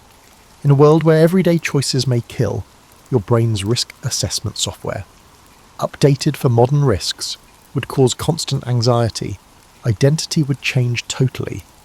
Personal narratives regarding your past, professional tasks, and chosen connections likely shape your sense of self. Mongol identity was based on ancestry, tribe, and military unit. Only when an individual's attributes assisted these collectives did they matter. Few modern brains can make the leap from who I am to whose I am in self-concept. It goes beyond cultural adaptability. Emotional management methods would fail you. Modern emotional management involves verbalization, introspection, and discussional therapy. For the Mongols, physical expression, emotional restraint, and stoicism were more important than words. Emotions were largely expressed in ritualized circumstances like funeral laments and triumph celebrations. Your persistent emotional transparency might be risky due to your ongoing unmet need for emotional processing. Another psychological barrier is sleep architecture. Modern humans sleep consolidated in temperature-controlled, gloomy environments. Security requirements dictated the Mongols' segmented sleep patterns, which often occurred in exposed locations with little calm. Your brain was conditioned for deep sleep cycles under regulated conditions, thus persistent sleep disturbance would damage it severely. When survival demands optimum cognitive performance, such disruptions hinder decision-making. Your moral landscape change may be most puzzling. Modern morality centers on rights, justice, and harm minimization across fictitious populations. Mongol ethical frameworks emerged from communal bonding, resource acquisition, and lineage continuation. Actions that helped short-term aims were good regardless of outgroups. Your deep-rooted moral intuitions about universal human value would not help in a moral world whose ethical limits rarely extended beyond familial networks. Spiritual systems would also alienate. Modern spirituality emphasizes belief, emotional connection, and personal meaning, even when religious. Mongol spiritual practices focused on balancing the visible and invisible realms through rituals. Animistic beliefs held that natural, atmospheric, and celestial phenomena were aware. Due to this fundamental disparity between your consciousness bounds and the Mongol spiritual environment, you would repeatedly commit significant spiritual transgressions. Your association with violence would be emphasized. Modern psychology says violence is traumatic and requires recovery. Violence involvement and observation were commonplace in Mongol cognitive environments, requiring minimal psychological processing. Your brain was never educated to be exposed to violence, so it would react to everyday occurrences with traumatic stress, generating a chain reaction of psychiatric instability that no 13th century framework could handle. Your relationship with uncertainty may be your final and most difficult psychological challenge. Modern life is complicated, but institutional stability, medical prognoses, and weather forecasts are predictable. Mongols had to be comfortable with unclear information and unpredictable consequences since they lived in a world of tremendous uncertainty. In a world where uncertainty is the norm, your underlying need for predictability would generate constant worry. The Mongol Empire's technology would be both familiar and unfamiliar to modern humans. You may assume you're more technologically sophisticated than 1300 travellers, but you don't grasp what technology implies in diverse contexts. Mongol weapons include the composite bow, materials science, biomechanical engineering, and generational knowledge went into this little device. These weapons were fashioned of wood, horn, sinew, birch bark, and glues. Correcting them took 2 years. The resulting device could penetrate armour at 200 metres for expert shooters.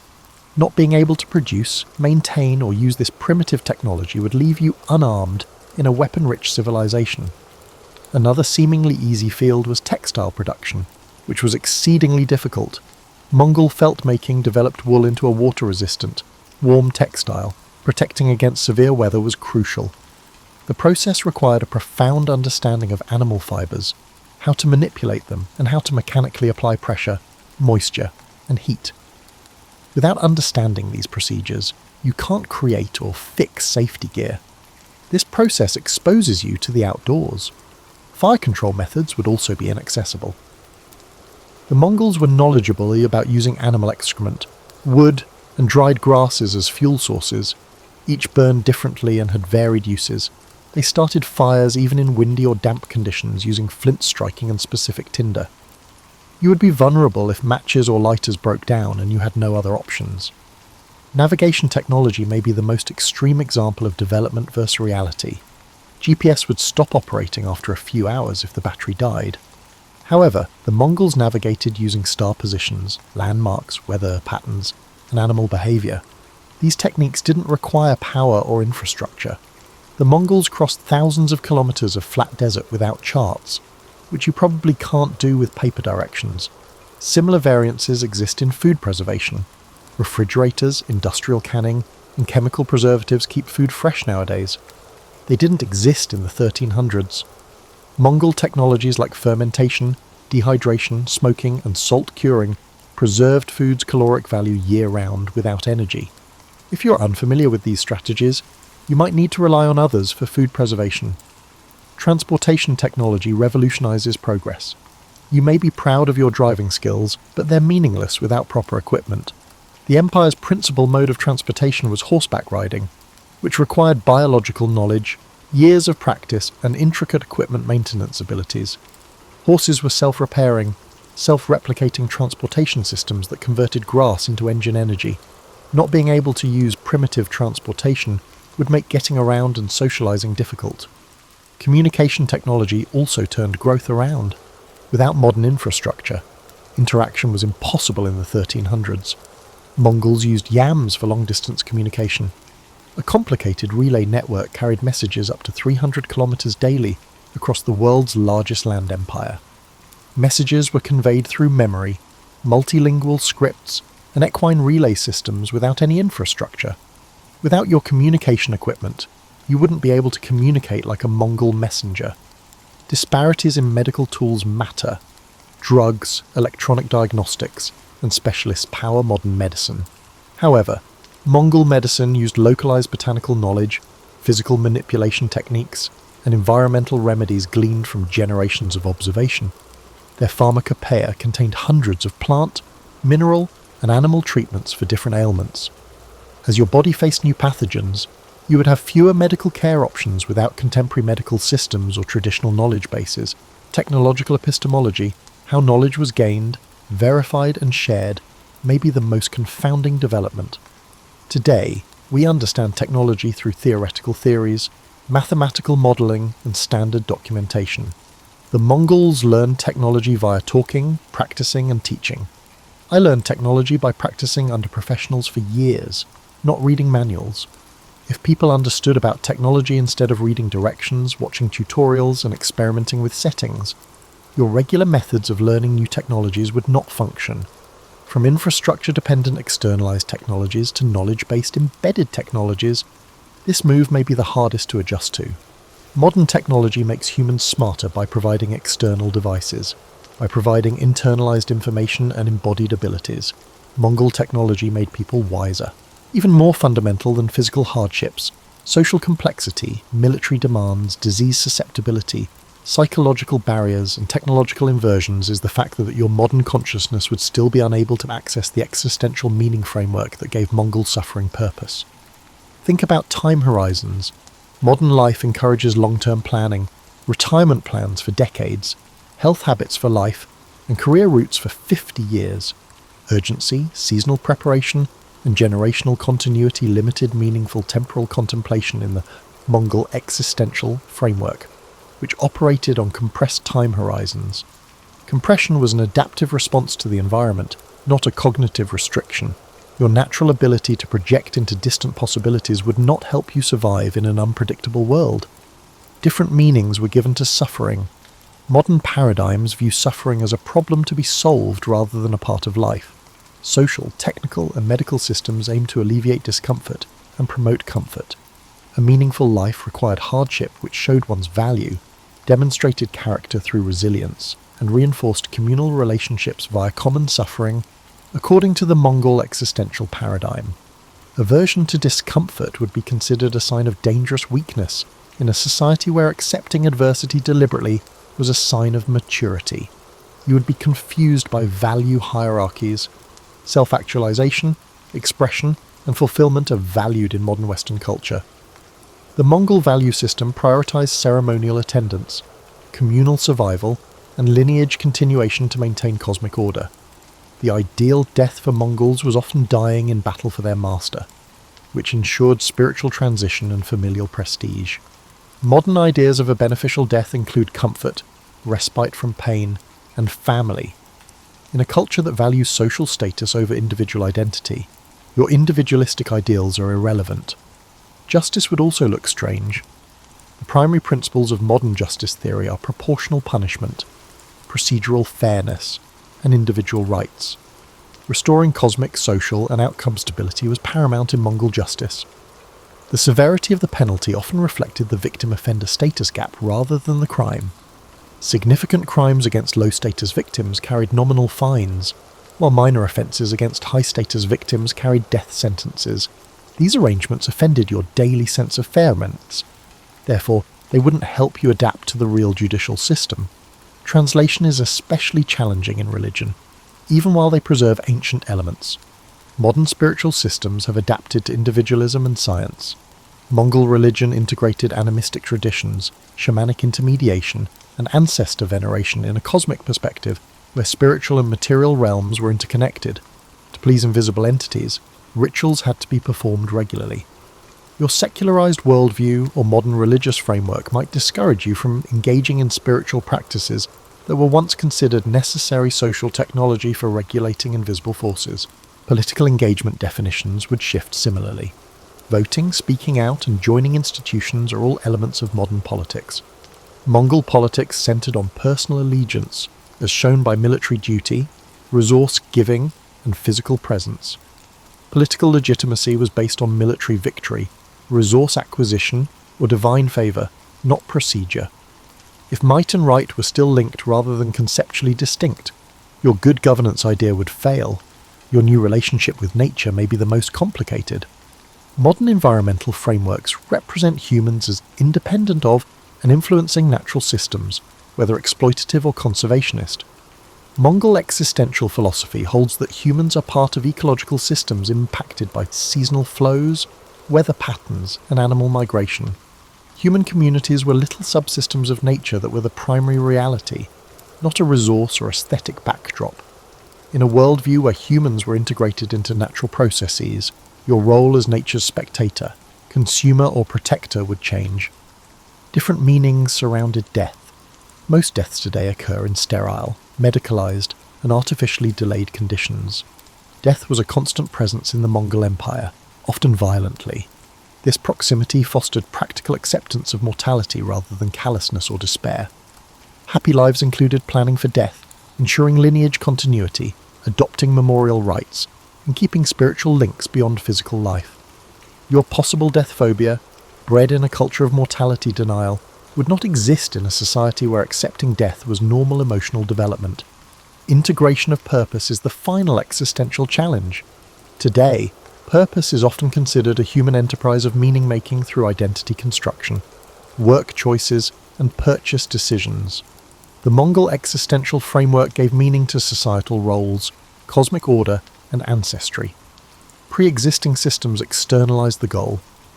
You would not get much social support for self-determined meaning in a setting where purpose comes from doing prescribed tasks well rather than pushing or exceeding them. Existential estrangement would make you a lifelong outcast, more than physical hardship, illness, or technology.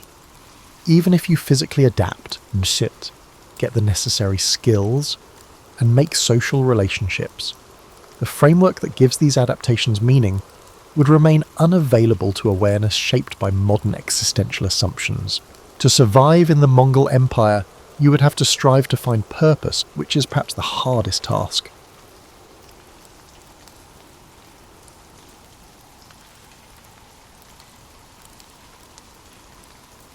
Elizabeth Schuyler came into the world on August 9th, 1757, cradled by the rolling vistas of the Hudson River.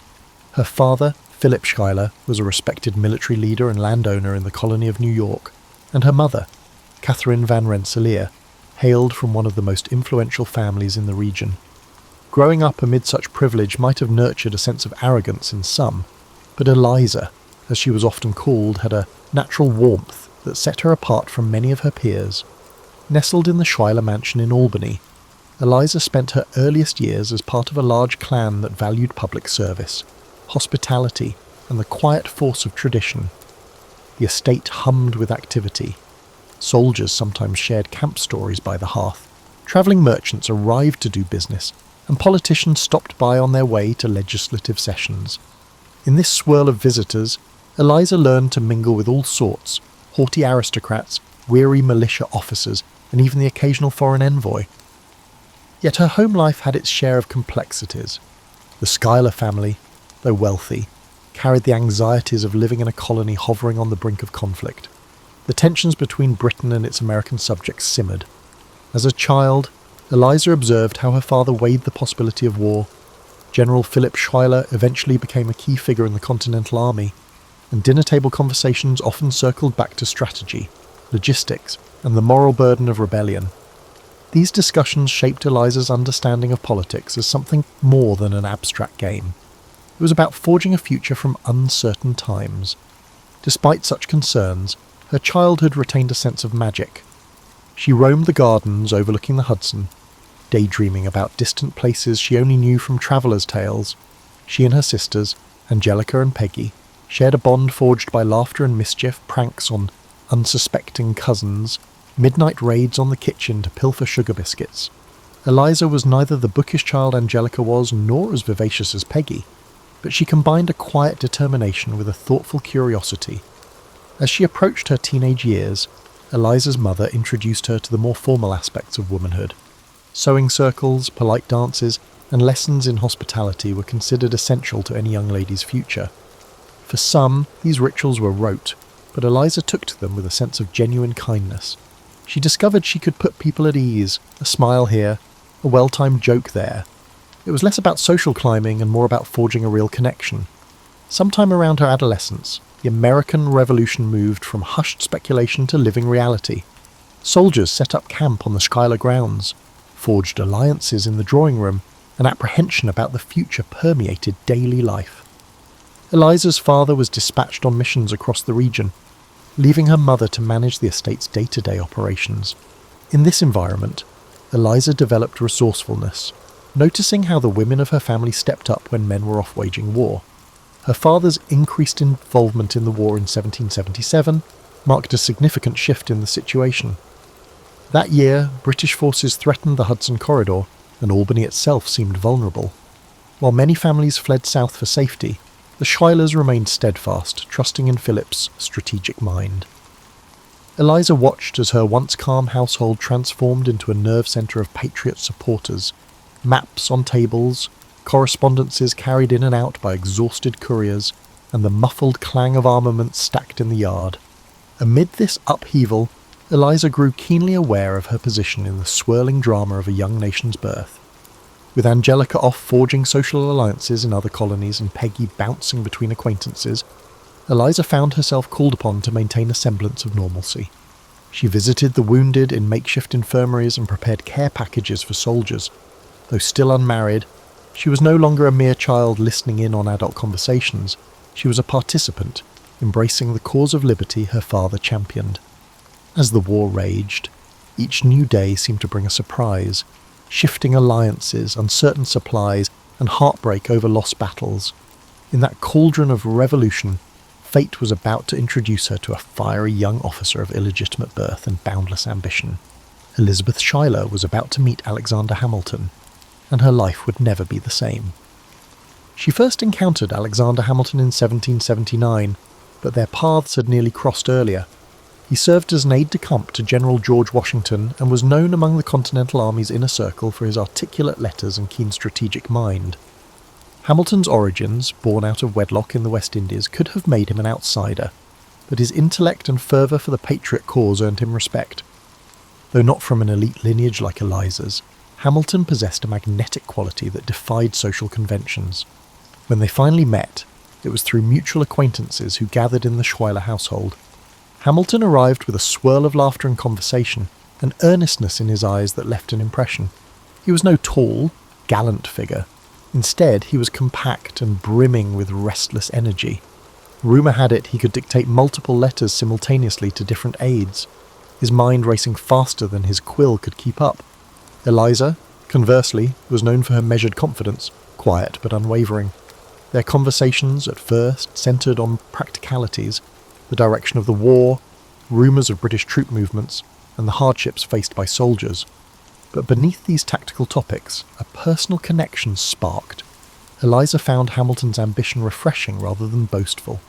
He, in turn, appreciated her sincerity and the intelligence she did not flaunt. They spent evenings strolling through the garden, forging a bond grounded in shared hope for America's future and a mutual sense of responsibility to their respective families. Still, Eliza harboured doubts. Courtships in wartime carried uncertainty. She saw how heartbreak could follow a letter announcing a casualty or a transfer to a distant front. But Hamilton's letters, penned during his absences, were tender, infused with more than just flattery. He spoke of unity, both for the nation and between two souls ready to face life's challenges together. When he addressed her as Eliza, it felt simultaneously intimate and reverent. They married on December 14th, 1780, in a ceremony that reflected the swirl of revolutionary fervour. The bride's father, though still weighed down by the complexities of war, offered a generous celebration at the Schuyler mansion. Guests included prominent military officers, local dignitaries, and friends from across the colonies. Candles flickered as violins played, and talk of independence mingled with toasts to love. For Eliza, that night felt like a bridge between her old life and a new horizon. In the early weeks of marriage, their world seemed to pulse with promise. Yet the realities of the war intruded almost immediately. Hamilton was pulled back to his post, drafting critical communications for Washington, orchestrating supply logistics, and occasionally heading into dangerous territory. Eliza, accustomed to supporting her father's campaigns, adapted swiftly. She learned to manage household finances, keep track of important documents, and serve as a confidant for Hamilton's anxieties about the fate of the revolution. She first encountered Alexander Hamilton in 1779, but their paths had nearly crossed earlier. He served as an aide-de-camp to General George Washington and was known among the Continental Army's inner circle for his articulate letters and keen strategic mind. Hamilton's origins, born out of wedlock in the West Indies, could have made him an outsider, but his intellect and fervour for the patriot cause earned him respect. Though not from an elite lineage like Eliza's, Hamilton possessed a magnetic quality that defied social conventions. When they finally met, it was through mutual acquaintances who gathered in the Schuyler household. Hamilton arrived with a swirl of laughter and conversation, an earnestness in his eyes that left an impression. He was no tall, gallant figure. Instead, he was compact and brimming with restless energy. Rumour had it he could dictate multiple letters simultaneously to different aides, his mind racing faster than his quill could keep up. Eliza, conversely, was known for her measured confidence, quiet but unwavering. Their conversations at first centred on practicalities, the direction of the war, rumours of British troop movements, and the hardships faced by soldiers. But beneath these tactical topics, a personal connection sparked. Eliza found Hamilton's ambition refreshing rather than boastful. He, in turn, appreciated her sincerity and the intelligence she did not flaunt. They spent evenings strolling through the garden, forging a bond grounded in shared hope for America's future and a mutual sense of responsibility to their respective families. Still, Eliza harboured doubts. Courtships in wartime carried uncertainty. She saw how heartbreak could follow a letter announcing a casualty or a transfer to a distant front. But Hamilton's letters, penned during his absences, were tender, infused with more than just flattery. He spoke of unity, both for the nation and between two souls ready to face life's challenges together. When he addressed her as Eliza, it felt simultaneously intimate and reverent. They married on December 14th, 1780, in a ceremony that reflected the swirl of revolutionary fervour.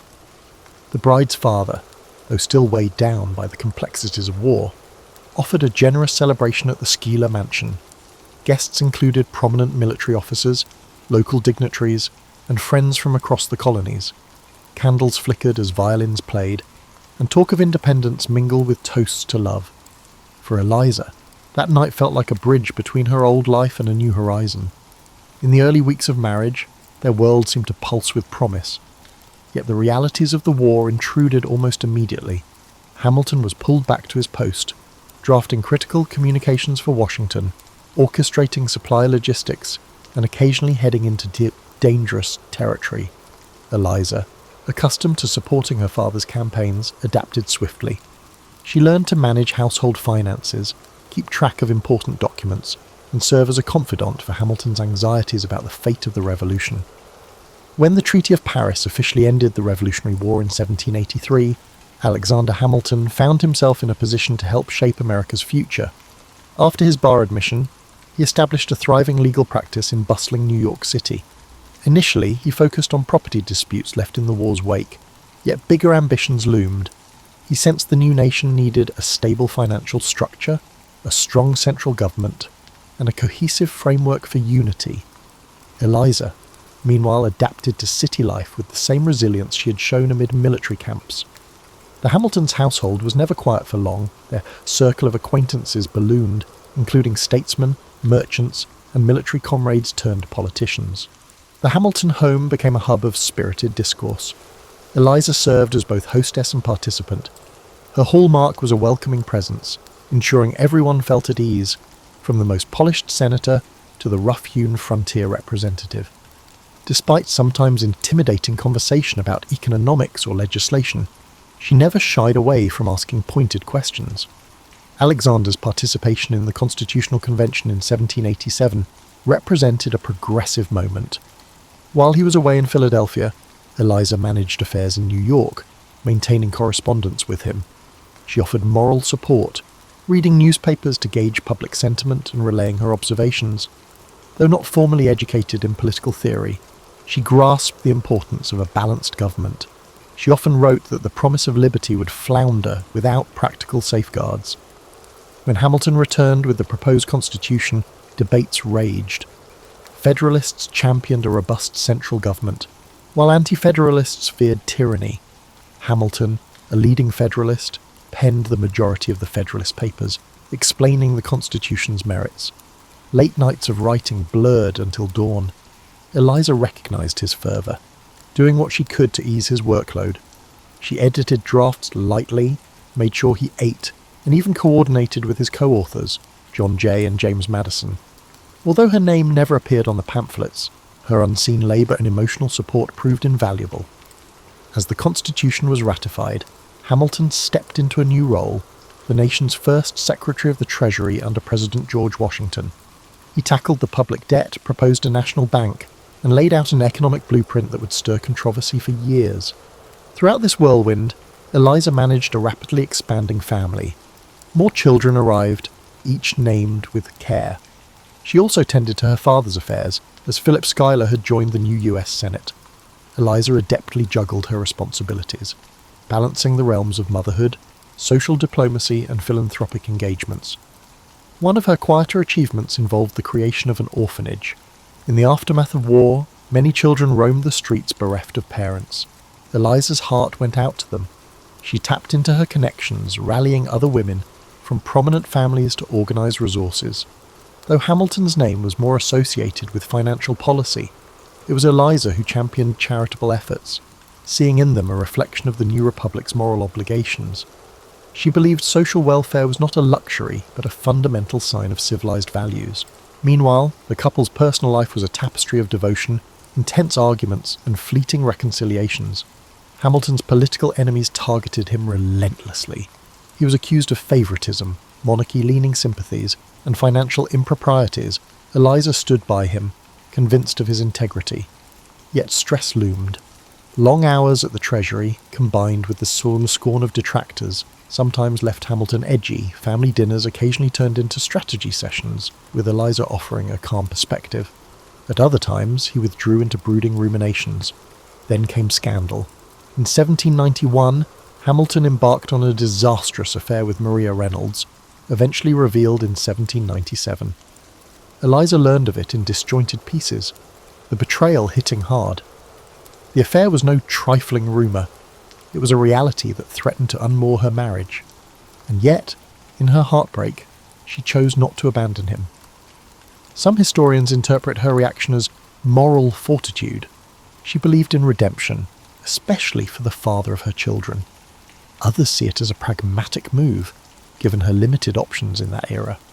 Regardless, her decision underscored a resolve forged by adversity. She insisted that Hamilton come clean publicly, which he did through the infamous Reynolds pamphlet, revealing private matters in humiliating detail. The scandal tarnished Hamilton's reputation, but Eliza never wavered in supporting him. Their union, tested by the court of public opinion, emerged battered yet intact. She retreated from society's glare, focusing on her children and philanthropic ventures. In private, she and Hamilton worked toward mending the trust between them. Her stance was rooted in a belief that individuals and the young nation could be redeemed from failings, provided they confronted their missteps openly. By the end of the 1790s, Hamilton had resigned from the Treasury. Political battles consumed him. Federalists and Democratic Republicans fought bitterly. Eliza, quietly reflective, saw the shape of things to come. A new century beckoned, but personal storms had left scars.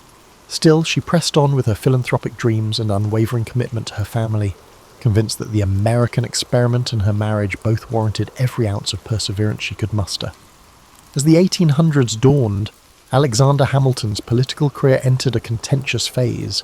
He engaged in newspaper feuds, criticised John Adams' presidency, and tried to sway elections behind the scenes. Eliza watched, worried that his relentless ambition might alienate even his allies. She urged moderation, but Hamilton's temperament demanded he push forward, certain that his vision for the nation outweighed short-term unity. Meanwhile, Eliza deepened her involvement in New York's charitable circles.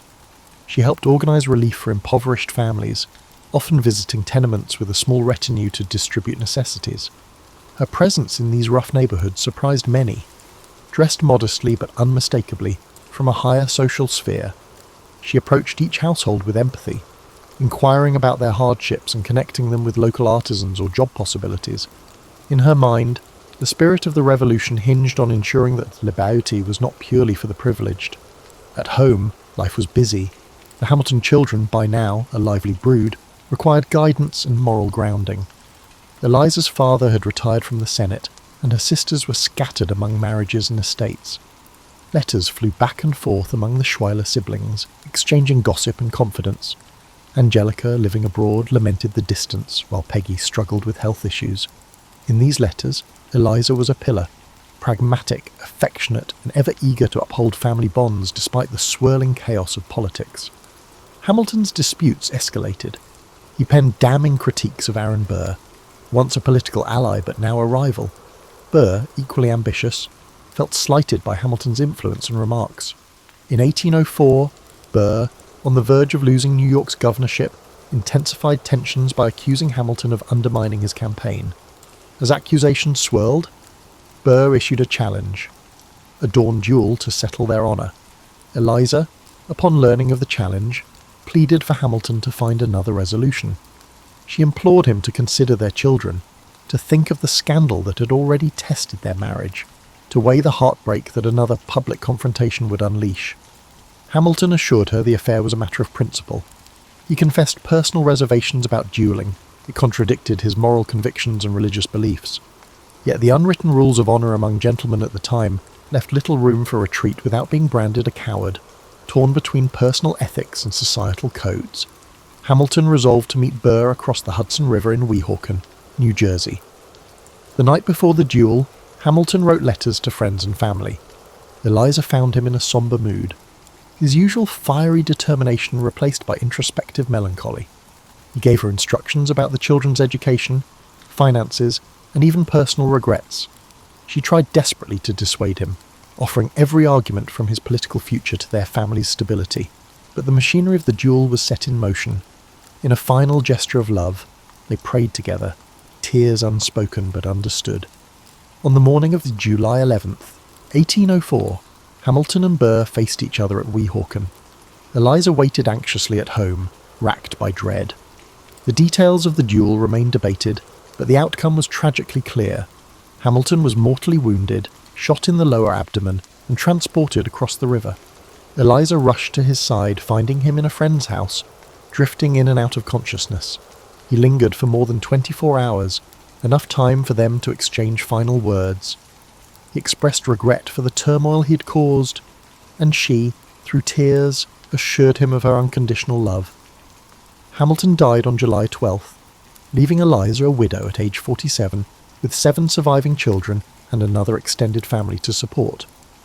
The entire city of New York was shocked. A funeral procession took place, overshadowed by the scandalous nature of the duel. Burr fled, publicly vilified. Eliza's grief was immense, a mixture of sorrow and anger at a code of honour that demanded lethal resolution, at the political climate that spurred such violence, and at the cosmic cruelty of losing her husband just as the nation was stabilising. In her anguish, she sought solace in faith and family. The immediate aftermath required practical decisions. Hamilton's debts loomed large, some due to his lavish lifestyle and unprofitable investments. Eliza, reluctant though she was, tackled the financial intricacies head-on. Rather than retreat into mourning, she found a clarity of purpose. She would safeguard her husband's legacy, provide for their children, and carry on with the charitable missions that held a special place in her heart. If Alexander Hamilton died ensuring his place in history, Eliza would live on to shape how that history remembered him. In the weeks following Alexander Hamilton's funeral, Eliza confronted a daunting to-do list. She sorted through unpaid bills, discovered unfinished essays and treatises in his study, and faced the prospect of raising her children in a social climate that still buzzed with rumours about the fatal duel. The Schuyler family offered emotional and financial support, but Eliza felt compelled to manage her affairs independently. She liquidated some assets, negotiated with creditors, and carefully planned a modest lifestyle that would preserve dignity yet remain financially feasible. One of her first initiatives was to gather Hamilton's letters and writings. She sensed that his political enemies might attempt to distort his legacy. Determined to present an accurate account of his contributions, she approached friends and colleagues for additional correspondence, anything that could shed light on Hamilton's thought process and character. These efforts planted the seeds of what would eventually become a significant archival trove. Though she had no formal training in historical preservation, all she knew was that the story of his role in founding the new nation needed to be told honestly, free from the rancour that surrounded his final years. Her philanthropic spirit surged as well. She returned to the Orphan Asylum Society of New York, later known as Graham Windham, dedicating more hours to its expansion. The orphanage had grown since its inception, and children of various ages depended on stable funds and guidance. Eliza believed her personal grief could fuel a deeper compassion for those who had lost families under equally harsh circumstances. She organised fundraisers, leaning on acquaintances from Hamilton's Federalist circles and from her father's old networks. Donations trickled in, enough to expand the orphanage's facilities. At home, she took solace in her children's presence. Some older ones, like Philip Jr. and Angelica, stepped into supportive roles, though they too reeled from their father's violent death. Eliza's maternal instincts extended beyond mere comfort. She actively cultivated their education and moral development. Hamilton had always advocated for robust learning, so she ensured her sons and daughters had access to tutors and libraries. The younger children gleaned from her an abiding sense of hope despite life's traumas. Friendship with Dolly Madison, the charismatic wife of President James Madison, rekindled after the duel. Though Madison had once been Hamilton's political rival, Dolly admired Eliza's fortitude and philanthropic drive. The two women exchanged letters on everything from child-rearing to the complexities of shaping national identity. During visits to the capital, Eliza dined among statesmen who revered her husband's intellect yet had once clashed with him. Her presence in these circles underscored that while Hamilton was gone, his ideals and family remained part of America's evolving story. Over time, Eliza found a measure of peace. She read extensively scripture, philosophy, and even Hamilton's essays on finance. She became a discreet mentor to young women, advising them that loss did not have to define one's entire existence. In that process, she uncovered an internal wellspring of power. No longer defined merely as a general's daughter or a statesman's wife, she was forging her identity as a protector of children, a keeper of her husband's legacy, and a quiet, stabilizing figure in a nation still shaping its post-war identity. Yet she confronted constant reminders of the duel's aftermath. Burr's reputation had collapsed, but he lingered on society's fringes, and occasionally rumours of his presence in New York circulated. Some supporters of Hamilton yearned for Eliza's public condemnation of Burr. She responded by emphasising forgiveness, not for Burr's sake alone, but for her own spiritual health. Still, she admitted to close friends that the wound ran deep, and any mention of Burr reopened old pain. In 1806, tragedy revisited her life when her sister Peggy died. Though they had not spent as much time together recently, losing a sibling reignited her sense of mortality. Each family loss spurred reflection. Why does fate entwine sorrow and joy so tightly? She found partial answers in her faith, which had grown more earnest since Hamilton's death. Eliza turned to church communities for comfort, simultaneously offering her organisational skills to parish events. Slowly, the Hamilton household stabilised. Debts were gradually paid off. The children advanced in their studies or commenced livelihoods. Eliza's philanthropic projects flourished, earning her quiet admiration across class lines. Life was by no means carefree, money was tight. Social slights stung, but she navigated each challenge with calm determination. By middle age, she stood as a testament to endurance, weaving heartbreak, duty, and service into a tapestry that gave her a renewed sense of mission. As decades rolled on, Eliza entered a reflective phase of life. She remained in New York, though the city changed around her, evolving from a post-revolutionary port into a bustling metropolis. She occasionally visited her beloved Schuyler mansion in Albany, now quieter and steeped in nostalgia. Each time she walked the garden paths where she once courted Alexander, reminded of both the innocence of youth and the seismic shifts that had sculpted her fate. During the War of 1812, when the US again clashed with Britain, Eliza worried for her sons, some of whom served in the conflict. Memories of the revolution merged with fresh anxieties. She found the national mood reminiscent of her childhood: uncertainty, pride, and the determination to defend independence. Though she was no longer at the forefront of patriotic fervour, she contributed by donating to relief efforts for soldiers' families. The Orphan Asylum Society also expanded its reach, taking in children orphaned by this new war. Family events punctuated her life with both grief and celebration. Her father, Philip Schuyler, passed away in 1804, mere months after Hamilton's death. Her mother, Catherine, died in 1803, so Eliza found herself increasingly the matriarch of a sprawling clan. Grandchildren eventually came into the picture. She watched them with pride, telling stories of their heroic grandfather. These tales often alluded to Hamilton's intellectual prowess, omitting the specifics of his downfall. Eliza believed that preserving his better qualities would inspire younger generations. A notable shift occurred in the 1820s when John Church Hamilton, one of her sons, began collecting material for a biography of his father. Eliza became an essential collaborator, providing letters, anecdotes, and clarifications. Her memory was sharp despite advancing age. She recalled specific conversations, recounted legislative battles, and recalled the exact inflection in Hamilton's voice, when he debated a point of law. Many historians would later marvel at her recollections, which filled gaps in the archival record. It was as if she carried a living library of Hamilton's life in her heart. Yet that collaboration was not free of emotional toll. Revisiting the events leading up to the duel forced her to confront old wounds. Tears occasionally halted her storytelling, especially when she recounted the final hours of Hamilton's life. John Church pressed gently, wanting to capture every detail for posterity. Eliza, sensing the greater purpose, persevered. She recognised that telling Hamilton's story might help the nation appreciate the foundations he helped lay, structures like the Treasury Department, the National Bank, and the concept of federal credit. In 1828, she travelled briefly to Washington, D.C., invited by friends who remembered her philanthropic achievements. The capital had grown since her earlier visits. Monuments dotted the landscape, celebrating founding fathers. She experienced a bittersweet pride passing tributes to men Hamilton had worked alongside: George Washington, Thomas Jefferson, and James Madison. Some pointed out the conspicuous absence of Hamilton's own monument.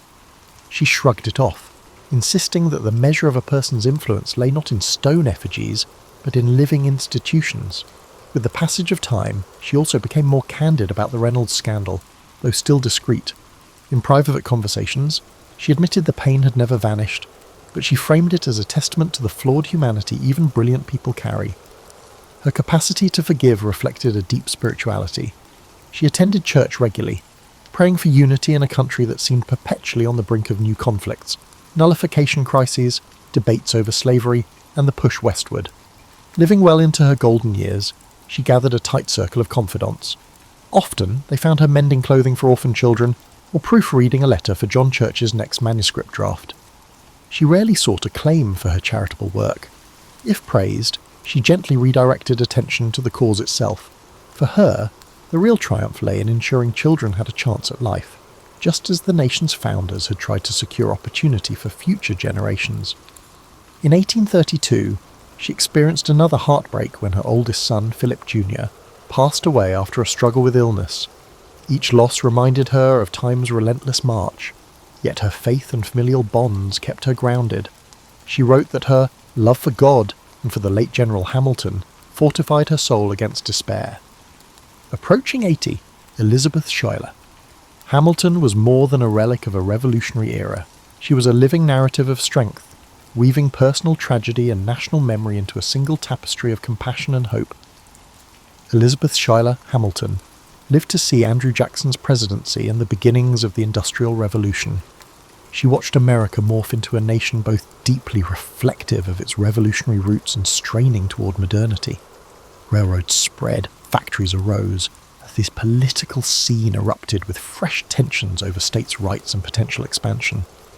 By now, Eliza was considered a venerable figure, one of the last living links to the nation's founding generation. In her final years, she resided in a modest home in Washington, D.C., partly to be nearer some of her children. The city had matured since the muddy, partly built capital she once knew. She took quiet walks with visitors, reflecting on how her husband had helped shape the financial systems that fueled such growth. Political leaders occasionally sought her out for anecdotal insights, hoping to glean from her personal glimpses into Hamilton's strategies and relationships. She obliged politely, though she often reminded them that real progress required fresh ideas, not mere nostalgia. Her commitment to philanthropy never waned. Even in advanced age, she attended Orphan Asylum Society meetings when possible, offering guidance on fundraising and resource management. Younger trustees listened intently, aware that the Society's founding mother was still sharp despite her frailty. In many ways, the orphanage had become a symbol of her life's work, caring for the vulnerable, preserving hope amidst adversity. Ensuring the completeness of John Church Hamilton's father's biography was one of her most cherished final projects. She reviewed the final drafts, contributing details she'd previously withheld or forgotten. She emphasized Hamilton's unwavering dedication to the Union, his progressive stances on federal power, and his unrelenting push for financial stability. Some editorial disagreements arose, particularly around the Reynolds affair, but Eliza insisted on honesty tempered by grace. The published volumes, though not immediate bestsellers, gradually shaped public understanding of Hamilton's legacy. As her health declined, her family closed ranks around her. Letters from grandchildren poured in, stories of their studies, their marriages, their small triumphs. Eliza's once robust figure had become frail, but her mind held firm. She reminisced about ballrooms in Albany, the swirling war councils at her childhood home, and the day she first locked eyes with a brash young officer in revolutionary garb. Occasional visitors found her reading the Federalist Papers by candlelight, as if reacquainting herself with Hamilton's voice. She also kept a well-worn Bible, reflecting a faith that had buoyed her through heartbreak after heartbreak. Prayer, to her, was less about ceremony and more about continuous conversation with a higher power that had guided her from war to widowhood. In these final dialogues with God, she found peace, certain that her labours, both familial and charitable, held meaning beyond mortal life. Elizabeth Schuyler Hamilton died on November the 9th, 1854, at the age of 97. Her passing marked the end of an era. Obituaries praised her dedication to preserving Alexander Hamilton's legacy and championing charitable causes. Publications recounted her devotion to the Orphan Asylum Society and her unwavering presence during the tumultuous birth of the Republic. While she never held public office, her influence was palpable in the communities she served and in the narratives of America's founding. She was buried near her husband in the graveyard of Trinity Church in Manhattan, reuniting them in eternal rest beneath the city skyline he had once helped transform. For decades, the memory of her kindness lingered in the stories told by those who knew her. A woman who had endured scandal and duel-driven tragedy, only to emerge as a symbol of grace. In the decades following her death, interest in Hamilton's financial genius grew, spurred by economic expansions and civil conflict. Historians found in Eliza's carefully guarded letters a trove of insight into the man behind the policies. Her philanthropic legacy endured, with the orphanage continuing to serve children well into the modern age. Over time, as the nation wrestled with the complexities of its founding ideals, the figure of Eliza gained renewed appreciation. She was not merely the devoted wife of a founding father, but a quiet architect of social welfare and historical stewardship in her own right. To this day, visitors at Hamilton's gravesite often spare a moment for Elizabeth Schuyler Hamilton. Her story underscores how the quieter characters of history can profoundly shape a nation's ethos.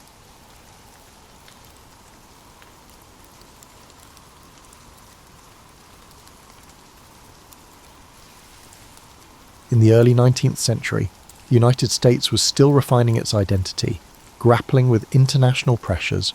Chief among them was the persistent clash with Great Britain, which never fully receded even after the Revolutionary War.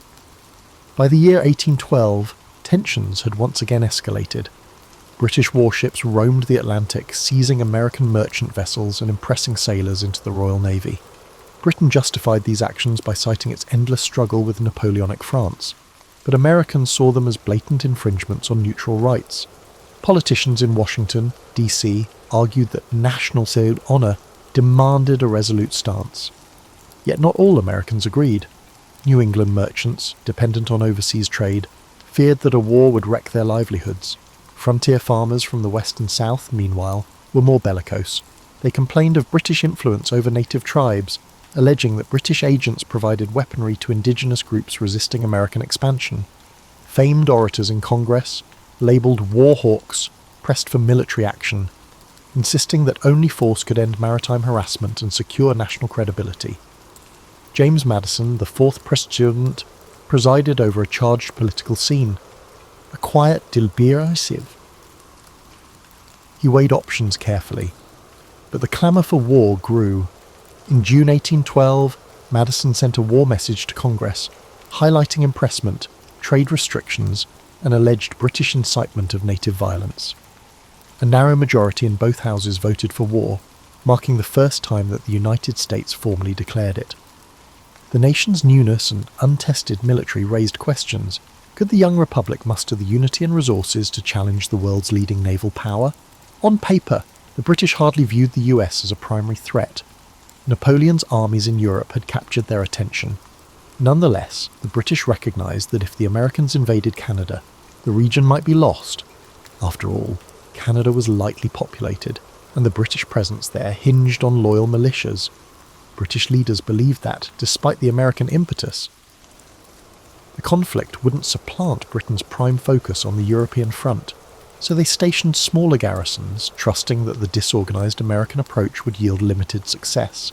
Across the Atlantic, in American port cities, many tried to maintain commerce, but with British blockades looming, merchant captains found themselves restricted or forced to sail under constant threat. The administration in Washington saw the conflict as a chance to rid the continent of lingering British power. Some leaders fantasized that capturing Canada might be straightforward. They assumed Canadians would readily join the American cause. However, that assumption proved naive. Canadian loyalty to the Crown, especially among certain pockets, was stronger than Americans had anticipated.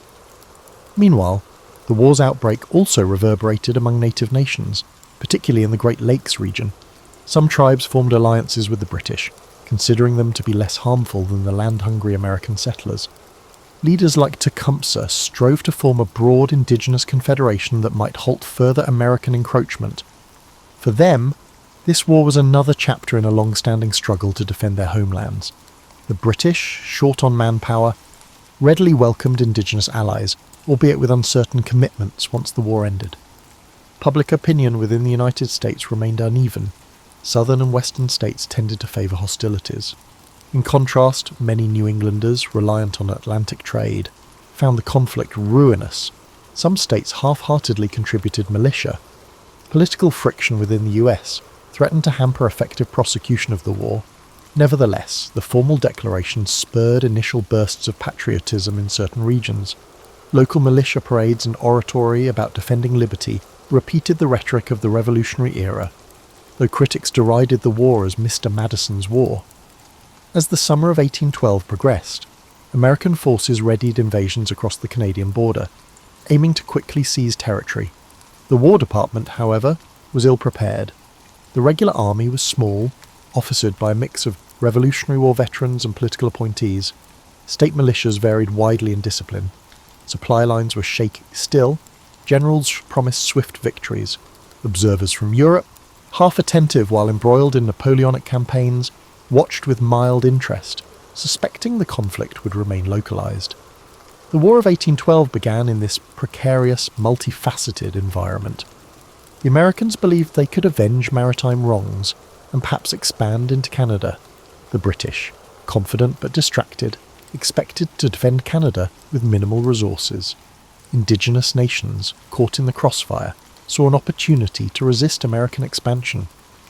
As the war commenced, few realized the transformative effects it would have on North America's diplomatic and cultural landscape. Early in 1813, American strategists believed they could redeem the humiliations of 1812 by launching renewed offensives into Canada. However, the same structural flaws persisted: volunteer militias, uncertain supply lines, and leadership lacking experience in large-scale campaigns. Generals like Henry Dearborn planned coordinated thrusts along Lake Ontario and the Niagara frontier. Yet cooperation between commands remained shaky, and British defenders, aided by local militia and indigenous allies, effectively countered many moves. On Lake Erie, Oliver Hazard Perry supervised a frantic shipbuilding effort at Presque Isle, present-day Pennsylvania. The plan was bold: construct a small fleet to wrest control of the lake from the British, thereby isolating their garrisons in western Upper Canada. In September 1813, Perry's squadron faced the British at the Battle of Lake Erie. Amid chaotic fighting, Perry's flagship took heavy damage, prompting him to row to another vessel and continue the fight. The result was a striking American victory, culminating in his laconic message, "We have met the enemy, and they are ours." This triumph severed Britain's supply route and forced them to abandon Detroit. Simultaneously, William Henry Harrison led an American army into Upper Canada. Bolstered by Lake Erie's strategic advantage, Harrison advanced, culminating in the Battle of the Thames in October 1813. The death of Tecumseh there shattered the indigenous coalition in the region. Although some tribes would continue resistance, the unified front Tecumseh championed is dissipated. American morale soared at these regional successes, mitigating memories of the prior year's catastrophes. Yet not all fronts prospered. Along Lake Ontario, the Americans captured and burned York, future Toronto, angering Canadian locals but failing to achieve a decisive hold. Furthermore, the attempt to hold or take the Niagara region vacillated as leadership changed. The incompetent or quarrelsome interplay among American generals let opportunities slip away. British regulars, though outnumbered, capitalised on interior lines and local knowledge. They also enjoyed better coordination with indigenous forces. On the Atlantic side, the US Navy's larger warships occasionally triumphed in single-ship duels, but Britain's blockade grew tighter. American merchant vessels found it perilous to venture out. Privateers operating from smaller ports tried to slip through, capturing British merchant ships for bounty. Despite being a significant threat to Britain, these privateers were unable to lift the blockade. Coastal towns faced hardship as imported goods became scarce, fueling discontent. In New England, especially, anti-war sentiment solidified. Some Federalists saw the conflict as a Southern war, suspecting expansions in territory only benefited southwestern agrarian interests. Amid these realities, 1814 brought a watershed shift in the global context. Napoleon's defeat in Europe freed British resources to pivot to North America. The British planned major offensives. One, a southern thrust aiming to capture New Orleans. Another, a mid-Atlantic invasion to strike the Chesapeake. They also stepped up attempts to secure control of Lake Champlain, a route to New York's interior. The intensification alarmed the Madison administration, which realised that if these drives succeeded, major US cities could fall or states might bolt from the Union. Also, central in 1814 was a series of negotiations that began in Ghent. Belgium, American delegates, including John Quincy Adams and Henry Clay, faced British counterparts. These talks progressed slowly, shaped by events on the battlefield. Initially, Britain demanded concessions like a recognised indigenous buffer state in the Old Northwest, while the Americans insisted on status quo ante bellum. Each side hoped for a military advantage that would improve bargaining. Throughout the summer, the negotiations seesawed, overshadowed by intensifying hostilities. An overlooked aspect was the southwestern frontier, where Andrew Jackson confronted Creek warriors allied with or influenced by the British. Jackson's Tennessee volunteers waged fierce campaigns in the Creek War, culminating in a decisive victory at Horseshoe Bend. The resulting treaty forced vast land cessions from the Creeks, revealing how the War of 1812 also served American expansion at an indigenous expense. Jackson's reputation soared, positioning him for greater national prominence after the conflict. Thus, by mid-1814, the war was nearing a pivotal moment. The British planned to unleash their superior fleets and veteran troops now freed from European entanglements. The Americans, battered and divided, pinned hopes on local successes and the resilience of militia. Diplomatic channels flickered, but no one was sure how soon or on what terms peace would arrive. The stage was set for dramatic clashes that would shape not just the immediate fortunes of the two countries, but the future map of North America. Observers recognized that the war's outcome might finally clarify whether the United States, after 3 decades of independence, could fully stand among global powers or remain overshadowed by older empires. Late 1814 saw Britain escalate. One prong targeted the Chesapeake. Its success at capturing and burning Washington, D.C. in August shocked Americans. The British sought to quickly follow up by attacking Baltimore, a crucial port. If Baltimore fell, Britain might cripple the region's commerce and break American resolve. Yet Baltimore's defenders prepared vigorously. Citizens erected barricades, sank vessels to block harbour approaches, and reinforced Fort McHenry. British warships commenced bombardment on the night of September 13th, unleashing salvo after salvo into the fort. Despite the onslaught, the fort held. When dawn arrived, the American flag still billowed, witnessed by Francis Scott Key, who penned the Star-Spangled Banner. This morale-boosting outcome forced the British to withdraw, neutralising their Chesapeake campaign. Another British thrust aimed at Lake Champlain. An army advanced from Canada, hoping to slice into upstate New York and isolate New England. On September 11th, 1814, American naval forces under Thomas MacDonough won the pivotal Battle of Plattsburgh Bay, outmanoeuvring the British squadron.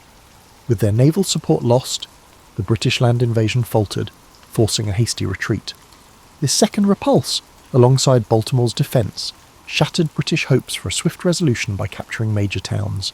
Meanwhile, the southwestern frontier remained a separate theatre. Andrew Jackson's victory over the Creeks had freed him to concentrate on potential British moves along the Gulf Coast. British strategists planned a grand assault on New Orleans, imagining that controlling the Mississippi's mouth would hamper American expansion. Jackson, aware of the vital importance of the city, assembled a force of militia, volunteers, freedmen, and even a group of Barataria pirates under Jean Lafitte, forging a makeshift but spirited army. But that confrontation awaited final culmination early the next year. In the midst of these unfolding battles, negotiations in Ghent progressed. Sensing that neither side would gain from prolonged conflict, British diplomats seized earlier demands for territory or indigenous buffer states, while Americans, stung by the burning of their capital, recognised that an indefinite war threatened ruin. By December, a draft treaty emerged, endorsing the principle of status quo ante bellum. Both nations would revert to pre-war boundaries. Outstanding issues like impressment or maritime rights were not addressed, rendering the war's original triggers unsolved. Nonetheless, the desperate weariness on both sides pressed them to sign the Treaty of Ghent on December 24th, 1814. However, word of the treaty needed weeks to traverse the Atlantic. None of the signatories realised a major confrontation loomed on the Mississippi. British forces landed near New Orleans in mid-December 1814. Jackson rushed to fortify the city's approaches, digging entrenchments along the Rodriguez Canal. On January 8th, 1815, the British launched a frontal assault, certain their disciplined ranks could overwhelm Jackson's ragtag defenders. Instead, entrenched Americans unleashed devastating volleys of musket and artillery fire, decimating British columns. The attack collapsed. British casualties soared. While American losses were modest, Jackson's victory catapulted him into national stardom. Ironically, this epic battle occurred after the signing of peace. When news of the Treaty of Ghent finally reached North America weeks later, both countries ratified it promptly, halting further bloodshed. For Americans, the war concluded on an emotional high thanks to the improbable success at New Orleans. They hailed the conflict as a second triumph over Britain, ignoring that the treaty omitted the maritime issues that sparked the war. For Britain, the war had always been a side theatre overshadowed by the Napoleonic Wars, so ending it with minimal concessions was acceptable. Only indigenous nations truly lost out. With Tecumseh's confederation broken and no recognised buffer territory, the war thus spurred the unstoppable wave of American expansion westward. In the aftermath, Federalist opposition collapsed, tainted by war-rumoured secession talk at the Hartford Convention. The party withered, ushering in the so-called era of good feelings. The war also stimulated a sense of national identity, forging heroes like Andrew Jackson, William Henry Harrison, and Oliver Hazard Perry. The mythos of the war overshadowed the chaotic mismanagement and half-baked strategies that marked its early phases. Instead, popular memory latched onto the star-spangled defence of Fort McHenry, the ragtag victory at New Orleans, and the notion that the United States had defended its independence once again. From a broader perspective, the War of 1812 significantly shaped North American geopolitics. Canada, having rebuffed invasion, consolidated its distinct identity, reinforcing loyalty to the Crown. The United States, for its part, experienced a surge of nationalism, ironically reinforcing Union sentiments despite the war's rocky start. The conflict also revealed structural weaknesses in American finance and logistics, prompting post-war reforms. Freed from foreign entanglements, the US turned more confidently toward internal development and westward expansion. Indeed, the war's messy conclusion paved the path for subsequent growth that would define much of the 19th century. Historians continue to debate the War of 1812's deeper significance. Some label it a minor war, overshadowed by the Napoleonic giants in Europe, while others see it as a critical second test of American sovereignty. The reality, perhaps, is that both are true. On the grand scale, Britain was more consumed with Napoleon, but for the young United States, the conflict marked a crucial juncture. Did the new republic have the cohesion to withstand external assault, or would it fragment under pressure? One often overlooked outcome was the impetus for American industrialization. British blockades cut off European imports, prompting domestic manufacturers to step in and supply textiles and finished goods previously sourced from abroad. This unintended stimulus laid early foundations for the Industrial Revolution stateside. Once peace resumed, those infant industries demanded tariff protection. spurring sectional debates over free trade versus protective measures, a theme that shaped national politics well into the mid-century. The war also spurred the creation of new symbols of identity: the battered but surviving flag at Fort McHenry, the poem by Francis Scott Key that morphed into a national anthem, and even the iconic image of Dolly Madison rescuing crucial state papers. These narratives turned the War of 1812 into a story of pure strength. For many Americans in subsequent decades, it stood as proof that courage and cunning could offset inferior numbers or resources. That cultural legacy overshadowed the administrative bumbling and the partisan rancour that nearly crippled the war effort. For indigenous nations, the war's end accelerated their dispossession. Tecumseh's dream of a native confederacy collapsed with his death.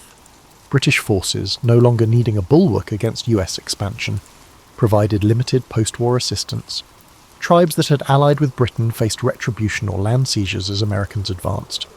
In the South, Andrew Jackson's post-war ascendancy led to further treaties pushing native groups west. Thus, the War of 1812 served as a key moment, paving the way for widespread white settlement throughout the Mississippi region and beyond. As for Canada, it developed a sense of shared heritage by resisting American invasions. French and English-speaking Canadians united under the Crown to repel the foreign threat, sowing seeds for a budding national identity distinct from Britain and the US. Figures like Laura Secord, who carried warning of an American raid, or the dead General Isaac Brock, became local heroes. The war's memory underscored that Canada would not be simply swallowed by the larger republic to the south, a dynamic that remains a point of cultural pride.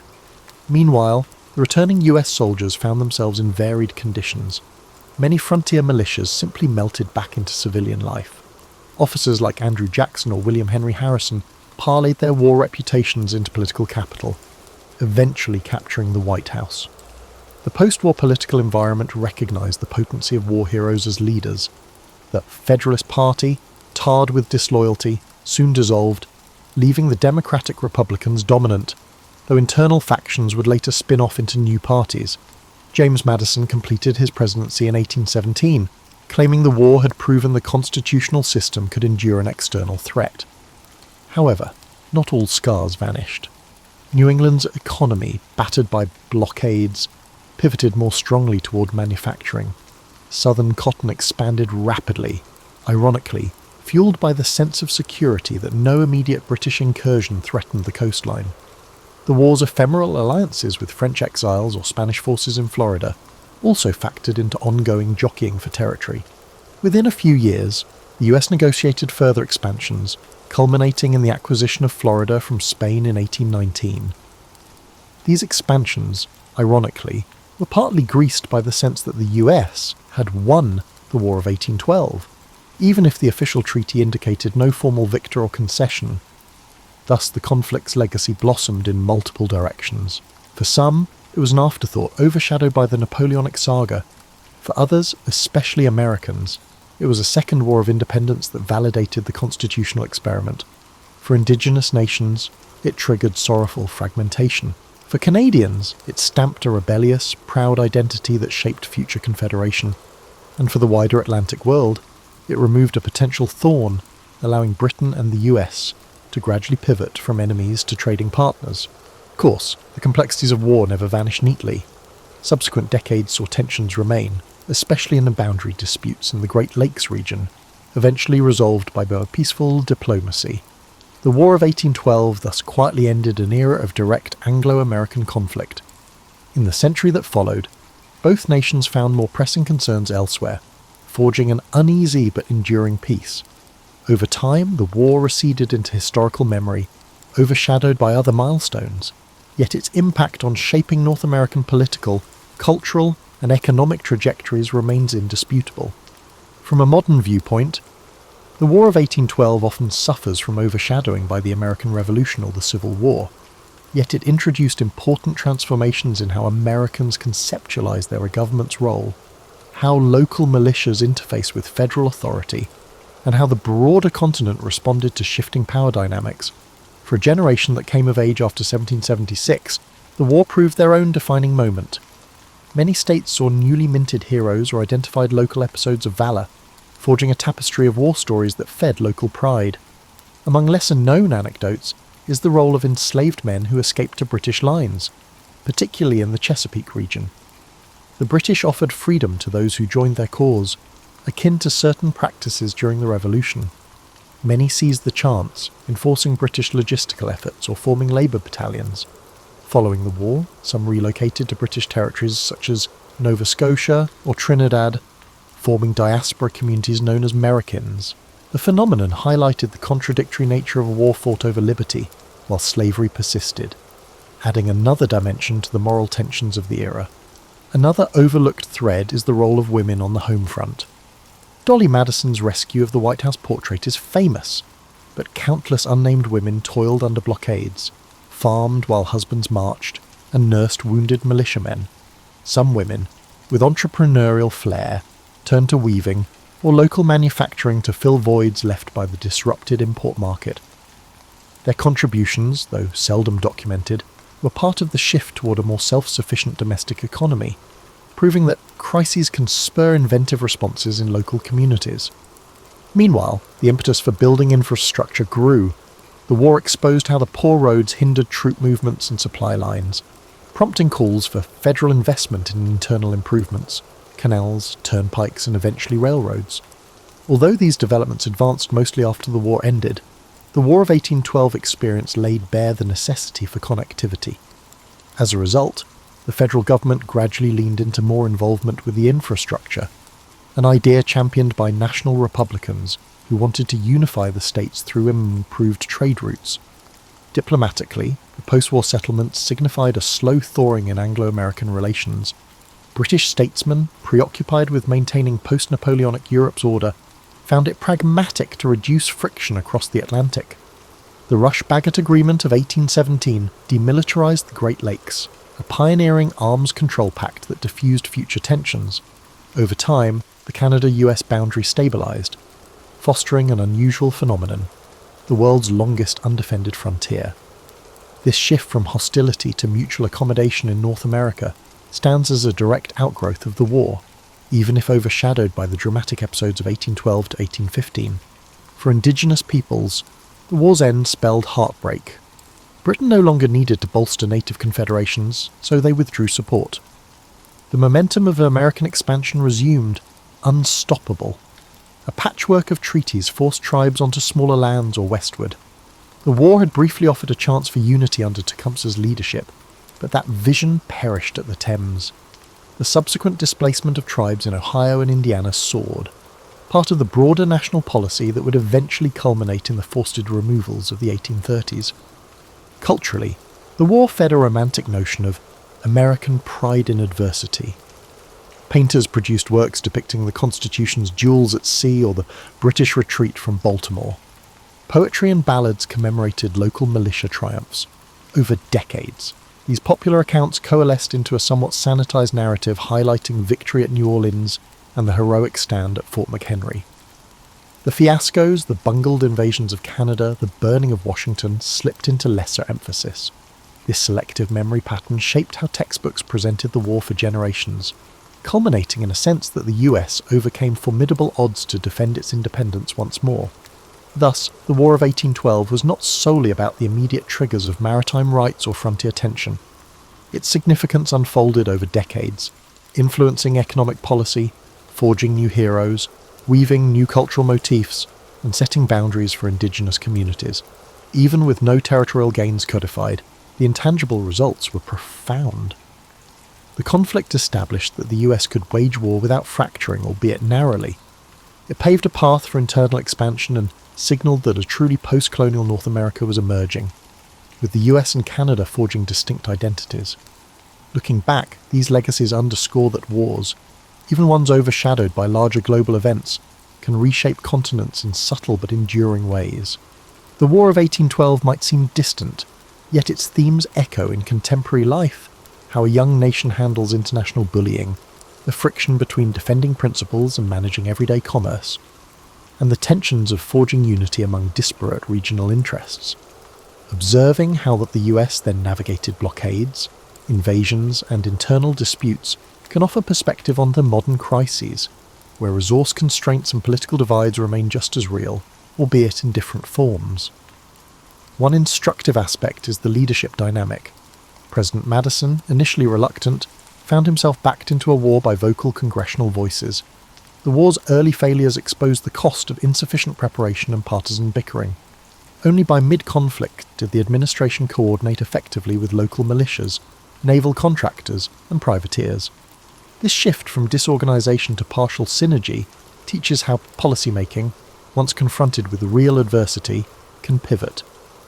Many modern observers glean that advanced planning, while ideal, often collides with political hesitance, yet adversity can spur belated but decisive collaboration. Another dimension is the interplay of personal and strategic agendas. Ambitious generals, such as William Hull or later Jacob Brown, had their reputations at stake. Politicians in Congress angled for local advantage or re-election. The war's path was shaped by these individual aims, sometimes to the detriment of cohesive national strategy.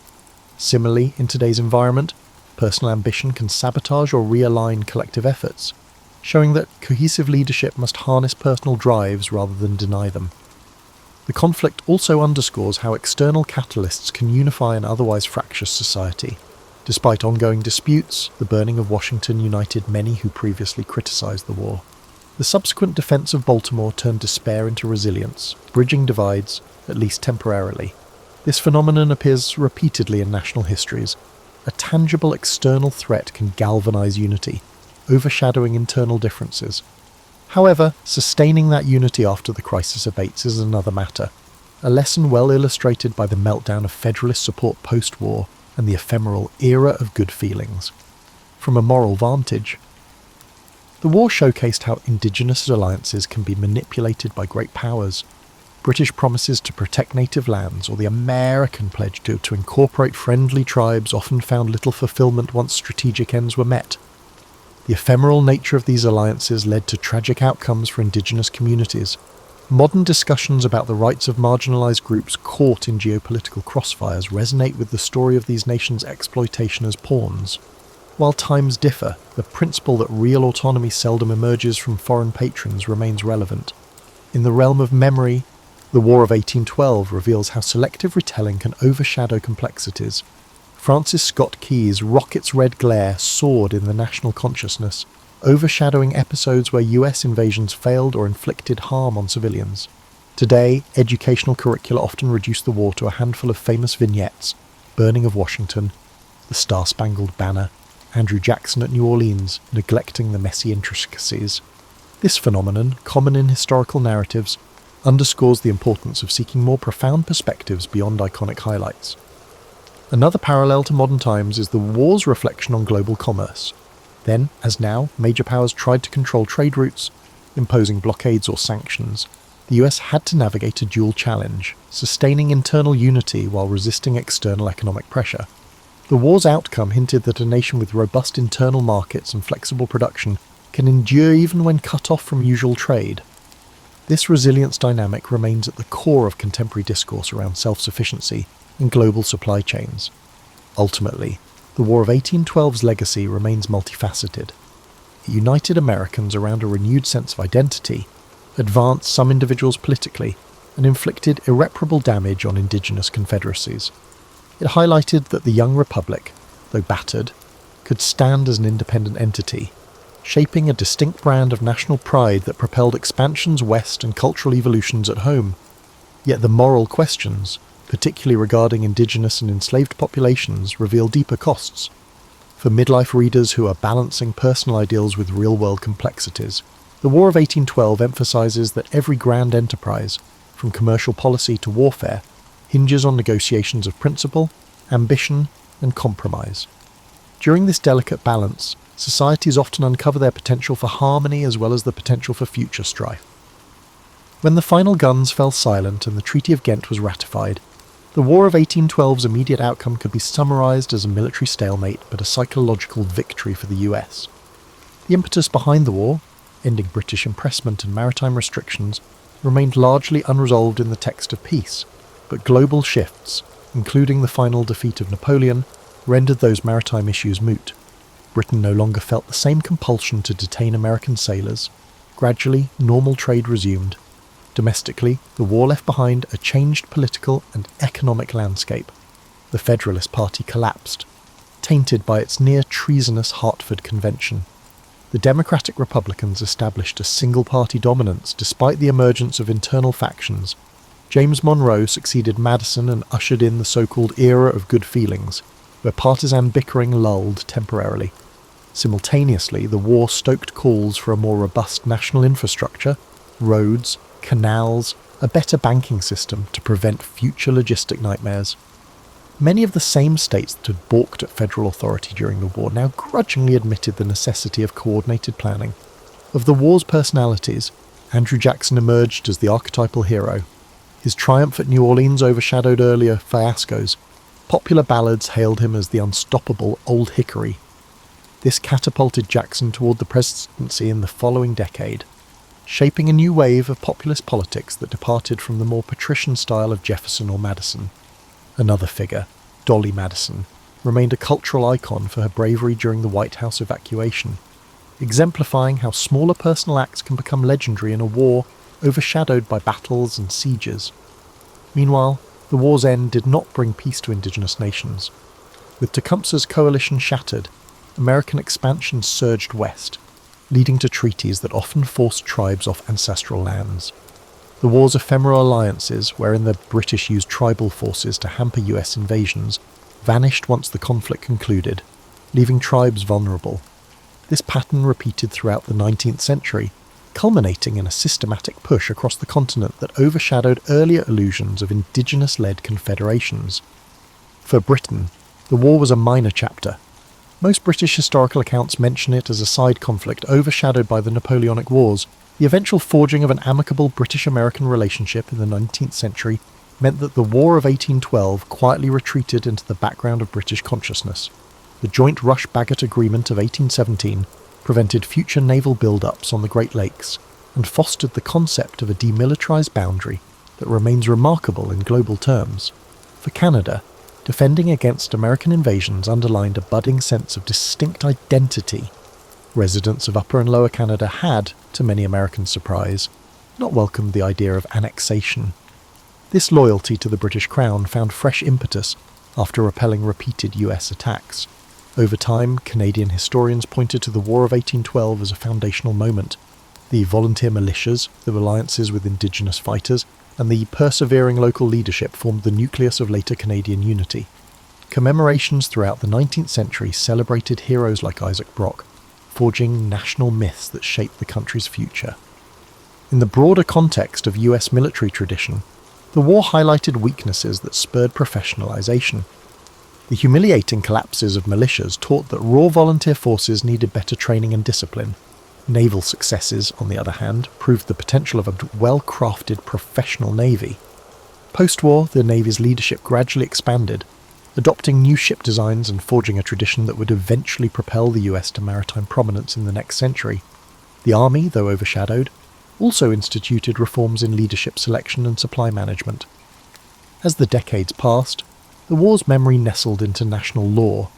The Star-Spangled Banner, originally penned as a poem, eventually became the national anthem by the early 20th century, immortalizing that moment at Fort McHenry. Veterans of the war, overshadowed by the larger generation of Revolutionary War patriots, formed their associations, though their recollections were less frequently lionized. It wasn't until the war's centennial in 1912 that a wave of commemorative events revived interest. Historians passed diaries and official records, unveiling the war's complexities, how it advanced certain domestic industries, spurred expansions, inflamed indigenous dispossession, and permanently altered the shape of Canadian identity. For Canada, it reinforced a distinctive path under the Crown. For Britain, it ended an irksome sideshow that proved Americans wouldn't revert to colonial dependence. And for Indigenous peoples, it signalled the lethal truth of an expanding American republic. The war's finale, overshadowed by the surreal timing of news, delivered no single glorious victor, but shaped the next century's cross-border realities in ways subtle yet enduring.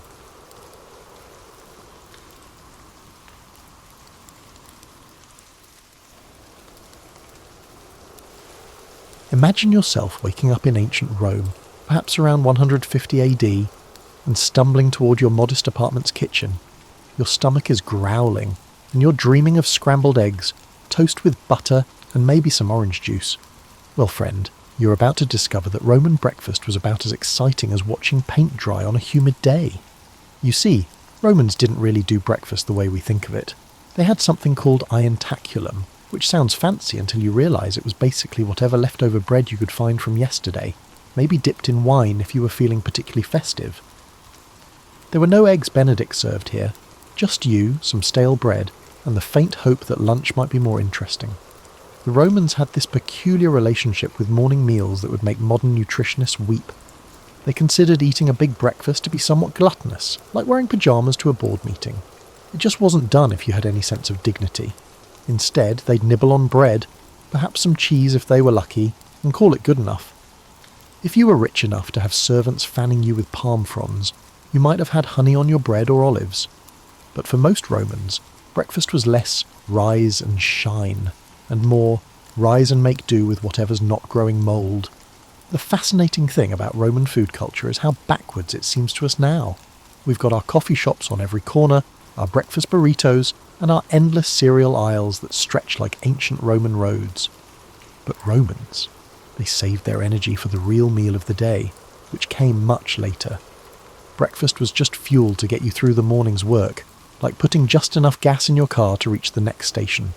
You'd wash down your meagre breakfast with water, maybe some diluted wine if you were feeling fancy or if the water looked particularly suspicious that day. Roman water systems were impressive, sure, but you still had to be careful. A little wine in your morning drink wasn't about getting tipsy. It was about not getting sick from whatever might be swimming around in your cup. The bread itself would have been darker and coarser than what we're used to today. Think of it as the ancient equivalent of whole grain, except it wasn't a health choice. It was just what happened when you ground wheat with primitive tools. Sometimes you'd find intriguing surprises in your bread, like bits of stone from the grinding process.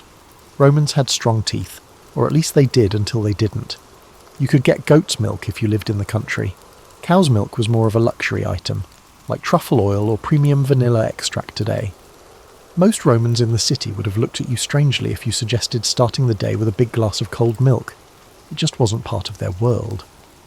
The relationship between the morning meal and social class was intricate and multifaceted.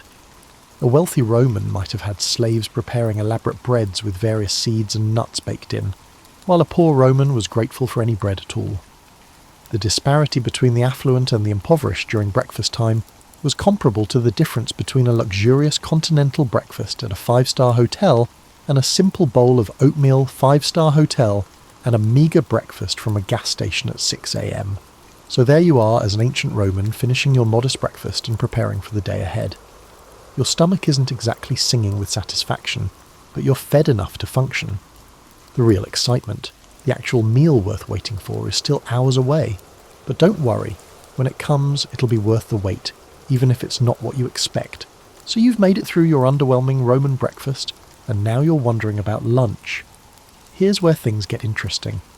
Romans had this meal called prandium, which was sort of like lunch, except it wasn't really lunch the way we understand it. It resembled a snack with a sense of grandeur. Think of prandium as the middle child of Roman meals, overlooked, underappreciated, and often forgotten entirely. Most Romans would grab something quick and light around midday, assuming they remembered to eat at all.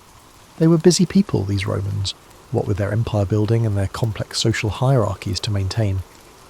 If you were a working-class Roman, your lunch might have been a chunk of bread with some cheese, maybe an apple if you were lucky enough to find one that hadn't been claimed by someone higher up the social ladder.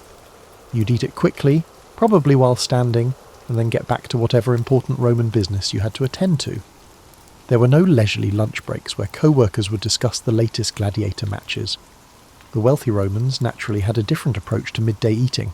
They might have had cold meats, some fruit, and perhaps a bit of wine that was actually good instead of the stuff that could strip paint.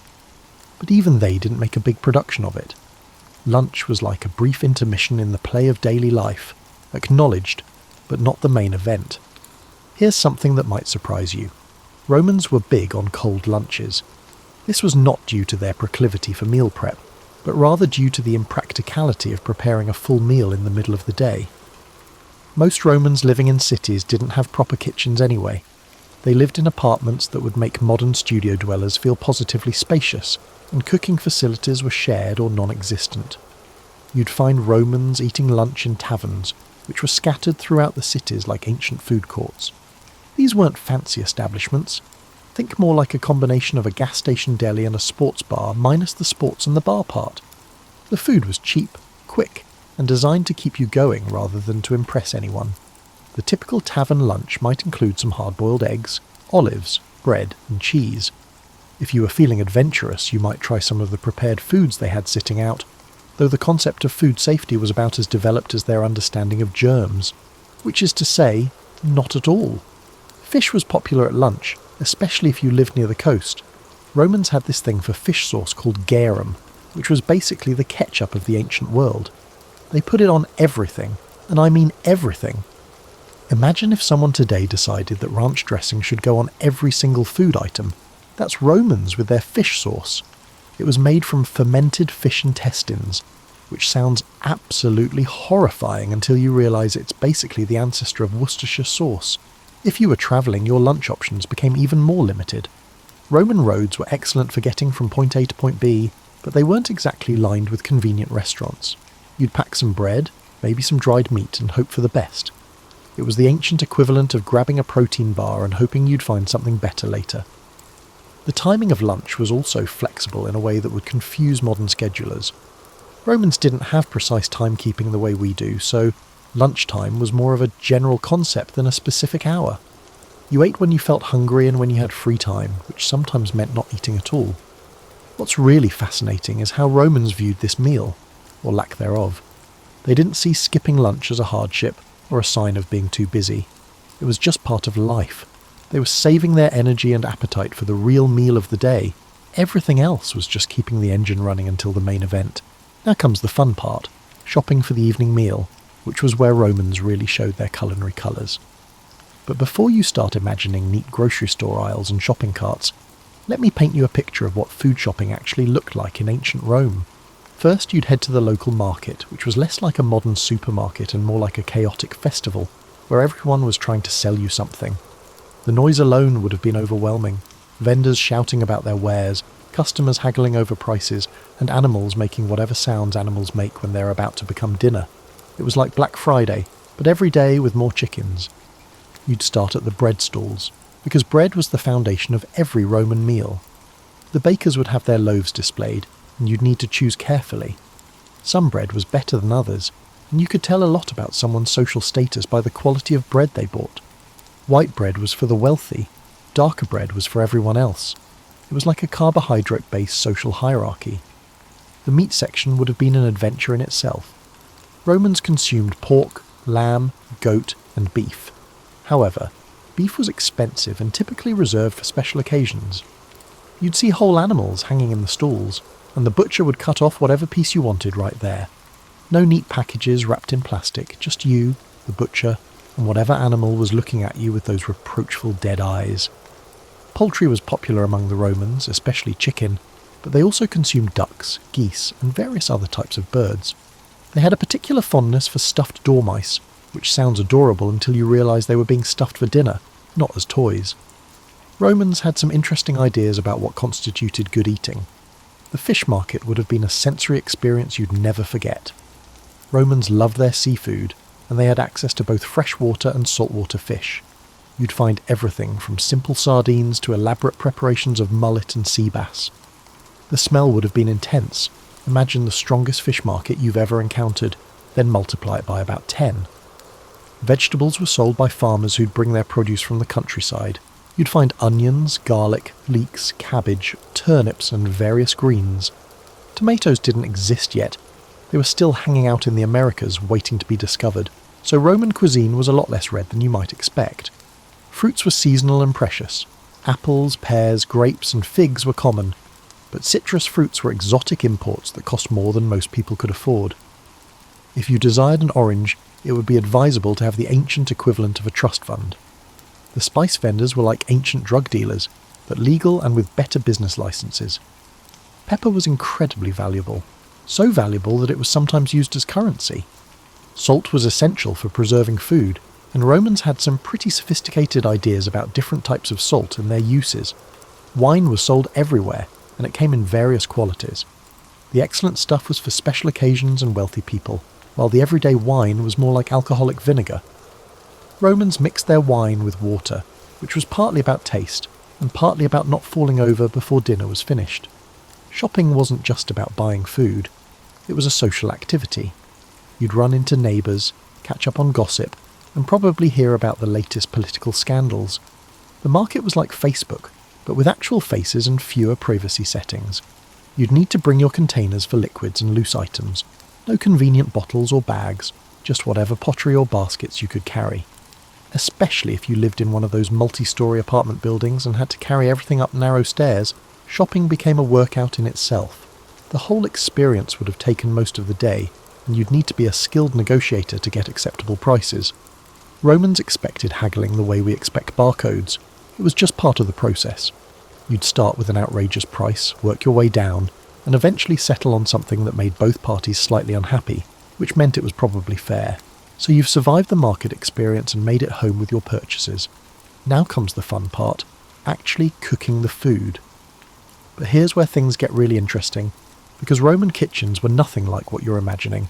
If you lived in a typical Roman apartment, your kitchen might have been a small brazier, basically a metal bowl with some charcoal in it. That's it. There were no counters, cabinets, or refrigerators humming in the corner.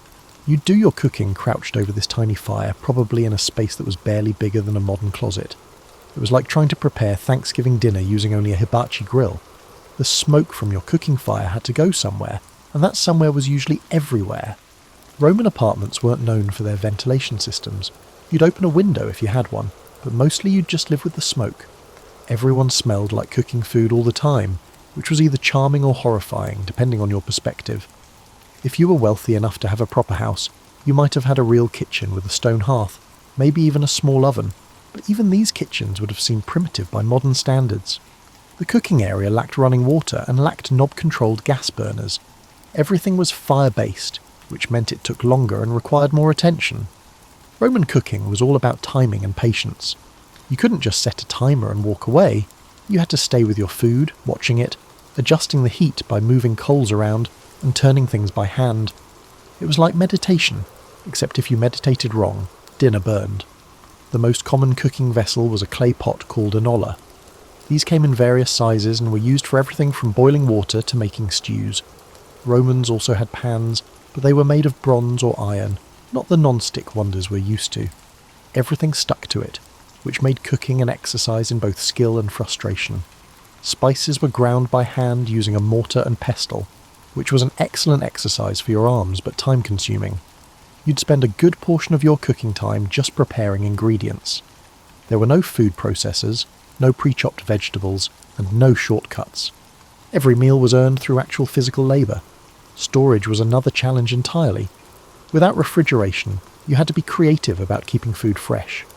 Romans used various preservation techniques: salting, smoking, drying, and fermentation. They had underground storage areas called celli for wine and other perishables, but these were mainly for the wealthy. For most Romans, you bought what you needed for that day's meal and not much more. Leftovers were problematic without proper storage, so you learned to prepare just enough food for your family. This meant shopping more frequently, but it also meant your food was always fresh. Water for cooking had to be carried from public fountains or wells. There was no turning on a tap. You'd fill your water jars and carry them home, then use that water sparingly. This approach made cooking more deliberate and less wasteful than modern cooking tends to be. The Romans had some clever cooking techniques that worked around their limitations. They'd use honey as a preservative, wine as a cooking liquid, and various herbs to mask the taste of food that was starting to turn. They became masters of one-pot cooking out of necessity, creating complex flavours in simple vessels. Baking was usually done communally. Most people didn't have ovens, so they'd prepare their bread dough at home and then take it to a communal bakery to be baked. This practice created a social aspect to bread making that we've completely lost in modern times. The timing of food preparation was crucial, because Romans ate their main meal in the late afternoon or early evening. You'd need to start cooking hours before you planned to eat, especially if you were preparing anything complex. There was no ordering takeout if you ran out of time. You ate what you managed to prepare, or you didn't eat much at all. Despite all these challenges, Romans managed to create some truly sophisticated dishes. They were creative, resourceful, and surprisingly innovative in their approach to cooking. They had to be. Their survival depended on it. Finally, we reached the cena, the main meal of the day and the one Romans actually cared about. This meal was where they put their effort, their money, and their social energy. If breakfast was a handshake and lunch was a brief nod, dinner was a full embrace. The timing of dinner would seem strange to us. Romans typically ate their main meal in the late afternoon or early evening, when the day's work was done and there was still enough light to see what you were eating. This wasn't about candlelit romance, it was about practicality. Lamp oil was expensive and you wanted to enjoy your food while you could actually see it. For ordinary Romans, dinner was a simple but satisfying affair. You'd gather with your family around a low table sitting on stools or benches. The meal would centre around bread, which was eaten with everything and used as a utensil. You'd tear off pieces and use them to scoop up other foods, like an ancient version of a dinner roll that actually worked for something. The main dish was often a porridge or stew called pulse, which was made from various grains and whatever vegetables, meat or fish you could afford. It sounds boring, but Romans had perfected the art of making porridge fascinating. They'd add herbs, spices, bits of meat, vegetables, and that ubiquitous fish sauce. It was like the ancient equivalent of a delicious risotto, if risotto were made from whatever you happened to have on hand. If you could afford meat, it was usually pork, lamb, or goat. Chicken was also popular, and Romans had some intriguing ways of preparing it. They'd stuff it with various mixtures, roast it with herbs, or cook it in wine sauces that would make modern chefs jealous. The key was maximising flavour with few ingredients. Vegetables played a sporting role, but an important one. Romans ate a lot of cabbage, onions, leeks, and various greens. They prepared vegetables in ways that would surprise modern cooks, often cooking them for much longer than we do today, creating soft, flavourful dishes that were easy to digest. The wealthy Romans naturally had a completely different dinner experience. Their meals were elaborate affairs that could last for hours and include multiple courses.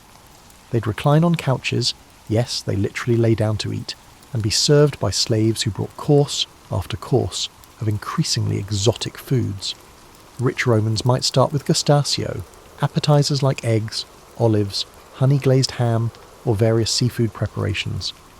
Then came the main courses, which could include roasted peacock, stuffed wild boar, or elaborate fish dishes. They'd finish with sweet things like honey cakes or fruit. The really wealthy would serve foods that were expensive not because they tasted excellent, but because they were rare or difficult to obtain. Flamingo tongues, for example, were a delicacy not because they were delicious, but because they were exotic and expensive. It was like serving gold-flaked ice cream today, more about showing off than actual flavour. Wine was an essential part of dinner for everyone who could afford it. The Romans developed sophisticated ideas about wine, creating different types for various occasions. They'd mix their wine with water and sometimes with honey or spices. The quality of wine you served said a lot about your social status and your hospitality. The social aspect of dinner was just as important as the food. This was when families came together, when friends visited, and when business was discussed. Dinner was the social media of ancient Rome. It's where news was shared, relationships were built, and social hierarchies were reinforced. Romans had specific etiquette around dinner that would seem strange to us. They ate with their fingers, but there were rules about which ones to use and how to use them gracefully. They'd wash their hands frequently throughout the meal, and servants would bring water and towels between courses. The conversation at dinner was supposed to be pleasant and educational. Romans valued wit and intelligence at the dinner table, and a good host would guide the conversation to interesting topics. Politics, philosophy, literature, anything that would stimulate the mind while the body was being nourished. After the main courses, the sweet finale arrived, but Roman desserts were quite different from what you might expect. They didn't have sugar in the way we know it. That was still centuries away from being common in Europe. Instead, Romans relied on honey, fruit, and various inventive combinations to satiate their sweet cravings. Honey was the star of Roman desserts. They used it in everything, drizzled over fresh fruit, mixed into cakes, and combined with nuts to make early versions of nougat. Roman beekeepers were skilled craftsmen, and different types of honey were prized for their unique flavours. Thyme honey was particularly valued, and Romans would pay premium prices for honey from specific regions. Roman cakes were dense, sweet affairs that bore little resemblance to modern birthday cakes. They were made with flour, eggs, honey, and various nuts or dried fruits. One popular dessert was libum, a cheesecake-like creation that was often used in religious ceremonies as well as eaten for pleasure. It was heavy, rich, and probably would have left you feeling pleasantly stuffed. Fruit was often the simplest and most satisfying end to a meal. Romans had access to apples, pears, grapes, figs, and various berries. They'd sometimes cook fruit with honey and wine to create compotes, or they'd dry fruit to preserve it for later use. Fresh fruit was seasonal and precious, making it feel special when it appeared on the table. But here's where Roman cuisine gets really interesting. They ate some things that would make modern diners run screaming from the table. Remember those stuffed dormices I mentioned earlier? Romans considered them a delicacy. They'd fatten up dormice in special jars, then stuff them with pork, pine nuts, and various seasonings before roasting them. It was like ancient Roman tapas, except with more adorable woodland creatures. Romans also had a thing for organ meats that would challenge even the most adventurous modern foodie. They ate brains, kidneys, liver, and various other parts of animals that we typically avoid. These weren't poverty foods. They were often considered delicacies. Roman cooks had developed sophisticated ways of preparing these organs, often disguising their texture and enhancing their flavours with herbs and spices. Sea urchins were another Roman favourite that might surprise you. They'd eat them raw like ancient sushi, or cook them in various preparations. Romans living near the coast had access to all sorts of seafood that was both familiar and exotic. They'd eat everything from simple sardines to elaborate preparations of eels and rays. The famous Roman fish sauce garum deserves special mention because it was a ubiquitous ingredient in Roman cuisine. Garum, a sauce made from fermented fish intestines, was considered the umami bomb of the ancient world. Romans put it on everything: meats, vegetables, and even desserts sometimes. It was salty, pungent, and absolutely essential to Roman cooking. The best garum was made from tuna intestines and was expensive enough to be a luxury item. Romans also ate various birds that we don't typically consider food today. Peacocks, swans, and even ostriches appeared on wealthy Roman tables. These were often prepared as much for spectacle as for taste. Imagine a roasted peacock with its feathers replaced for presentation. It was the epitome of elaborate dinner theatre. One particularly strange Roman delicacy was mulsum, a drink made from wine and honey that was often served at the beginning of meals. But the Romans also made a version with added spices that were supposed to aid digestion. It was like ancient Pepto-Bismol, except it was alcoholic, and probably didn't help with digestion at all. The Romans had a peculiar relationship with eggs that went beyond simple breakfast fare. They'd eat eggs from various birds: chickens, ducks, geese, and even ostriches. Ostrich eggs were enormous, and were often prepared as shared dishes for special occasions. Imagine cracking open an egg that could feed a family of 6. What's fascinating is how Romans combined flavours in ways that would seem strange to us today. They'd mix sweet and savoury regularly, adding honey to meat dishes and using fruit in preparations we'd consider purely savoury. They'd cook fish with fruit, add honey to vegetables, and create complex flavour profiles that challenge the palate. The end of a Roman dinner wasn't just about food, it was about extending the social experience as long as possible. The meal would gradually wind down with more wine, conversation, and sometimes entertainment. It was the ancient equivalent of lingering over coffee and dessert, except with more reclining and fewer espresso machines. As your Roman dinner finally winds down and you lean back full and satisfied, it's worth thinking about how this ancient way of eating has shaped our modern world. The Romans weren't just eating, they were creating patterns and preferences that would influence European cuisine for centuries to come. Many of the herbs and spices Romans used are still essential in Mediterranean cooking today. Oregano, thyme, rosemary, and sage were Roman favourites that modern Italian cooks still rely on. The Romans basically created the foundation for what we now call Mediterranean cuisine, even though they didn't have access to tomatoes, potatoes, or many of the other ingredients we associate with Italian food today. The Roman approach to wine was revolutionary and set standards that winemakers still follow. They developed ideas about aging, about pairing wine with food, and about the social importance of wine that persists today. Every time you choose a wine to go with dinner, you're participating in a tradition that Romans helped establish. Roman attitudes toward communal eating also shaped European culture in ways we still see today. The idea that dinner should be a social event, that meals should bring people together, and that food is about more than just nutrition. These are all concepts that Romans championed. They understood that eating together was about building relationships and strengthening communities. The Roman class system around food also established patterns that took centuries to break down. The idea that certain foods were for wealthy people and others were for the poor, that food could be a status symbol, and that elaborate meals were a way to display wealth and power. These concepts persisted long after Rome fell. But perhaps most importantly, Romans showed us that cooking is about creativity and adaptation. They took whatever ingredients they had available and found ways to make them delicious. They didn't have the global ingredient market we do now, but they made do. They were resourceful, inventive, and surprisingly sophisticated in their approach to food.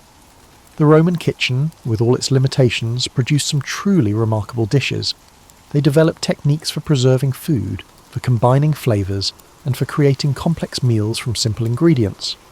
They understood that cooking was both an art and a science, requiring skill, patience, and creativity.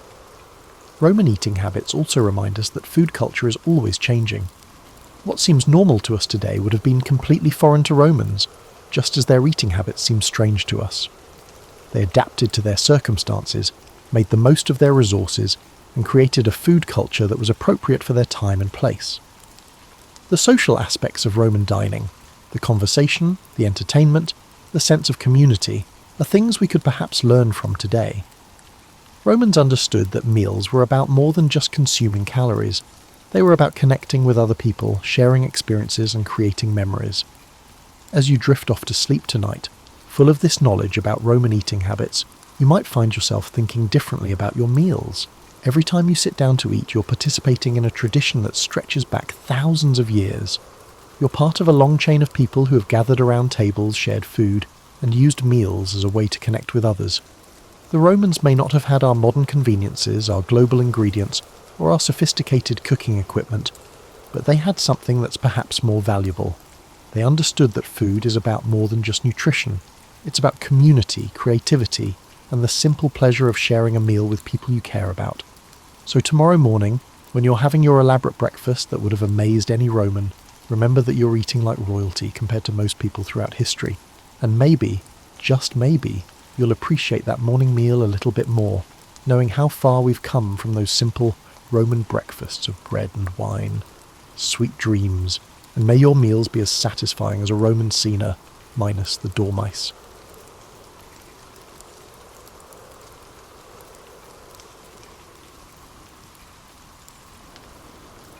In the mid-13th century, Venice was not simply another Mediterranean port. It was the nexus of an economic empire built on salt, ships, and shrewd diplomacy. When Marco Polo entered the world in 1254, he was born into a city undergoing profound transformation. The Venice of Marco's childhood existed in a perpetual state of reinvention, balancing between Byzantine heritage and an increasingly independent identity. The Polo family themselves exemplified this complex position. Niccolo and Maffeo Polo weren't merely merchants, but sophisticated entrepreneurs operating within intricate networks of commerce and politics. The traditional narrative often portrays young Marco as simply a merchant's son awaiting his destiny. The reality proved considerably more nuanced. While his father and uncle embarked on their initial journey to the Mongol Empire in 1260, Marco remained with his mother, Donna Polo. Her influence on the boy's development typically receives minimal attention in historical accounts, yet contemporary Venetian records suggest she belonged to a family with connections to the naval administration. These early exposures likely shaped Marco's later attentiveness to maritime matters, in his accounts of Asian waterways and naval technologies. Marco's education reflected Venice's peculiar position between East and West. Unlike Florence or Bologna with their classical curriculum, Venetian education emphasized practical knowledge, mathematics for commerce, languages for the negotiation, and geography for navigation. Young patricians studied Arabic numerals rather than Roman calculations, a pragmatic choice that outraged traditionalists but prepared Venice's next generation for global trade.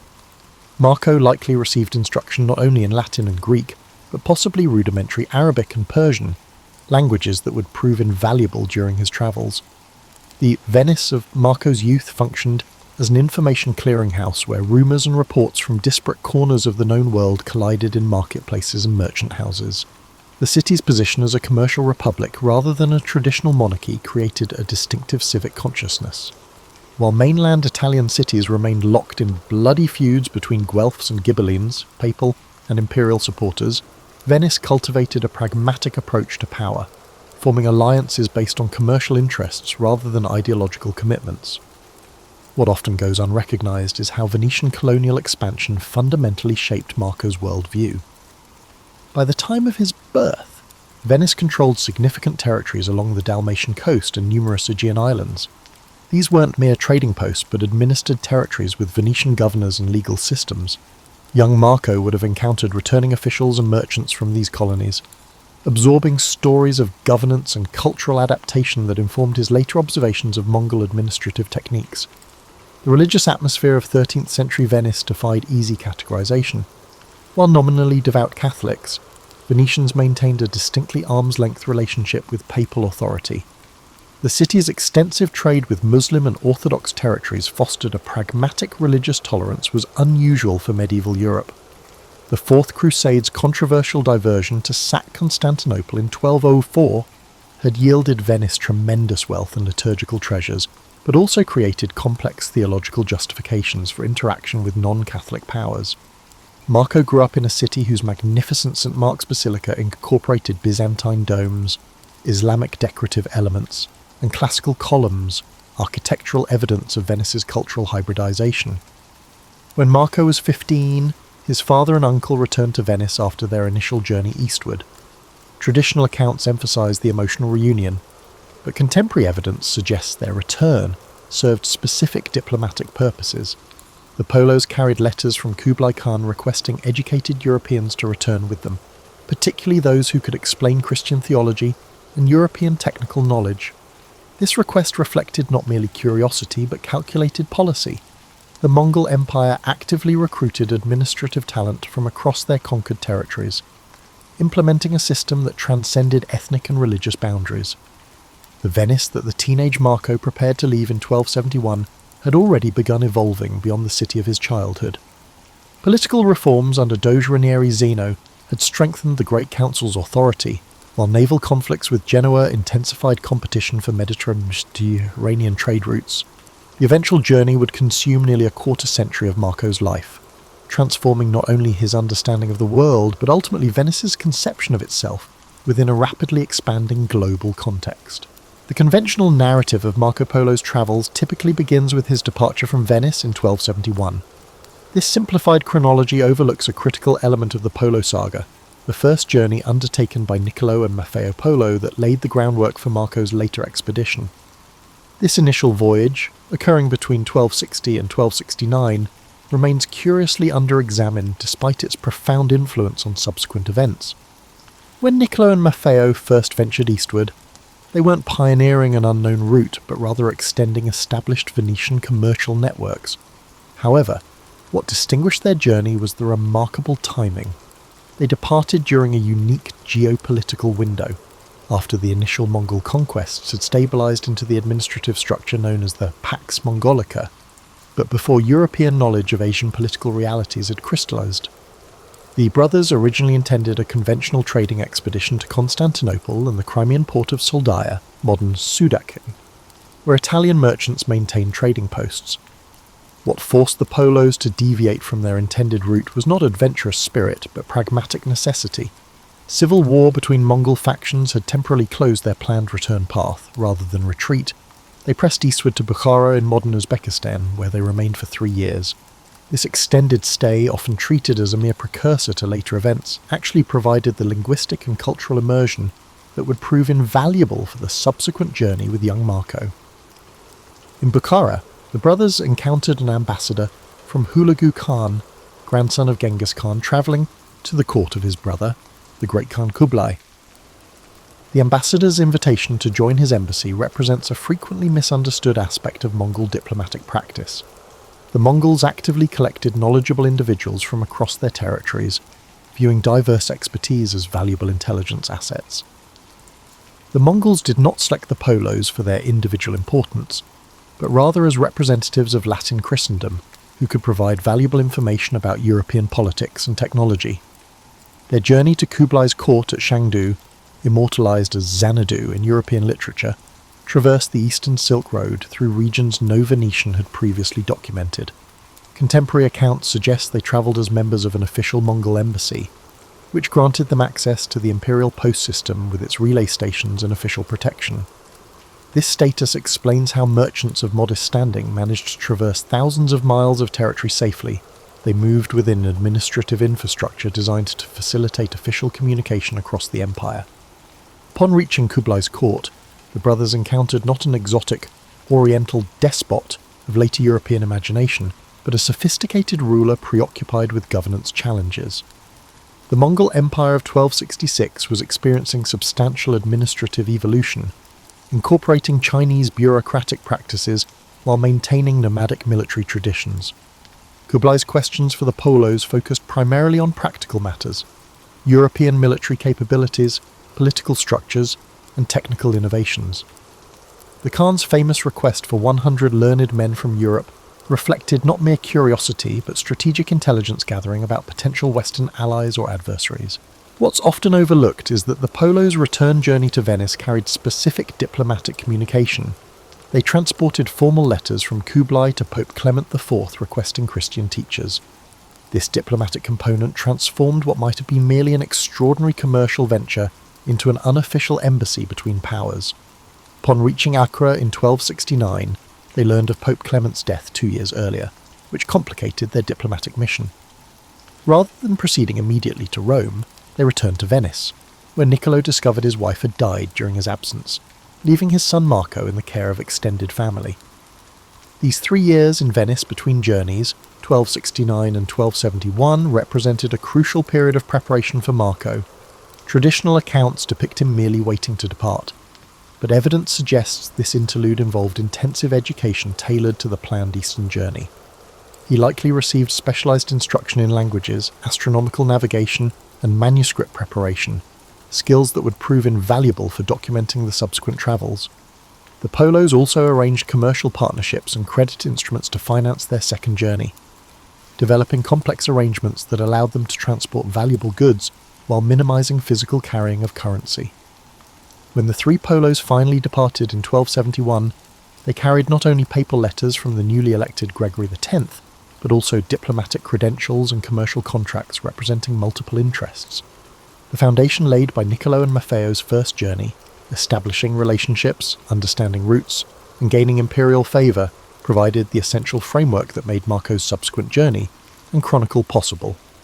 This overlooked first expedition represents not merely a prologue, but the essential foundation for the epic that followed. The departure of the 3 Polos from Venice in 1271 marked the beginning of a journey frequently reduced to a simplistic east-west trajectory in popular accounts. The actual route reveals a far more complex diplomatic and commercial enterprise, shaped by evolving geopolitical circumstances rather than a predetermined path. Their initial progress followed established Mediterranean shipping lanes to Accra in the Crusader Kingdom of Jerusalem, where they obtained supplementary diplomatic credentials from Teobaldo Visconti, soon to become Pope Gregory X. This papal connection has traditionally been emphasised as their primary diplomatic sanction, but Venetian records suggest they simultaneously carried commercial authorisations from the Doge and several prominent trading houses. The Polos operated within multiple overlapping networks of authority, religious, commercial and political, that reflected the fragmented nature of medieval European power structures. After departing Acre, the expedition encountered its first significant deviation from planned routes. Traditional accounts mention briefly that war conditions forced them to turn northward, but the story dramatically understates the historical context. The Mamluk Sultan Baybars was actively campaigning against remaining Crusader territories and Mongol forces in Syria, making direct eastward travel impossible. This Mamluk-Mongol war represented one of the most consequential geopolitical conflicts of the 13th century, effectively establishing boundaries between Islamic and Mongol spheres of influence that would persist for generations. The Polos' adaptive response to this obstacle reveals their sophisticated geographical knowledge. Rather than abandoning their journey, they navigated northward through Armenian Cilicia, modern southern Turkey. where Christian rulers maintained alliances with both Mongols and European powers. This region functioned as a crucial interface between civilizations, maintaining diverse diplomatic connections that provided the Polos with updated intelligence about conditions further east. Their subsequent traversal of the Armenian highlands and northern Mesopotamia brought them through territories only recently incorporated into Mongol administration. The expedition's timing proved fortunate. They travelled during a period when the Ilkhanate under Abaka Khan, ruler from 1265 to 1282, had established relative stability following the destructive initial Mongol conquests. Archaeological evidence from this period shows revitalization of urban centres and trading networks that had suffered catastrophic disruption just decades earlier. At Tabriz in northwestern Iran, the Polos entered one of the Ilkhanate's principal commercial centres. Marco's later accounts of this city's international markets reveal his growing awareness of transcontinental trade patterns. Here he first encountered merchandise from India, Central Asia, and China circulating alongside Russian furs, Byzantine textiles, and European metals. His detailed observations of currency exchange mechanisms and credit instruments used by merchants from diverse backgrounds reflect a sophisticated understanding of commercial operations rather than the wide-eyed wonder often attributed to him in romanticized accounts. The journey's eastern progression through Persia followed not the most direct route, but rather a network of recently secured trade corridors. Near Kerman in southeastern Iran, archaeological evidence from the period shows way stations, caravanserais, being restored and expanded under Mongol patronage after years of neglect. These structures weren't simply convenient accommodations, but represented systematic infrastructure investment that facilitated administrative control and commercial exchange across the empire. The Polos' traversal of the Pamir Mountains, often characterized as a heroic passage through an inhospitable wilderness, actually followed carefully maintained routes regularly travelled by diplomatic missions and merchant caravans. Marco's descriptions of high-altitude terrain and climate demonstrate careful observation, but shouldn't be interpreted as evidence of pioneering exploration.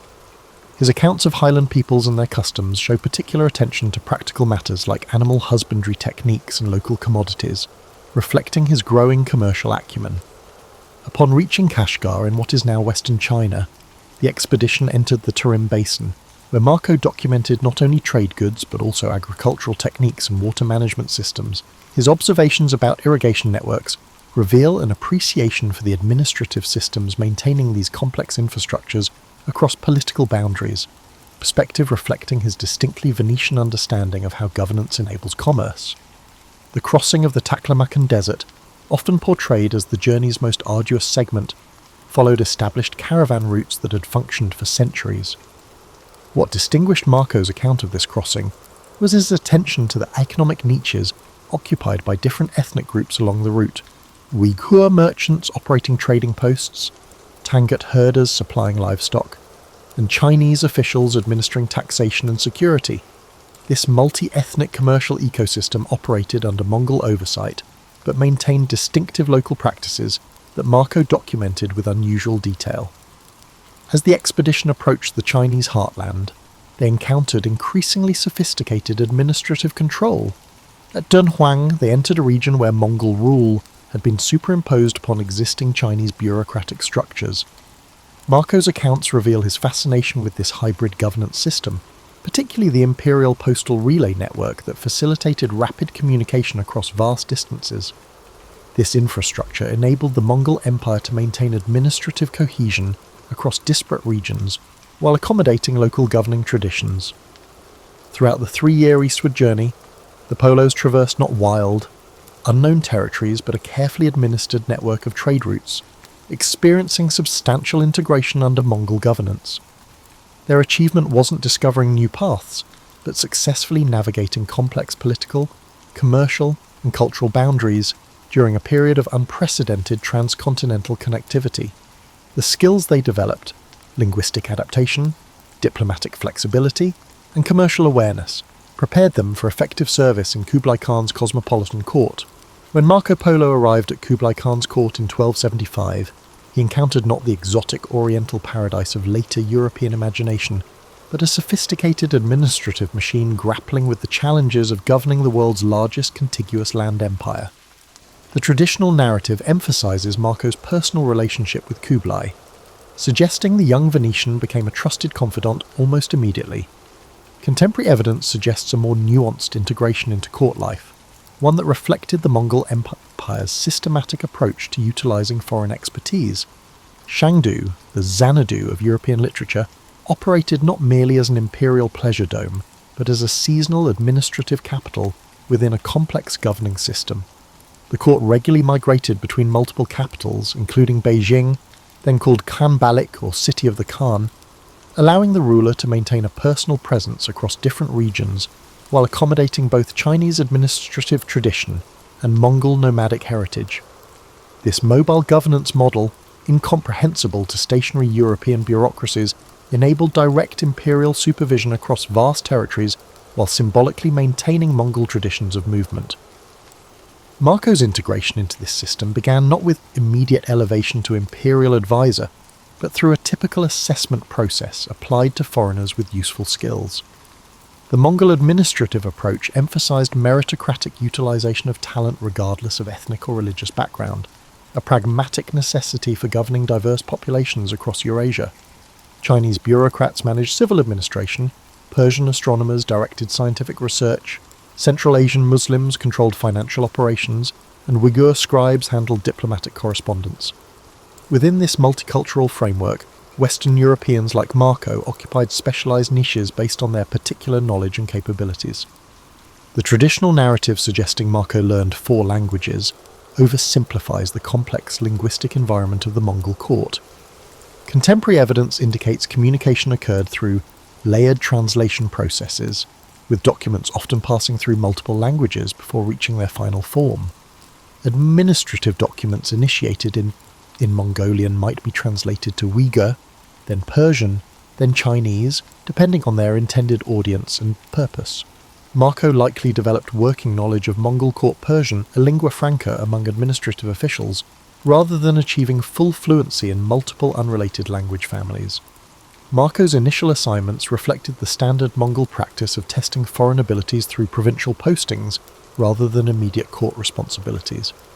His often referenced journeys to Yunnan and other Chinese regions weren't romantic explorations, but administrative assignments, likely tax assessment missions or diplomatic deliveries. These provincial postings served dual purposes, providing practical training while allowing imperial officials to evaluate foreign talent before entrusting them with more sensitive responsibilities. The Mongol taxation system that Marco encountered demonstrated remarkable administrative sophistication. Beyond simple collection, it encompassed censuses, resource surveys, and commercial regulations are administered through a hierarchical bureaucracy. His detailed descriptions of salt monopolies, paper currency controls, and standardized weights and measures reflect not mere curiosity, but direct involvement with these revenue systems. Archaeological evidence confirms Marco's accounts of tax receipts produced on mulberry paper with standardized seals, documents allowing goods to move through commercial networks without repeated taxation. When Marco Polo arrived at Kublai Khan's court in 1275, he encountered not the exotic oriental paradise of later European imagination, but a sophisticated administrative machine grappling with the challenges of governing the world's largest contiguous land empire. The traditional narrative emphasizes Marco's personal relationship with Kublai, suggesting the young Venetian became a trusted confidant almost immediately. Contemporary evidence suggests a more nuanced integration into court life, one that reflected the Mongol Empire's systematic approach to utilizing foreign expertise. Shangdu, the Xanadu of European literature, operated not merely as an imperial pleasure dome, but as a seasonal administrative capital within a complex governing system. The court regularly migrated between multiple capitals, including Beijing, then called Khanbalik or City of the Khan, allowing the ruler to maintain a personal presence across different regions while accommodating both Chinese administrative tradition and Mongol nomadic heritage. This mobile governance model, incomprehensible to stationary European bureaucracies, enabled direct imperial supervision across vast territories while symbolically maintaining Mongol traditions of movement. Marco's integration into this system began not with immediate elevation to imperial advisor, but through a typical assessment process applied to foreigners with useful skills. The Mongol administrative approach emphasized meritocratic utilization of talent regardless of ethnic or religious background, a pragmatic necessity for governing diverse populations across Eurasia. Chinese bureaucrats managed civil administration, Persian astronomers directed scientific research, Central Asian Muslims controlled financial operations, and Uyghur scribes handled diplomatic correspondence. Within this multicultural framework, Western Europeans like Marco occupied specialized niches based on their particular knowledge and capabilities. The traditional narrative suggesting Marco learned 4 languages oversimplifies the complex linguistic environment of the Mongol court. Contemporary evidence indicates communication occurred through layered translation processes, with documents often passing through multiple languages before reaching their final form. Administrative documents initiated in Mongolian might be translated to Uyghur, then Persian, then Chinese, depending on their intended audience and purpose. Marco likely developed working knowledge of Mongol court Persian, a lingua franca among administrative officials, rather than achieving full fluency in multiple unrelated language families. Marco's initial assignments reflected the standard Mongol practice of testing foreign abilities through provincial postings rather than immediate court responsibilities. His often referenced journeys to Yunnan and other Chinese regions weren't romantic explorations, but administrative assignments, likely tax assessment missions or diplomatic deliveries. These provincial postings served dual purposes, providing practical training while allowing imperial officials to evaluate foreign talent before entrusting them with more sensitive responsibilities. The Mongol taxation system that Marco encountered demonstrated remarkable administrative sophistication. Beyond simple collection, it encompassed censuses, resource surveys, and commercial regulations are administered through a hierarchical bureaucracy. His detailed descriptions of salt monopolies, paper currency controls, and standardized weights and measures reflect not mere curiosity, but direct involvement with these revenue systems. Archaeological evidence confirms Marco's accounts of tax receipts produced on mulberry paper with standardized seals, documents allowing goods to move through commercial networks without repeated taxation. The popular imagination typically places Marco Polo on camels traversing endless deserts, yet some of his most significant observations concerned maritime networks that connected East Asian economies. This nautical dimension of his account offers crucial insights into 13th century globalization rarely highlighted in conventional narratives. After approximately 1284, Marco's responsibilities increasingly involved maritime administration, likely overseeing commercial shipping regulations and customs collection in coastal regions. This shift from inland to maritime duties coincided with Kublai Khan's growing interest in naval power projection and maritime commerce following failed invasion attempts against Japan. Marco's Venetian background made him particularly valuable for maritime assignments. Despite their geographic distance, both Venice and Songyuan China had developed sophisticated naval architectures, navigational techniques, and maritime commercial systems. Marco's descriptions of Chinese shipbuilding technology reveal more than superficial impressions. His detailed accounts of hull construction techniques, particularly the multiple watertight bulkhead compartments that prevented sinking from localized damage, demonstrate technical understanding rather than mere wonderment. Archaeological evidence from shipwrecks confirms these construction methods, which remained unknown in European shipbuilding until centuries later. Similarly, his observations about rudder design and sail configuration indicate professional assessment rather than casual observation. Rather than being isolated ports, the maritime infrastructure Marco recorded across Southeast Asia represented interconnected commercial networks. His descriptions of Quanzhou, which he called Zaytun, emphasized not just its impressive harbour facilities but also the administrative systems coordinating vessel arrivals, cargo inspections, and customs assessment. These descriptions reveal an understanding of port operations informed by his Venetian background, where similar, though less extensive systems managed Mediterranean shipping. The spice trade routes Marco documented through the Strait of Malacca and into the Indian Ocean represented the world's most valuable commercial networks, ones that European powers would later compete violently to control. His accounts of these trading patterns provided among the first detailed European documentation of these systems, identifying key transshipment points and commercial centres. However, Marco observed these networks not as an outsider, but as a participant operating within established commercial patterns, dominated by Chinese, Arab, and Indian merchants. Marco's descriptions of naval warfare techniques, particularly incendiary weapons, boarding tactics, and formation movements reflected professional military assessment rather than civilian observation. His accounts of naval engagements during Kublai's campaigns against southern Chinese resistance forces and Southeast Asian kingdoms provide valuable information about operational practices otherwise poorly documented in surviving records. These observations suggest Marco may have participated in naval operations beyond purely administrative roles, possibly serving in technical advisory capacities. The navigational technologies Marco encountered in East Asian waters demonstrated a sophisticated application of astronomical knowledge to maritime movement. His descriptions of Chinese compass use extended beyond the basic magnetic principles known in Europe to include standardized compass cards with directional calibrations and techniques for compensating for magnetic deviation. Similarly, his accounts of celestial navigation using the pole star and other astronomical markers reflect practical understanding of techniques developed through generations of transoceanic voyaging. The commercial vessels Marco documented ranged from massive treasure ships to specialized regional craft adapted to particular waterways. His descriptions of multi-decked ocean-going vessels carrying hundreds of merchants and thousands of tons of cargo accurately portrayed the world's most advanced commercial shipping at that time. Archaeological discoveries of period shipwrecks confirm his accounts of vessel sizes and construction techniques that wouldn't be matched in Europe until the Age of Exploration centuries later. What often goes unexamined is Marco's documentation of hybrid governance systems managing maritime trade. Unlike European models where territorial rulers claimed coastal waters, the maritime spaces Marco described operated under complex overlapping authorities.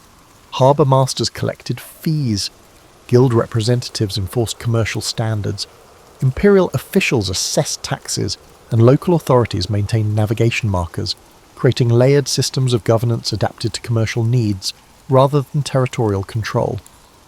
This administrative complexity reflected a sophisticated understanding that maritime spaces required specialized governance distinct from land-based models.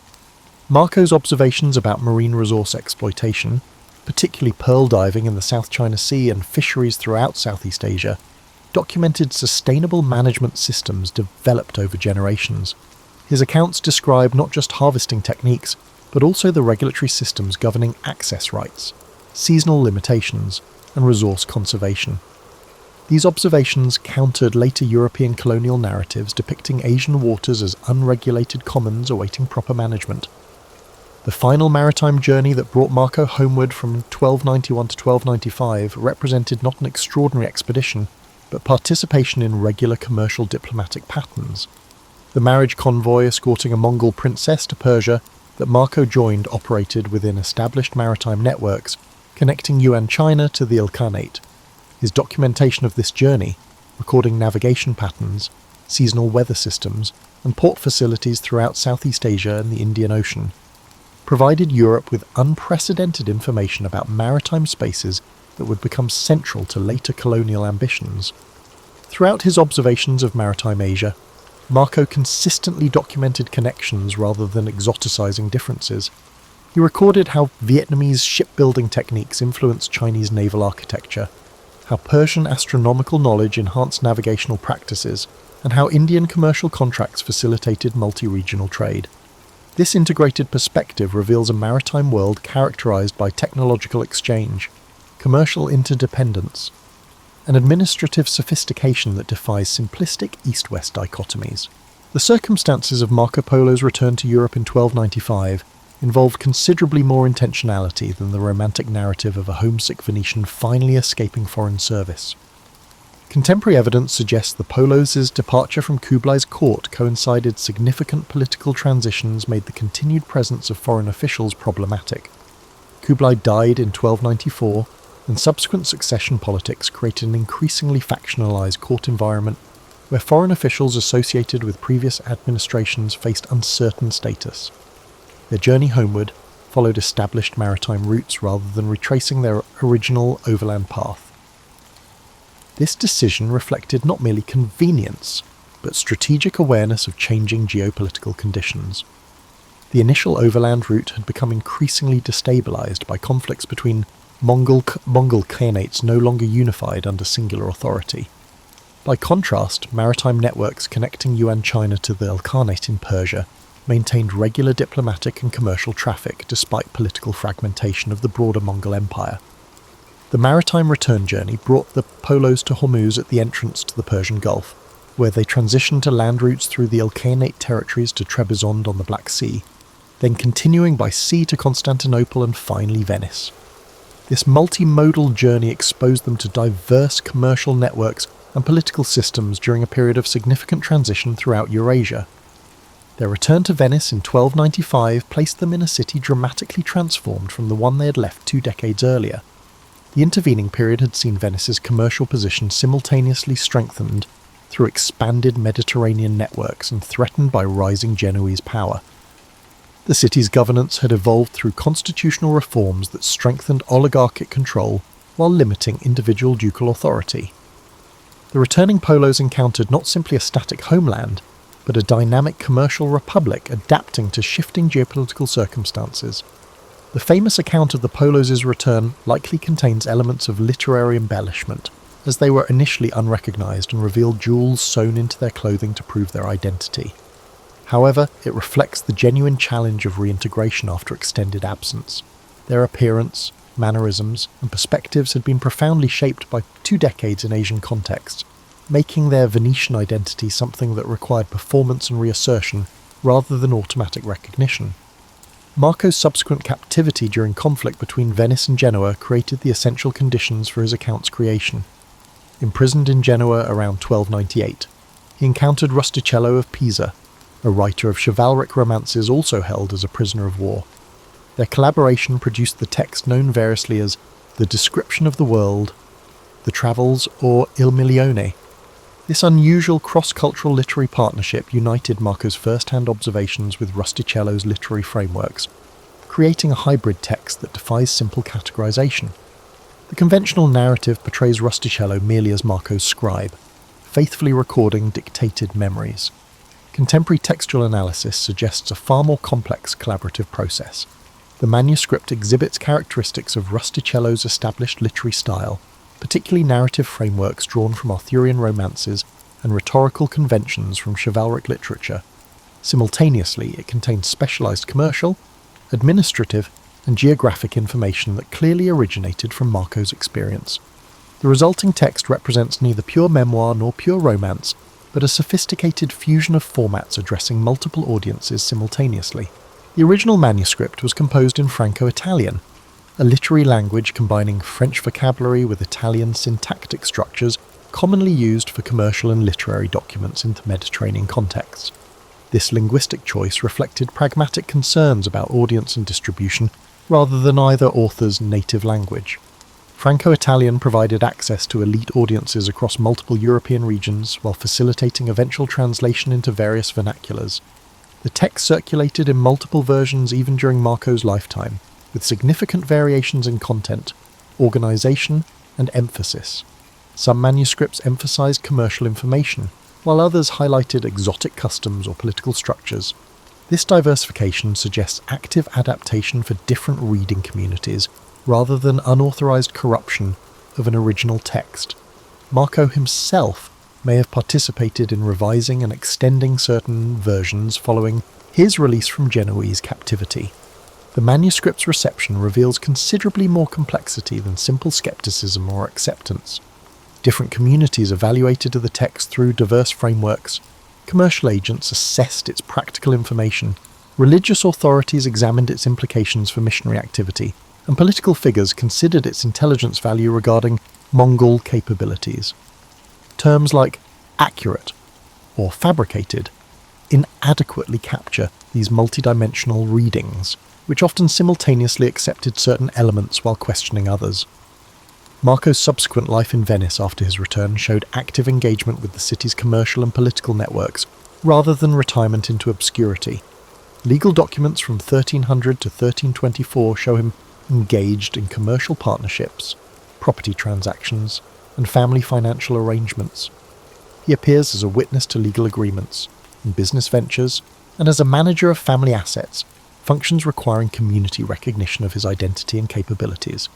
His will, dictated on January 1324, shortly before his death, revealed a substantial estate with diverse assets, including cash, jewellery, and commercial partnerships distributed among family members, religious institutions, and freed servants. These provisions reflect successful reintegration into Venetian economic networks rather than marginalised existence. Particularly notable were provisions for his daughter Mareta to maintain control of her inheritance independent of her husband's authority, an unusual arrangement suggesting familiarity with more expansive female property rights observed in certain Asian contexts. Throughout his later life, Marco maintained connections with travellers and merchants engaged in Asian trade, providing consultation and information based on his experiences. This ongoing engagement with transcontinental networks suggests he viewed his Asian experience not as a closed episode but as a continuing resource. Rather than simply narrating past adventures, he actively applied his knowledge to contemporary commercial and political questions, helping shape Venetian engagement with evolving trans-Eurasian networks during a period of significant reconfiguration following Mongol imperial fragmentation. The posthumous influence of Marco Polo's account extends far beyond the simplistic inspiration for European exploration. Its reception and utilization followed multiple distinct trajectories that reveal the complex interplay between knowledge, transmission, and cultural adaptation across diverse societies. In the immediate aftermath of the account's creation, its primary audiences were not visionary explorers but practical commercial agents seeking actionable intelligence about distant markets. Venetian and Genoese merchant houses consulted the text not for exotic curiosities but for specific information about commodity sources, exchange rates, taxation systems, and seasonal trading patterns. Annotations in surviving manuscripts from commercial archives highlight passages concerning customs duties, commercial regulations, and market conditions rather than sensational cultural observations. This pragmatic utilization underscores how the text functioned within existing commercial networks rather than inspiring entirely new directions. Manuscript's religious reception followed similarly practical trajectories. Franciscan and Dominican missionaries preparing for Asian journeys studied Marco's observations about Buddhist, Confucian, and various Central Asian religious practices. However, they approached this information not merely as curiosities but as intelligence for developing conversion strategies. The detailed information about religious hierarchies, ritual practices, and institutional structures provided tactical guidance for missionary activities that expanded significantly during the 14th century. This religious utilization extended beyond Christianity. Surviving commentaries suggest Jewish merchants similarly consulted the text for information about co-religionists in Asian communities. The transformation of Marco's account from practical document to literary phenomenon occurred gradually through multiple adaptations.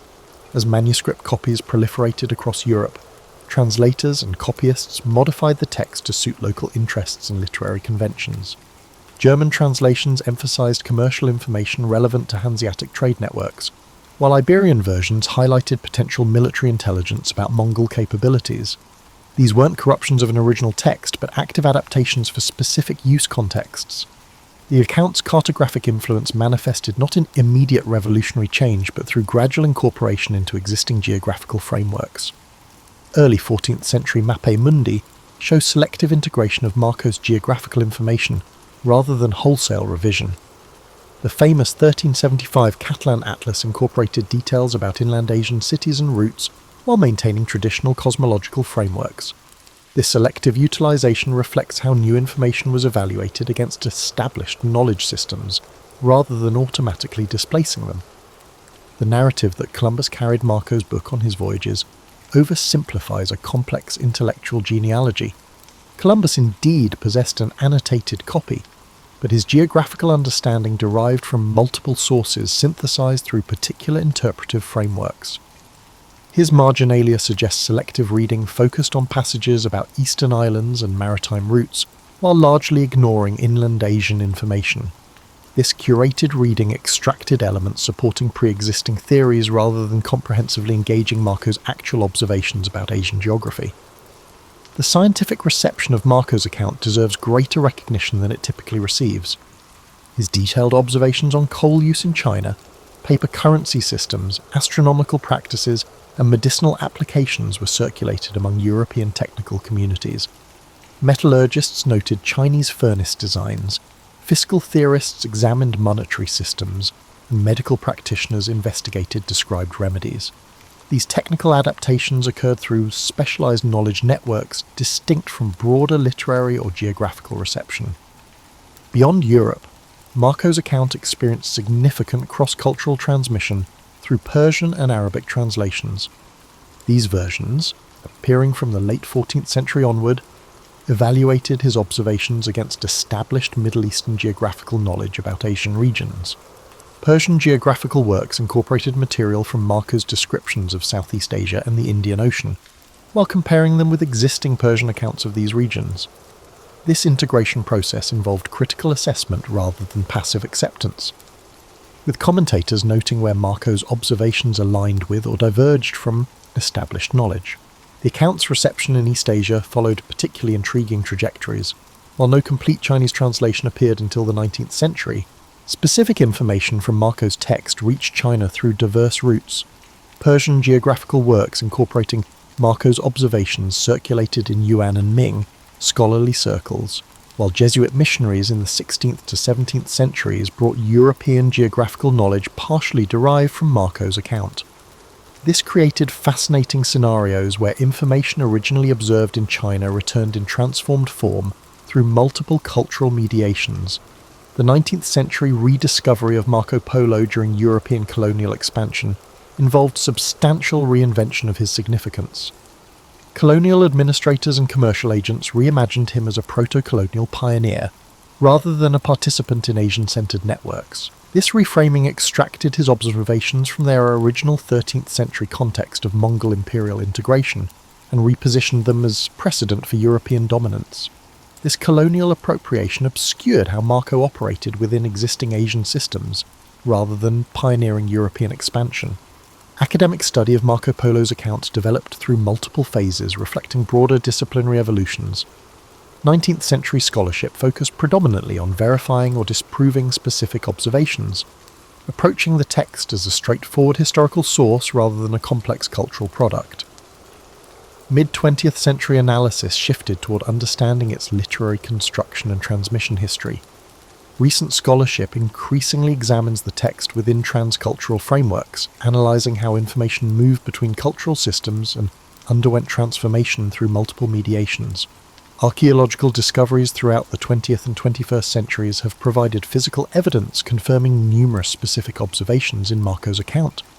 Excavations of Yuan period cities have verified architectural details, recovered examples of paper money matching his descriptions, and uncovered administrative documents reflecting systems he documented. These material confirmations do not turn the text into mere factual reporting. Instead, they show how it blends precise observation with literary structures to present this information to European audiences. The enduring value of Marco Polo's account lies not in pioneering discovery or initiating European expansion, but in documenting a critical moment of Eurasian connectivity. His observations captured complex commercial, cultural, and administrative systems during a period of unprecedented integration under Mongol imperial frameworks. The continuing relevance of his account derives from this documentation of interconnection rather than exploration, providing insight into how diverse societies engaged in exchange networks that transcended cultural boundaries while remaining embedded in local contexts. He was truly one of the greatest to ever do it.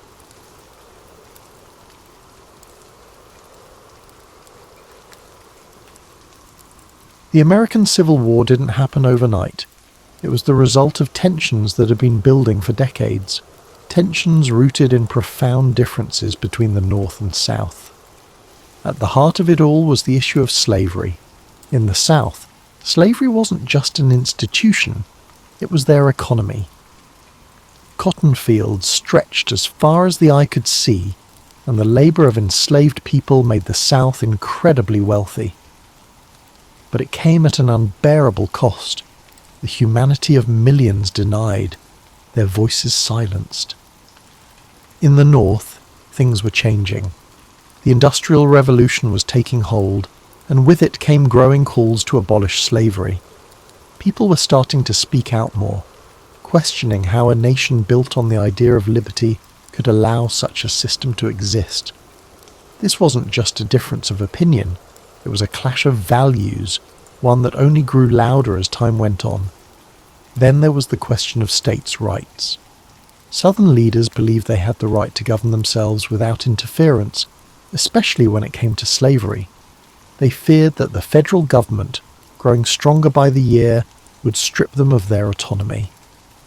On the other side, many in the North believed that a united country required a strong central government, one that could uphold the principles of freedom and equality. The country tried to hold itself together through compromise. The Missouri Compromise, the Compromise of 1850, these were like bandages on a wound that just wouldn't heal. Each new agreement seemed to deepen the mistrust between the North and South. By the 1850s, things were nearing a breaking point. Laws like the Fugitive Slave Act demanded that even people in free states help capture runaway slaves, and that outraged abolitionists. Books like Harriet Beecher Stowe's Uncle Tom's Cabin brought the horrors of slavery to light, stirring emotions on both sides. Then came politics. The Republican Party was formed, with a platform that directly opposed the expansion of slavery. When Abraham Lincoln was elected president in 1860, it was the final straw for the South. His victory wasn't just a political loss, it felt like a direct threat to their way of life. Southern states began to secede from the Union, forming the Confederate States of America, and just like that, the country reached its breaking point. The differences that had been simmering for so long finally boiled over, leading to a conflict that would redefine what it meant to be an American. As you think about these divisions, take a deep breath. Picture the people living through this time, the fear, the hope, the uncertainty.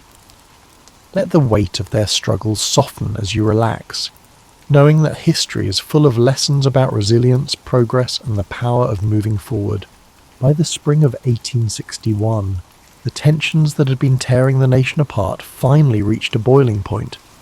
In Charleston, South Carolina, a small Union garrison stationed at Fort Sumter found itself surrounded by Confederate forces. The fort had become a symbol of defiance for the Union and a test of legitimacy for the Confederacy. Both sides knew that what happened there could set the tone for what was to come. After weeks of tense standoff, Confederate forces under the command of General P.G.T. Beauregard demanded that the Union troops surrender the fort. When Major Robert Anderson, the Union commander, refused, the Confederate forces opened fire on April 12, 1861. For 34 hours the cannons roared, lighting up the harbour with fiery streaks and deafening booms. The soldiers inside Fort Sumter endured the bombardment as best they could, but with no reinforcements and supplies dwindling, Major Anderson had no choice but to surrender. The fall of Fort Sumter was more than just the opening act of the Civil War. It was a spark that ignited the passions of both the North and South. News of the attack spread like wildfire, stirring anger and determination on both sides. In the North, President Abraham Lincoln issued a call for 75,000 volunteers to suppress the rebellion.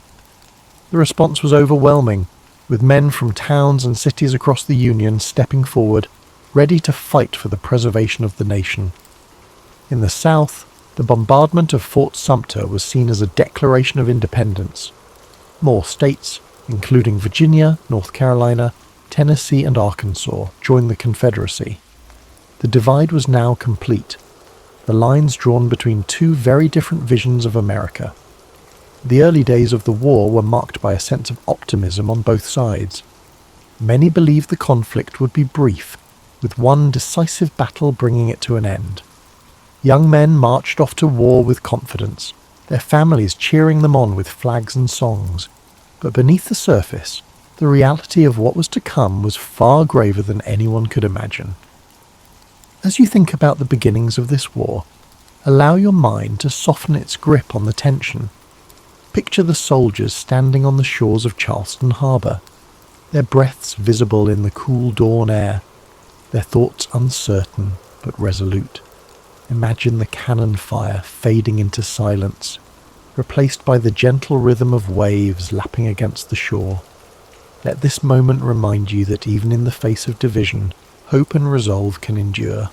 As the war moved from the hopeful marches of its early days to the grim reality of prolonged conflict, the battles became larger, bloodier, and more devastating than anyone could have imagined. Names like Antietam, Gettysburg, and Vicksburg became etched into the collective memory of a nation forever changed by the horrors of war.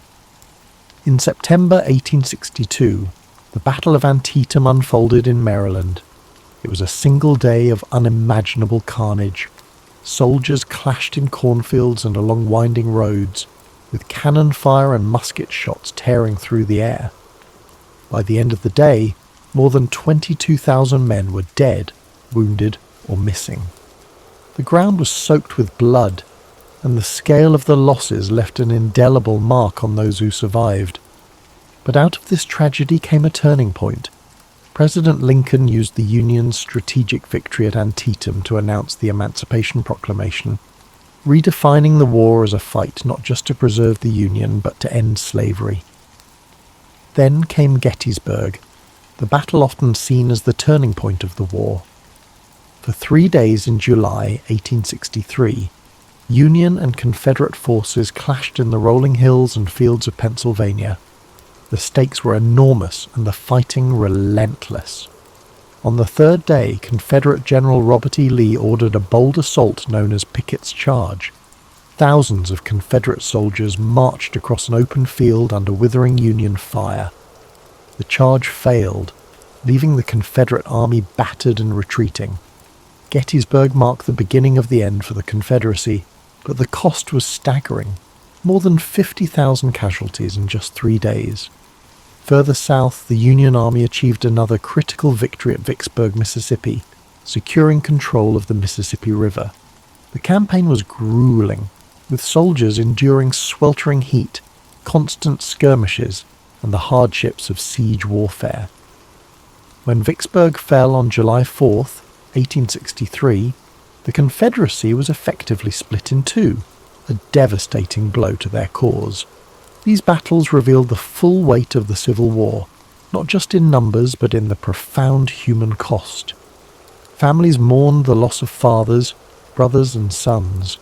Soldiers bore the scars of battle, both physical and emotional. The countryside was littered with the remnants of war, broken cannons, torn flags, and fields that once grew crops now filled with unmarked graves. As you reflect on these moments, let your thoughts rest lightly on the courage of those who lived through these battles. Picture the quiet after the storm, the fields growing still, the sun setting over the hills, and the long shadows stretching across the land. Let this image of stillness and resilience bring a sense of calm to your own thoughts, reminding you that even in the darkest times, there is always a path to healing. While the Civil War raged on the battlefields, the lives of those who remained at home were transformed in ways that were just as profound. Families were torn apart, communities reshaped, and everyday life became a constant balancing act between hope and hardship. In the North, industry boomed as factories shifted their focus to produce weapons, uniforms, and supplies for the Union Army. Women took on roles they had never imagined, working in factories, managing farms, and volunteering as nurses. Clara Barton, who would later found the American Red Cross, became a symbol of this era, tirelessly caring for wounded soldiers and earning the nickname the Angel of the Battlefield. But even as the war effort created new opportunities, it brought heartache, with families anxiously awaiting news from the front lines. In the South, the war brought devastation. Cities like Atlanta and Richmond were transformed into hubs of Confederate military activity, but as Union forces advanced, they left a trail of destruction in their wake. Fields that once grew cotton and tobacco now stood fallow or burned. With so many men away fighting, women and children were left to manage farms, often without the resources they needed. Food shortages became common, and Confederate currency quickly lost its value, plunging families into poverty. Both sides experienced the emotional toll of war. Letters became lifelines, offering glimpses of love, worry, and resilience. Soldiers wrote about the hardships they faced, while their families wrote back with words of encouragement and longing. These letters carried the weight of entire relationships, connecting lives separated by hundreds of miles. In addition to the physical and emotional struggles, the war also brought questions of identity and purpose. Enslaved people in the South began to seize opportunities for freedom as Union forces advanced. Some escaped to the North, while others joined the Union Army, fighting for their own liberation and the promise of a new life. The Emancipation Proclamation, announced in 1862, gave their efforts a powerful voice, transforming the war into a fight not just for unity but for justice. Amid all this upheaval, communities found moments of solace. Churches became places of gathering and prayer, offering comfort to those who had lost so much. Music, too, became a source of strength. Patriotic anthems, sorrowful ballads, and spirituals filled the air, reflecting the hopes and fears of a nation at war. As you reflect on the home front, allow yourself to feel the weight of these quiet acts of resilience. Picture a mother sewing by candlelight, her stitches steady even as her heart aches with worry, or a soldier reading a letter from home, finding strength in the words of love and hope. Let these moments of humanity remind you of the enduring power of connection, even in the face of immense challenge.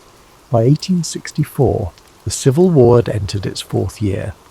The hope for a quick resolution had long faded, replaced by the grim reality of a war that seemed to have no end. But momentum was beginning to shift. The Union, under new and determined leadership, launched a series of campaigns that would bring the war to a close, though not without immense sacrifice. General Ulysses S. Grant had risen to command the Union forces, bringing with him a relentless strategy of total war. Unlike his predecessors, Grant was willing to engage the Confederate armies directly, knowing that the Union's superior numbers and resources could eventually wear them down. His overland campaign in Virginia was brutal, with battles like the Wilderness and Cold Harbor leaving tens of thousands dead. Yet Grant pressed on, earning the nickname Unconditional Surrender for his unwavering resolve. In the Deep South, General William Tecumseh Sherman carried out his infamous March to the Sea, cutting a path of destruction from Atlanta to Savannah. Sherman's goal was to break the South's will to fight by targeting not just its armies, but its infrastructure and resources. Railroads were torn up, factories dismantled, and crops burned. The devastation was immense, but it succeeded in crippling the Confederacy's ability to sustain the war. As Union forces closed in, Confederate morale began to crumble. Desertions increased, supplies dwindled, and the reality of defeat loomed. In April 1865, General Robert E. Lee's Army of Northern Virginia, the backbone of the Confederate forces, found itself surrounded near the village of Appomattox Courthouse. With no hope of escape, Lee met with Grant to negotiate surrender. Their meeting on April 9, 1865, marked the end of the war's major fighting. The terms Grant offered were generous, allowing Confederate soldiers to return home with their horses and personal belongings. His intention was to heal the nation rather than humiliate its defeated half. It was a moment of quiet dignity, the beginning of a long and difficult process of reconciliation. Yet, even as the war ended, its cost was staggering. More than 600,000 lives had been lost, and much of the South lay in ruins. President Abraham Lincoln, who had guided the Union through its darkest hours, would not live to see the fruits of his efforts. Just days after Lee's surrender, Lincoln was assassinated by John Wilkes Booth, a Confederate sympathizer, plunging the nation into mourning. The war had answered two critical questions. The Union would endure and slavery would not, but it left behind deep scars, both physical and emotional, that would take generations to heal. The Reconstruction era that followed was fraught with challenges, as the nation struggled to rebuild and redefine itself. As you reflect on the end of this monumental conflict, let the weight of its lessons rest gently in your thoughts. Imagine the quiet after the surrender, the weary soldiers returning home, the fields gradually returning to life, and the first rays of hope shining through the darkness. Let these images remind you of the strength it takes to rebuild and the enduring resilience of the human spirit. When the guns fell silent and the soldiers returned home, the United States was a changed nation. The Civil War had been a crucible, testing the very foundation of the country and reshaping its identity forever. Though the fighting was over, the legacy of this monumental conflict continued to echo through the generations, shaping the path forward for a fractured but hopeful nation. One of the most profound outcomes of the war was the abolition of slavery. The Emancipation Proclamation had begun this process, but it was the 13th Amendment, ratified in December 1865, that formally ended the institution that had defined so much of the nation's conflict. Millions of formerly enslaved people began new lives, but the road ahead was steep. The promises of freedom were met with resistance, and the Reconstruction era revealed just how deep the division still ran. The war also redefined the relationship between the states and the federal government. No longer would the question of secession hang over the Union. The victory of the North solidified the idea that the United States was not just a collection of states, but a single, indivisible nation. It was a hard-fought truth, one that cost countless lives but ultimately preserved the Union. Yet the scars of war were everywhere. The South faced immense physical and economic devastation. Cities had been reduced to rubble, and entire communities were struggling to rebuild. The loss of so many men left families broken and towns forever changed. Even in the North, where victory was celebrated, the weight of the sacrifices made was impossible to ignore. For the soldiers who fought, the war left an indelible mark. Some returned home to rebuild their lives, carrying memories of camaraderie and courage. Others bore wounds, both seen and unseen, that would shape the rest of their days. Memorials began to rise in towns across the country, honouring the fallen and reminding future generations of the cost of conflict. The Civil War also left a legacy of storytelling. Veterans shared their experiences, songs from the era became part of the cultural fabric, and writers like Walt Whitman and Ambrose Bierce captured the emotional depth of the war in poetry and prose. These stories served not only to remember, but to help a nation heal, to bridge the gaps between North and South, and to offer lessons for the future. As you reflect on the legacy of the Civil War, let the enormity of its lessons settle softly in your thoughts. Imagine the strength of a people rebuilding from such a devastating chapter, the resilience to start anew, the courage to face an uncertain future, and the hope that guided them toward a brighter horizon. Let these reflections fill you with a quiet